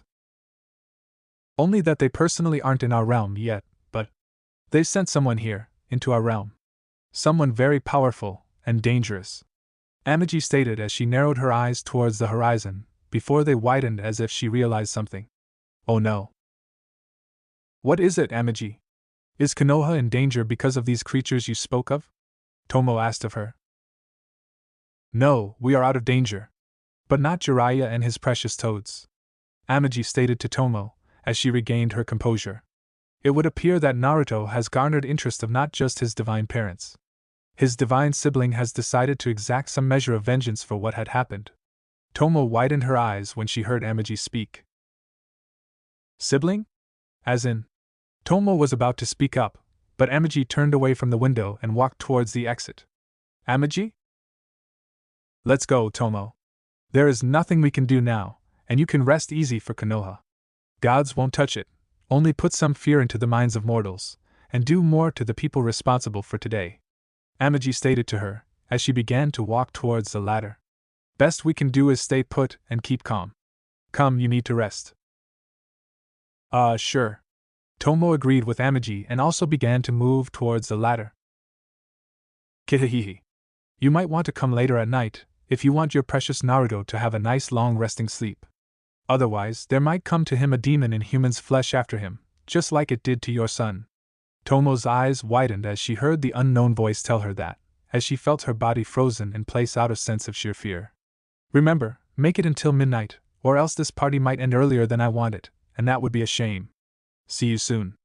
The voice suddenly disappeared, and Tomo frantically looked around the place, only seeing the empty corridor and some shadows from the objects around her. Tomo, is something the matter? Amagi asked of her. Did you hear that voice, Amagi? It spoke of Naruto, and a demon. Tomo was trying to comprehend in her head what she had just heard. Tomo, calm down. I didn't hear any voice. But I did sense something odd, like a small anomaly in the air or rather reality. Amagi told her, before turning to her friend. What else did you hear? Tomo started to realize that this day was far from over for her, and now she and Amagi may have to stay guard over Naruto tonight. Midnight. The storm that had started just before midday was fierce and intense, having poured down enough rain to last the entirety of summer, with many drainages becoming clogged and unable to drain water from the streets. Some of the streets that were located in the lower elevated areas of the village became flooded and people that lived there were forced to evacuate from there, and much like over 6 years ago, Amagi opened up her temple to all those that were in need of help. She could do little to nothing to dissipate the rage and anger of Lord Shiva, but she could at least give shelter to the innocents that were caught in his fury. Konoha's council and Hokage were promising aid and relief to all those that had suffered in this downpour, once it was over. It was fortunate that no lightning had hit anything in Konoha, though they flashed many times and it seemed like they would strike in one or the other place, but they didn't. Yet wind did do quite a bit of damage, destroying lines of communication, electricity and even roofs of houses and so on, leaving more people without houses again and forced to find shelter in the temple. The damage done by the storm had rendered 3/4 of Konoha without electricity, and only few places were spared such a fate, with hospital being one place where there was no damage done to it, conveniently. The storm had lasted until very late into the evening, and had only started to subside when it was already time for evening to become night. Amagi suspected that this was due to Lord Vishnu and Lord Indra had managing to quell Lord Shiva's anger and placate him, which was a relief for the Tenko Kitsune. She hadn't forgotten about what Tomo told to her, and she did intend to be at the hospital, if only to see if her friend was just being paranoid or not. However, even she had to admit that she was feeling tense, and the air itself was starting to feel somewhat bad to Amagi. Tomo and Amagi had arrived to the hospital soon after the rain stopped pouring and it was safe to move to it, and had made their hiding place near the entrance into the hospital, with Amagi covering both her and Tomo with magic. Akagi and Kaga were inside the building itself, protecting Naruto, and if someone were to try and get to him, the two kitsune would destroy them, or hold them off for Amagi and Tomo to get there and assist them. The pair waited for almost an hour, with the midnight taking place and moon finally showing itself outside the dark clouds. And it was then that the pair had finally started to sense that something indeed was wrong, when they've suddenly seen light around them being distorted, and instead of the silver hue, it took appearance of the dark red. Tomo looked at the sky and saw that it was now looking spilled ink, twisting and reshaping itself. She turned to Amagi and asked her, "What in the world is going on, Amagi?" Tomo placed her hand upon the sword, gripping the handle. "It is a barrier, created to isolate a specific area from the rest of the world, as well as to show to those outside of it that things are alright, along with discouraging people from going here. Outside, everything may seem fine, but to us here, we see this. Don't try to use Shunshin or Haration to get out, it's useless." Amagi explained to Tomo as she started to look around. "This barrier isn't just normal Fuinjutsu. There are traces of nature chakra in it, dense and powerful. This barrier was created by someone who is versed in Senjutsu arts." "Senjutsu? Like a sage or?" Tomo looked at Amagi, before starting to feel dizzy all of a sudden. "Wah!" "Tomo!" Amagi caught her friend before she fell down, before casting a spell upon her that revitalized her. "This should protect you." "I'm sorry, I didn't notice it at first." "What was that? I felt like I was going to fall asleep and never wake up," Tomo stated, as she regained her senses. "You've just been exposed to Ujitsu, or rather one of the spells that could be casted through it.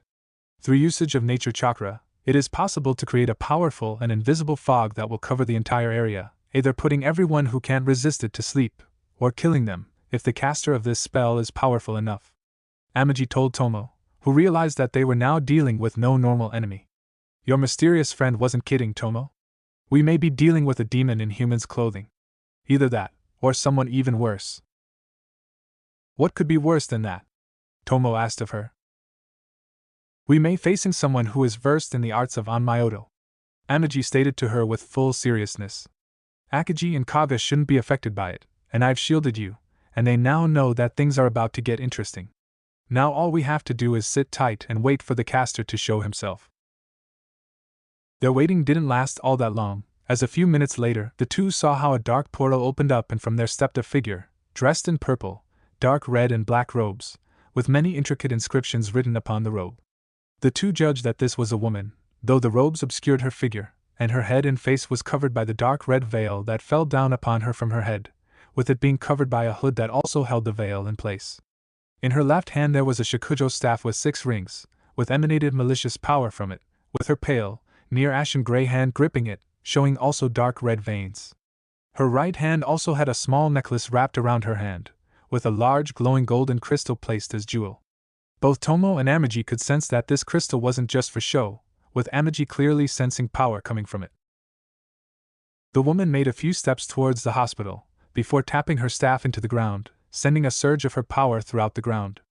Multiple rifts in the ground opened up, and from there crawled out what looked like grotesque, overgrown babes, with disproportionately big heads, filled with sharp teeth, large inhumane red eyes and ashen black skin. Their legs were stout, yet arms long and thin, with large hands capable of grabbing all that came into contact with them.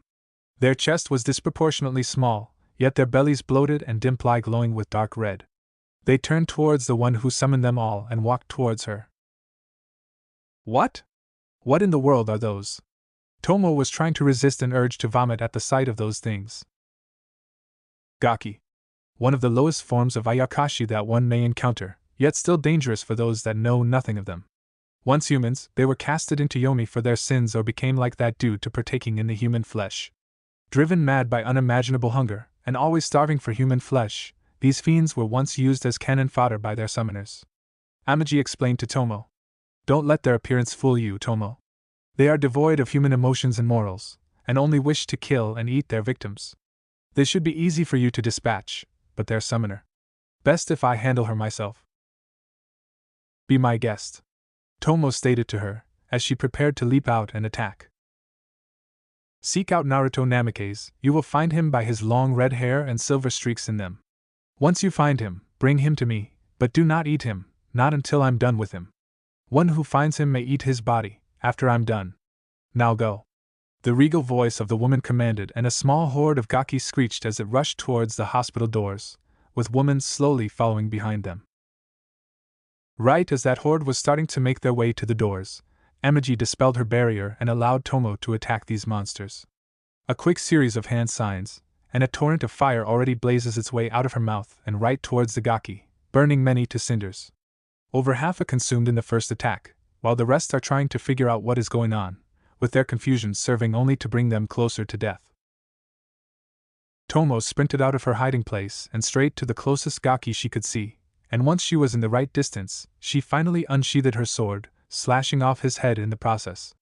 The others didn't even see the enemy, until Tomo's Tachi claimed her second and third victims, former slashed in 2, and the latter and having his head split in 2. When gaki finally noticed her, their first instinct was to attack, but then suddenly they started to back away from. She noticed their hesitation and questioned why they were afraid of her, but then she noticed a strange sense of power and intense desire to cut down even more of these fiends, yet it was not her own.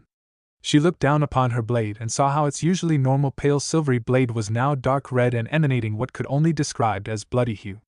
Tomo shook her head away from the sensation she was feeling, and deciding to put an end to them quickly, she took out her kunai and sent them right towards the fleeing demons. And just to make sure, her free hand made a quick succession of signs. Fire style, Phoenix Feather Jutsu. Tomo mentally stated the name of her jutsu, as the flame engulfed the kunai and accelerated their flight. All of the kunai that she had sent towards her enemies had hit their intended targets, engulfing into flames gaki and destroying them. Only those 4 kunai that she had sent towards that woman didn't reach their target, or rather reached her, yet didn't manage to pierce her garments or flesh. The kunai stopped just a mere millimeter away from her, as they hit what Tomo perceived was an invisible shield. Flames too didn't hurt her in the slightest, and Tomo could have sworn she had heard a chuckle coming from her. The woman seemed utterly unconcerned with the fate of her minions, as when one of them stumbled towards her, burning and dying, she simply swung her staff at him, smashing his head and ending him. The woman stepped a few steps closer towards Tomo, before deciding to speak up. Well, this is certainly not what I had expected to see. The woman spoke up, with Tomo gripping her sword tighter and bringing it to fighting stance.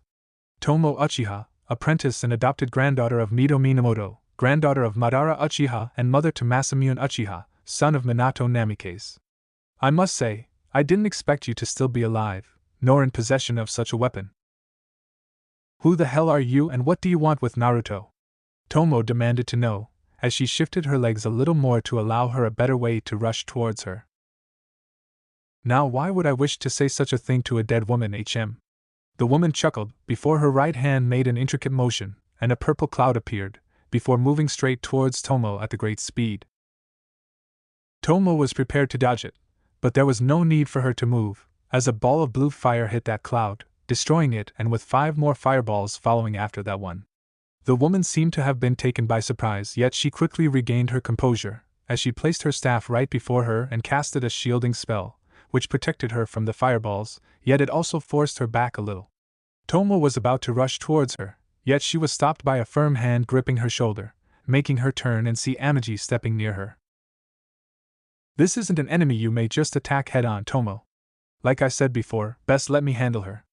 Amagi reminded her. Now there is no doubt in my mind about whom we are dealing here. You are an Onmyoji, are you not? And not only that, but you are also of the Uzumaki people, Amagi declared, with the woman chuckling at hearing it. People? There is no Uzumaki nation anymore, with its people either lying dead or scattered, their remnants only good to be served as sustenance for my ambitions, the woman stated, as she moved her staff away and taking a good look at Amagi. To think that I wouldn't be able to sense such a powerful kitsune taking residence here. I must be losing my touch, if I've not noticed Amagi no Tenko making Konoha her home. Still, to think that one of the strongest 9-tailed kitsune of Inari would actually reside here of all places. What an irony it is. The fact that you know my name suggests that you are no simple novice in the arts of Onmyoto. You are something far more, possibly even a master. Amagi narrowed her eyes at the woman, reading her aura. Your aura sees of malice and sinister, practically corrupting air and ground that you step through. I've not seen such malignant power in many ages, and I doubt that Uzumaki would ever allow someone like you to live. The woman let out a chuckle. They've tried, yet failed to kill me, many times, though one came very close to ending me. One Mito Minamoto, and now I'm here with her successor, or rather, adopted pet. Woman relished in the flame she perceived in the eyes of Tomo. What's the matter, girl? Don't like to hear your dear grandmother's name, or being called a pet? What the hell do you want with Naruto, you witch? Tomo repeated her question to the woman. Haven't I answered that already? The woman answered with her own question. Like I said, he shall serve to fuel my ambitions. This is what he is good for now, anyway. You take one more step towards him, and I'll turn you into the sustenance for pigs and worms to feed upon. Tomo promised, with the woman letting out one more chuckle. And how will you be able to do so, when you couldn't even protect your own child from me? That one line was enough set fire in Tomo's heart. With a furious cry, she suddenly disappeared from her spot, surprising both the woman and Amagi, yet it wasn't long until she reappeared. Only this time, she was directly behind the witch, her dark red blade sheathed and in hand and ready to strike at the head of the witch. In any other situation, Tomo's combination of Hiraishin and quick Batajutsu would earn her an easy victory. Unfortunately for her, this was nothing she had faced before, as the witch let out last chuckle, before she and Tomo were suddenly gone from the place, dark portals being only remainder of their presence her.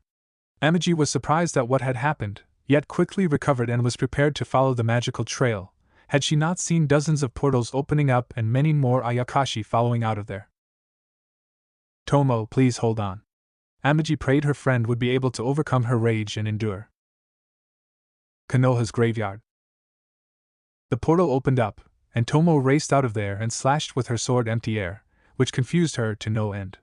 It took her a second to notice that she wasn't even near the hospital, and instead was at the cemetery, which was also surrounded by the same type of barrier she had seen before.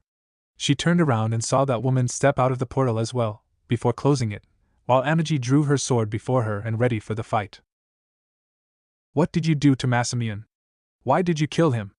Tomo demanded to know with fury clear in her voice as she roared at the woman. He was just a child. Why did you take my son? What did he do to you? What did he do, you say?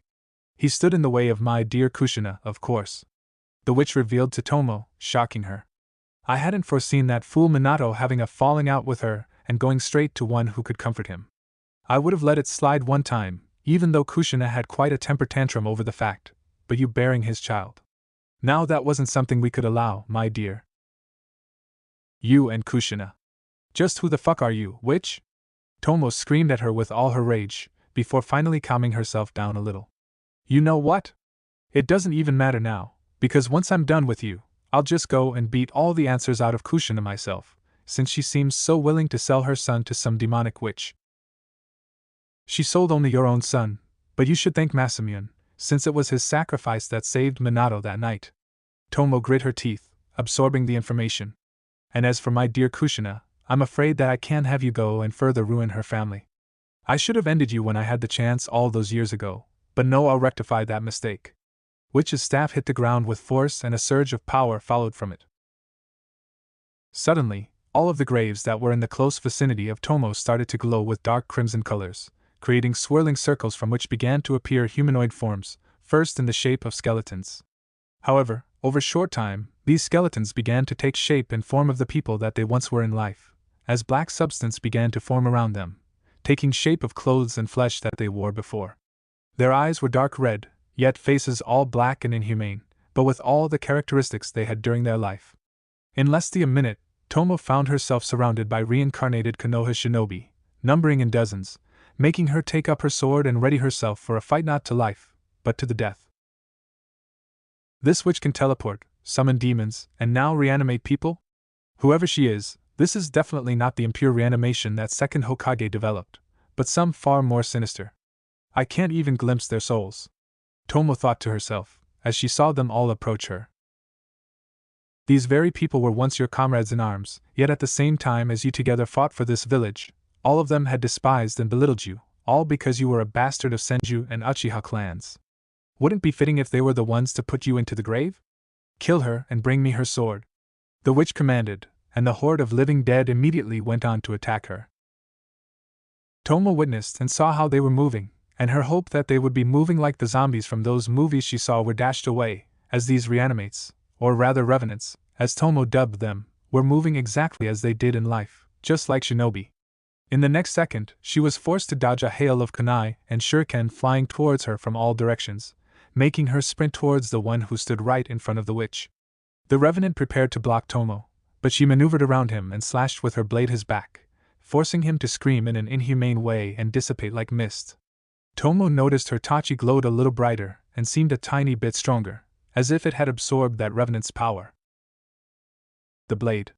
It absorbs their powers and amplifies its own, and it seems to react to these creatures, as if detecting them.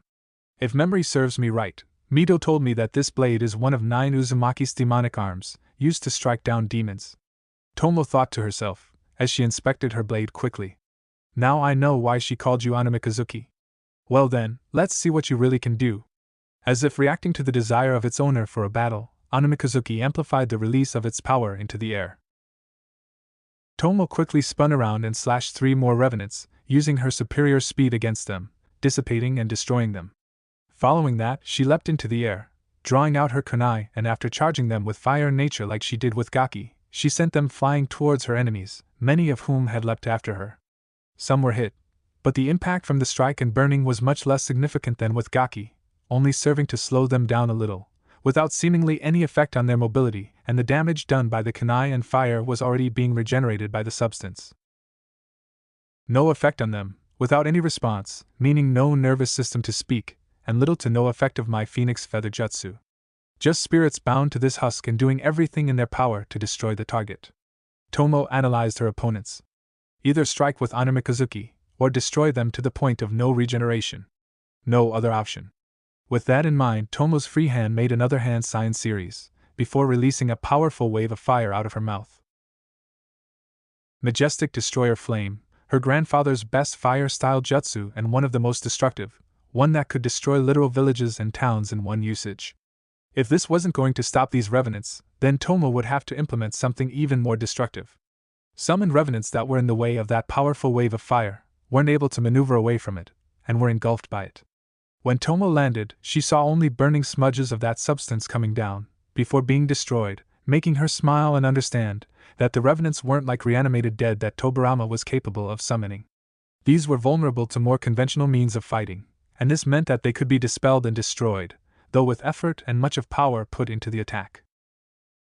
The remaining revenants were coming towards Tomo and readied their weapons, from kunai to swords, and prepared to strike her down, only for Tomo to go to town on them, as she began dismantling the army. Slashed by her blade, engulfed in the fires, crushed by the boulders, electrified by lightning, Tomo had plenty of ways to destroy her opponents, even if they were harder to kill than usual folk. Downward slash to one was followed by an upward to another, kick to the jaw sent another one flying to his friends, before Tomo was forced to maneuver away from the kunai, spinning and making a 180 with her sword, slashing the head of another enemy. Quick jump, send kunai overcharged with lightning nature at the enemies, block and dodge incoming attacks, watch how the kunai electrify and dissipate the enemies. Rinse and repeat. After some time, Tomo had finally been able to put down all of the revenants, though she had to use up quite a lot of her chakra and stamina to do so. She could already sense fatigue and exhaustion to set in, and what was worse, she could even sense her disease once again acting up, making her cough out blood from her mouth. Damn it! I almost forgot about it, but why is it acting up now? I'm not using my Sharingan, and I've done everything to strengthen my health over the years. It should have subsided, if not gone away, unless… Tomo recalled the first thing that the witch said, and looked at her, only see her eyes glowing with red through the veil, making Tomo cough out even more blood and feel intense pain. Impressive, very impressive. You are most definitely a far finer fighter than Kushina, though I would expect nothing less of Mito's granddaughter. The woman clapped slowly to Tomo, as she was struggling to regain her composure, only to fall onto her knees and spill out blood from her mouth. Too bad that she had failed to train you in any of the Anmyoto, or else it wouldn't be so disappointingly easy to end you. Did you really think you've had even a chance to kill me? The woman was moving towards Tomo, who was now struggling to remain conscious. Curse that woman. This must be one of her curses. Damn it, I never thought I would have to resort to that jutsu. Tomo's eyes blazed a little as the irises changed their shape into that of Sharingan, before Tomo's body was wrapped by the black chains, completely restraining her movements, while the woman stopped just before her. Look at yourself, coughing out blood, brought down by one of the small curses that I placed upon you. Maybe I should just make you cough it all out of you. The woman arrogantly asked herself, while Tomo was seemingly getting more furious. Sensing that there was a great deal of power in her blade now, she followed an unknown instinct and decided to send her chakra into Anamikazuki. That had the surprising effect of the sword releasing a powerful surge of its demonic energy, destroying the chains and shocking the witch. Using the opening, Tomo rose up from her feet and sent her blade down on the witch, intending to slash her from her shoulder to the hips. The red blade encountered a dark purple shield around her, yet it smashed it like it was glass and went straight into the woman's shoulder, tearing it up and embedding itself right in the chest, almost splitting her in two. Tomo saw the woman spill out blood from her mouth, and she smiled with her bloodied smile, before she felt her own chest being pierced by the staff's lower point. Should've gone for the head, stupid girl, the witch stated to Tomo, as she breathed her last, and dissipated right before her eyes. What? Good advice. The witch's eyes widened, as she turned nearly destroyed body around, to see Tomo, already driving her sword right towards the witch's head, ready to take it. Only a miracle could save her, and that miracle appeared in the form of a big flaming bird charging right towards Tomo and forcing her to break off her attack and evade what was essentially a living fire. Once she did so, she was able to observe how her opponent was suddenly starting to regenerate, the destroyed and cut flesh literally being fused and restored with flames, before becoming a whole thing before long. The flaming bird let out a cry and landed near the witch, before disappearing. A Shikigami? Tomo understood what it was, saying it out loud, before stating one more thing that she realized. That was Suzaku, the vermilion bird of rebirth and Sunday. How the hell a witch like you have acquired it as a Shikigami? Amagi told me that Suzaku never serves someone that serves evil, and you certainly are one hell of an evildoer. One can always be made to do another's bidding. The woman panted, as the regeneration had caused her to use up a great deal of her powers. But you… how did you put me in a genjutsu? That's impossible for anyone to do it on me. Who said I used it on you? Tomo said with a smirk, making the woman confused, while she swung her sword and took in a great deep breath. Ah, so that's what it feels like to be reborn. No illness, fatigue, or even that pesky curse of yours to torment me. Now I see why my clan had abused it so much in the past, Tomo stated with pride, while the witch widened her eyes. No matter. I've had enough of your damn meddling. With that, she smashed her staff into the ground, forcing all of the destroyed revenants to come back, while she was already preparing to cast her spells. After I'm done here, I'll make sure to reunite you and Naruto. Right inside of me. With that said, the witch mentally commanded her slaves to charge at Tomo, who was prepared to destroy them once again. Before loud bangs sounded through the night, with each of them followed by another revenant being popped out of the existence.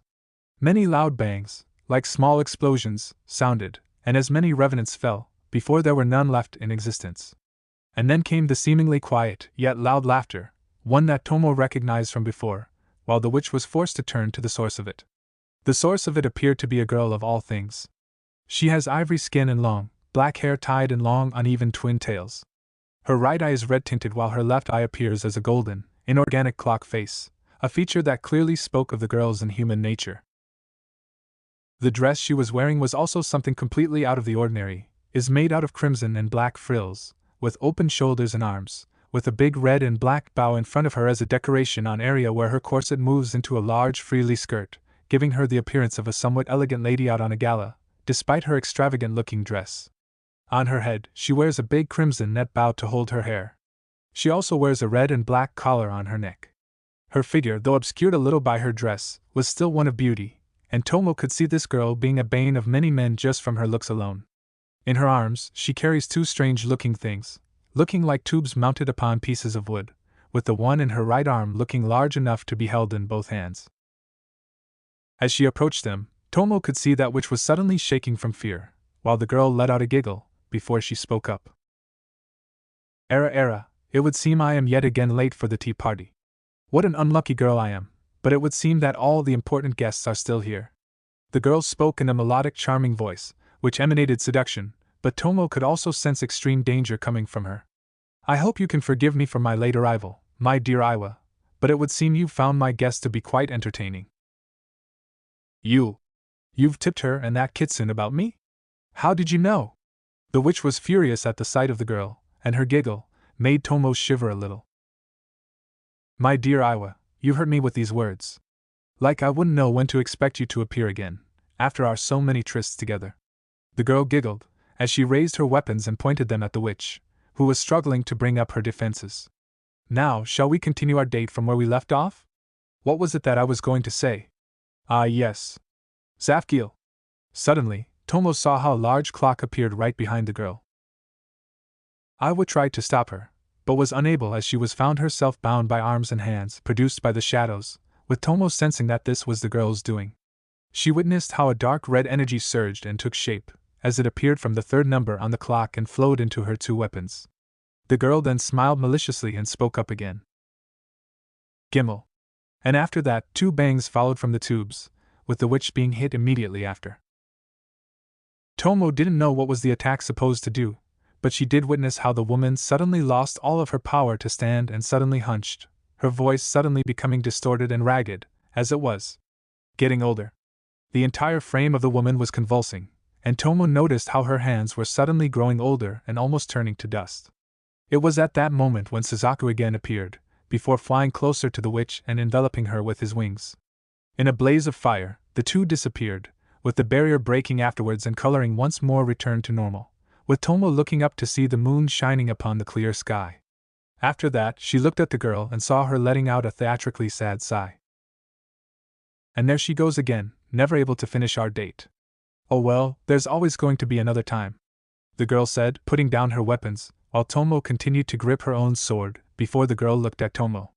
Era, and she left one more unsatisfied customer. Such a poor host she is, don't you agree? You were the one who warned me about her. How did you know, and who are you? Tomo asked first questions that came to her mind, with the girl letting out that sweet-sounding giggle. Era, where are my manners? My apologies, I was so enthralled at the prospect of playing with Iwa that I forgot to introduce myself. As she said that, she dispelled her weapons and put her hands on the ends of her dress, making a curtsy to Tomo, before looking up in her eyes. It is my pleasure to meet you officially, Tomo Uchiha. Kurumi Tokisaki, at your service. I've hoped that my warning would finally allow me to meet people that have been taking care of my employer's grandson. Employer? Tomo asked again. Indeed, Lady Izanami is quite an affectionate grandmother, especially towards her most young grandson. Though she was quite in a fit of rage when I last saw her, raving and ranting about how her dear grandchild was put into a hospital. That's when I had a feeling that my old friend may again show herself. Kurumi replied, as she moved closer to Tomo. And my hunch was correct, though I didn't expect you to engage her for so long. My apologies for running late. You could say I was putting some finishing touches on my dress. A girl can't appear at a date in anything but her best, can she? Is this all just some game for you? And that witch, Iwa, who or what is she? Tomo spoke to Kurumi. Well, for one like me, this isn't as much a game as a life calling, one that I deeply enjoy. As for our now mutual friend, Iwa, she is as what you so aptly have called her, a witch, though my description may fit her as well. Kurumi stated cryptically. She is someone I have long been tracking down, hoping to finally finish our date, yet never being able to do so. But I am a rather patient girl and I can wait, especially since the conclusion of tryst is not so far in the future. And in the meantime, why don't we join your friend at the hospital? Kurumi offered, with Tomo realizing that Amagi was still there, possibly fighting demons. Can you get us there quickly? Tomo wanted to know, with Kurumi simply smiling to her, before the two suddenly disappeared from the cemetery. Next moment. In front of hospital. Is this quick enough for you? Kurumi and Tomo appeared right in front of the hospital, with the grounds here looking like this was site of a great battle. Era, looks like we've missed all the real fun. Awa, what a naughty customer she is, always denying the people both bread and entertainment. There was little entertainment to be found in destroying Oni. Amagi spoke up, as she came close to Tomo, followed by Akagi and Kaga in their human appearances. Tomo, thank the heavens you are well. I was afraid that she might be too much for you. She was too much for me to handle, Tomo stated before moving one of her bangs away, revealing to Amagi and others her blind right eye, making Amagi widen her eyes. Fortunately, the uchihas always have two aces up their sleeves, so I pulled one against her. Izanagi. Tomo, are you alright? Amagi asked with a concerned tone. Your ailment, is it? Better than I've been in years, fit as fiddle, to be quite honest with you, without even a trace of that illness. I have a feeling it was casted by that witch, or Iwa, as is her name, but after I used Izanagi, I lost it.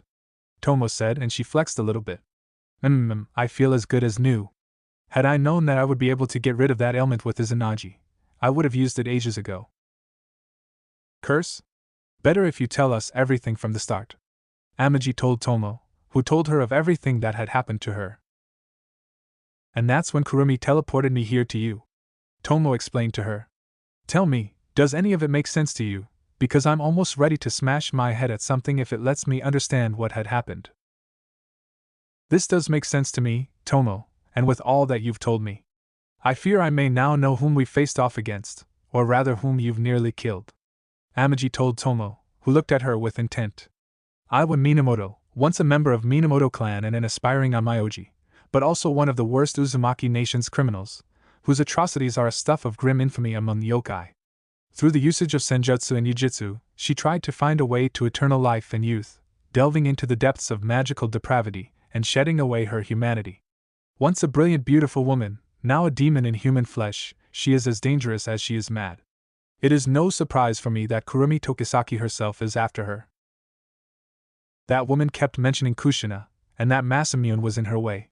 It sounded to me like she was caring for Kushina, but why would she? Tomo asked. The same reason why you care for Masamune even now, Amagi stated to her, making Tomo widen her eyes. Kushina's father was a member of Fujiwara clan, but her mother was Iwa, from whom Kushina was quickly separated and taken into Minamoto clan, once the fact of Iwa's crimes became public. I know of this because a friend of mine served as head priestess in the Inari temple in Yuzu. I do not know if Iwa is in contact with Kushina or not. But her actions towards Masamune, and you are in line with her thoughts. As for Naruto, I can't put my mind as to why she would attack him, though. Perhaps she doesn't view him as her own blood, much like daughter doesn't see Naruto as a worthy son to her name. Tomo suggested with grim tone. Either way, I don't care about why right now. All I care is that the next time I see her, I'll kill her with my own hands for all she had done to me and tried to do to Naruto. That may be a problem, finding her. She has a way for covering her tracks, not to mention that she appears only once in a long while. But every time she appears, there are always dead people left behind. Kaga stated with the knowledge of the subject. And as for her Shikigami, to be able to help her recover from a fatal wound, even if she is an Uzumaki. There are very few Suzaku that can do it, and one of them was actually a generational Shikigami of Minamoto clan. What is that? Tomo asked. A generational Shikigami is a Shikigami that serves not just one particular person, but also the successors of that person, in other words, future generations.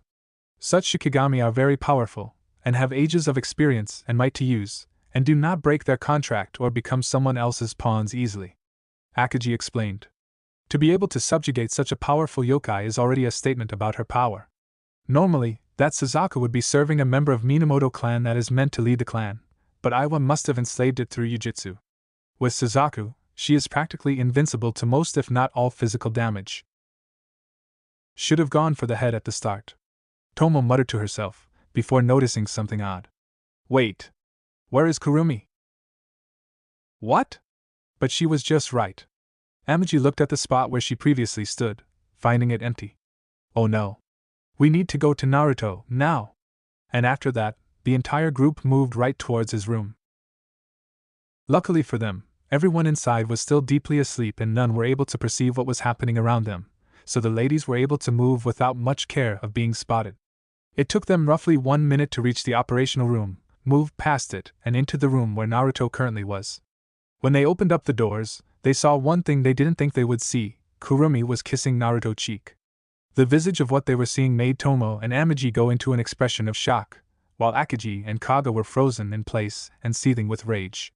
The next moment, Kurumi was done kissing Naruto in the cheek and rose up with a sly smile on her face, speaking up.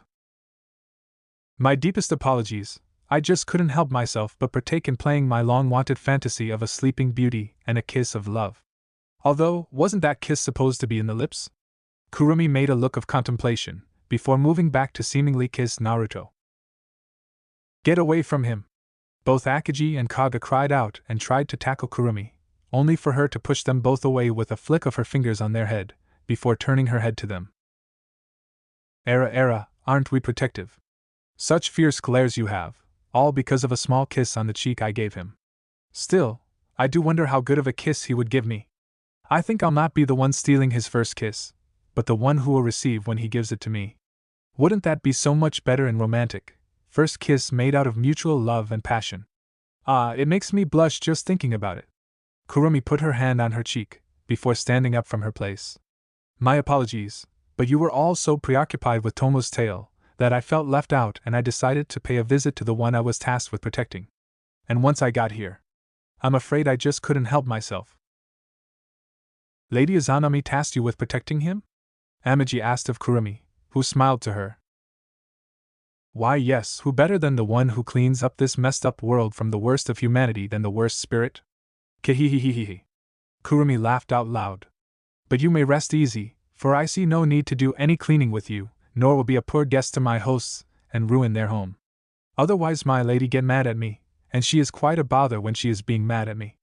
Anyway, I can see that I'm overstaying my welcome, so I shall take my leave, with your permission. Kurumi walked towards them, but stopped in the middle of room, before smiling. Kurumi, what do you have in mind now? Tomo didn't like her smile, while Kurumi chuckled a little. Era, no need to get so tense. I'm just feeling like being quite generously benevolent tonight, that's all. In the next second, her small weapon appeared in her arm. Now, how about I pay you for your hospitality and entertainment? Zafgil.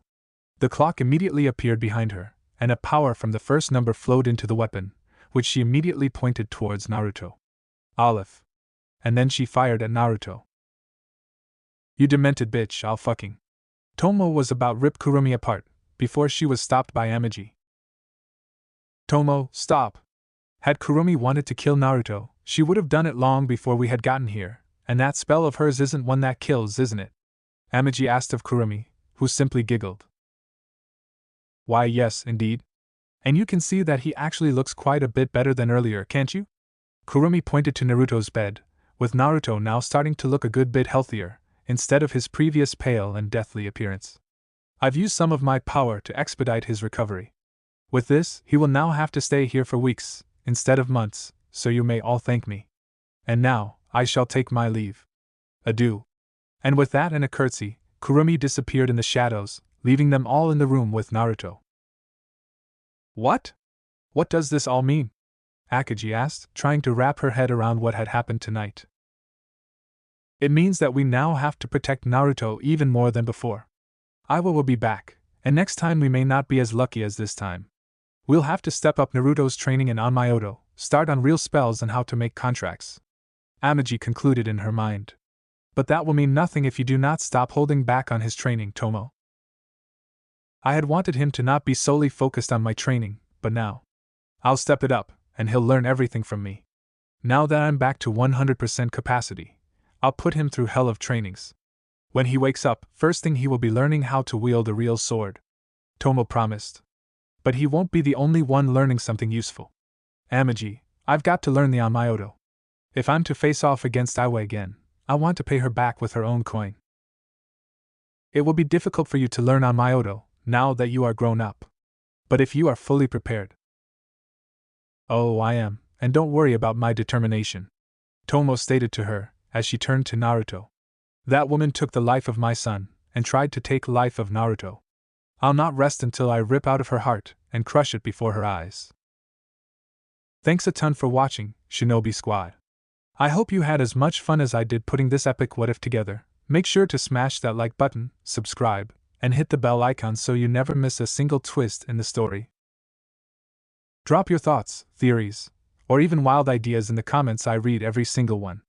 And hey, if you're craving more awesome Naruto content, go check out the other videos on the channel. I've got plenty of heat waiting for you. Until next time, stay sharp, stay awesome, and remember, even a shadow clone needs love. Peace out, Shinobi.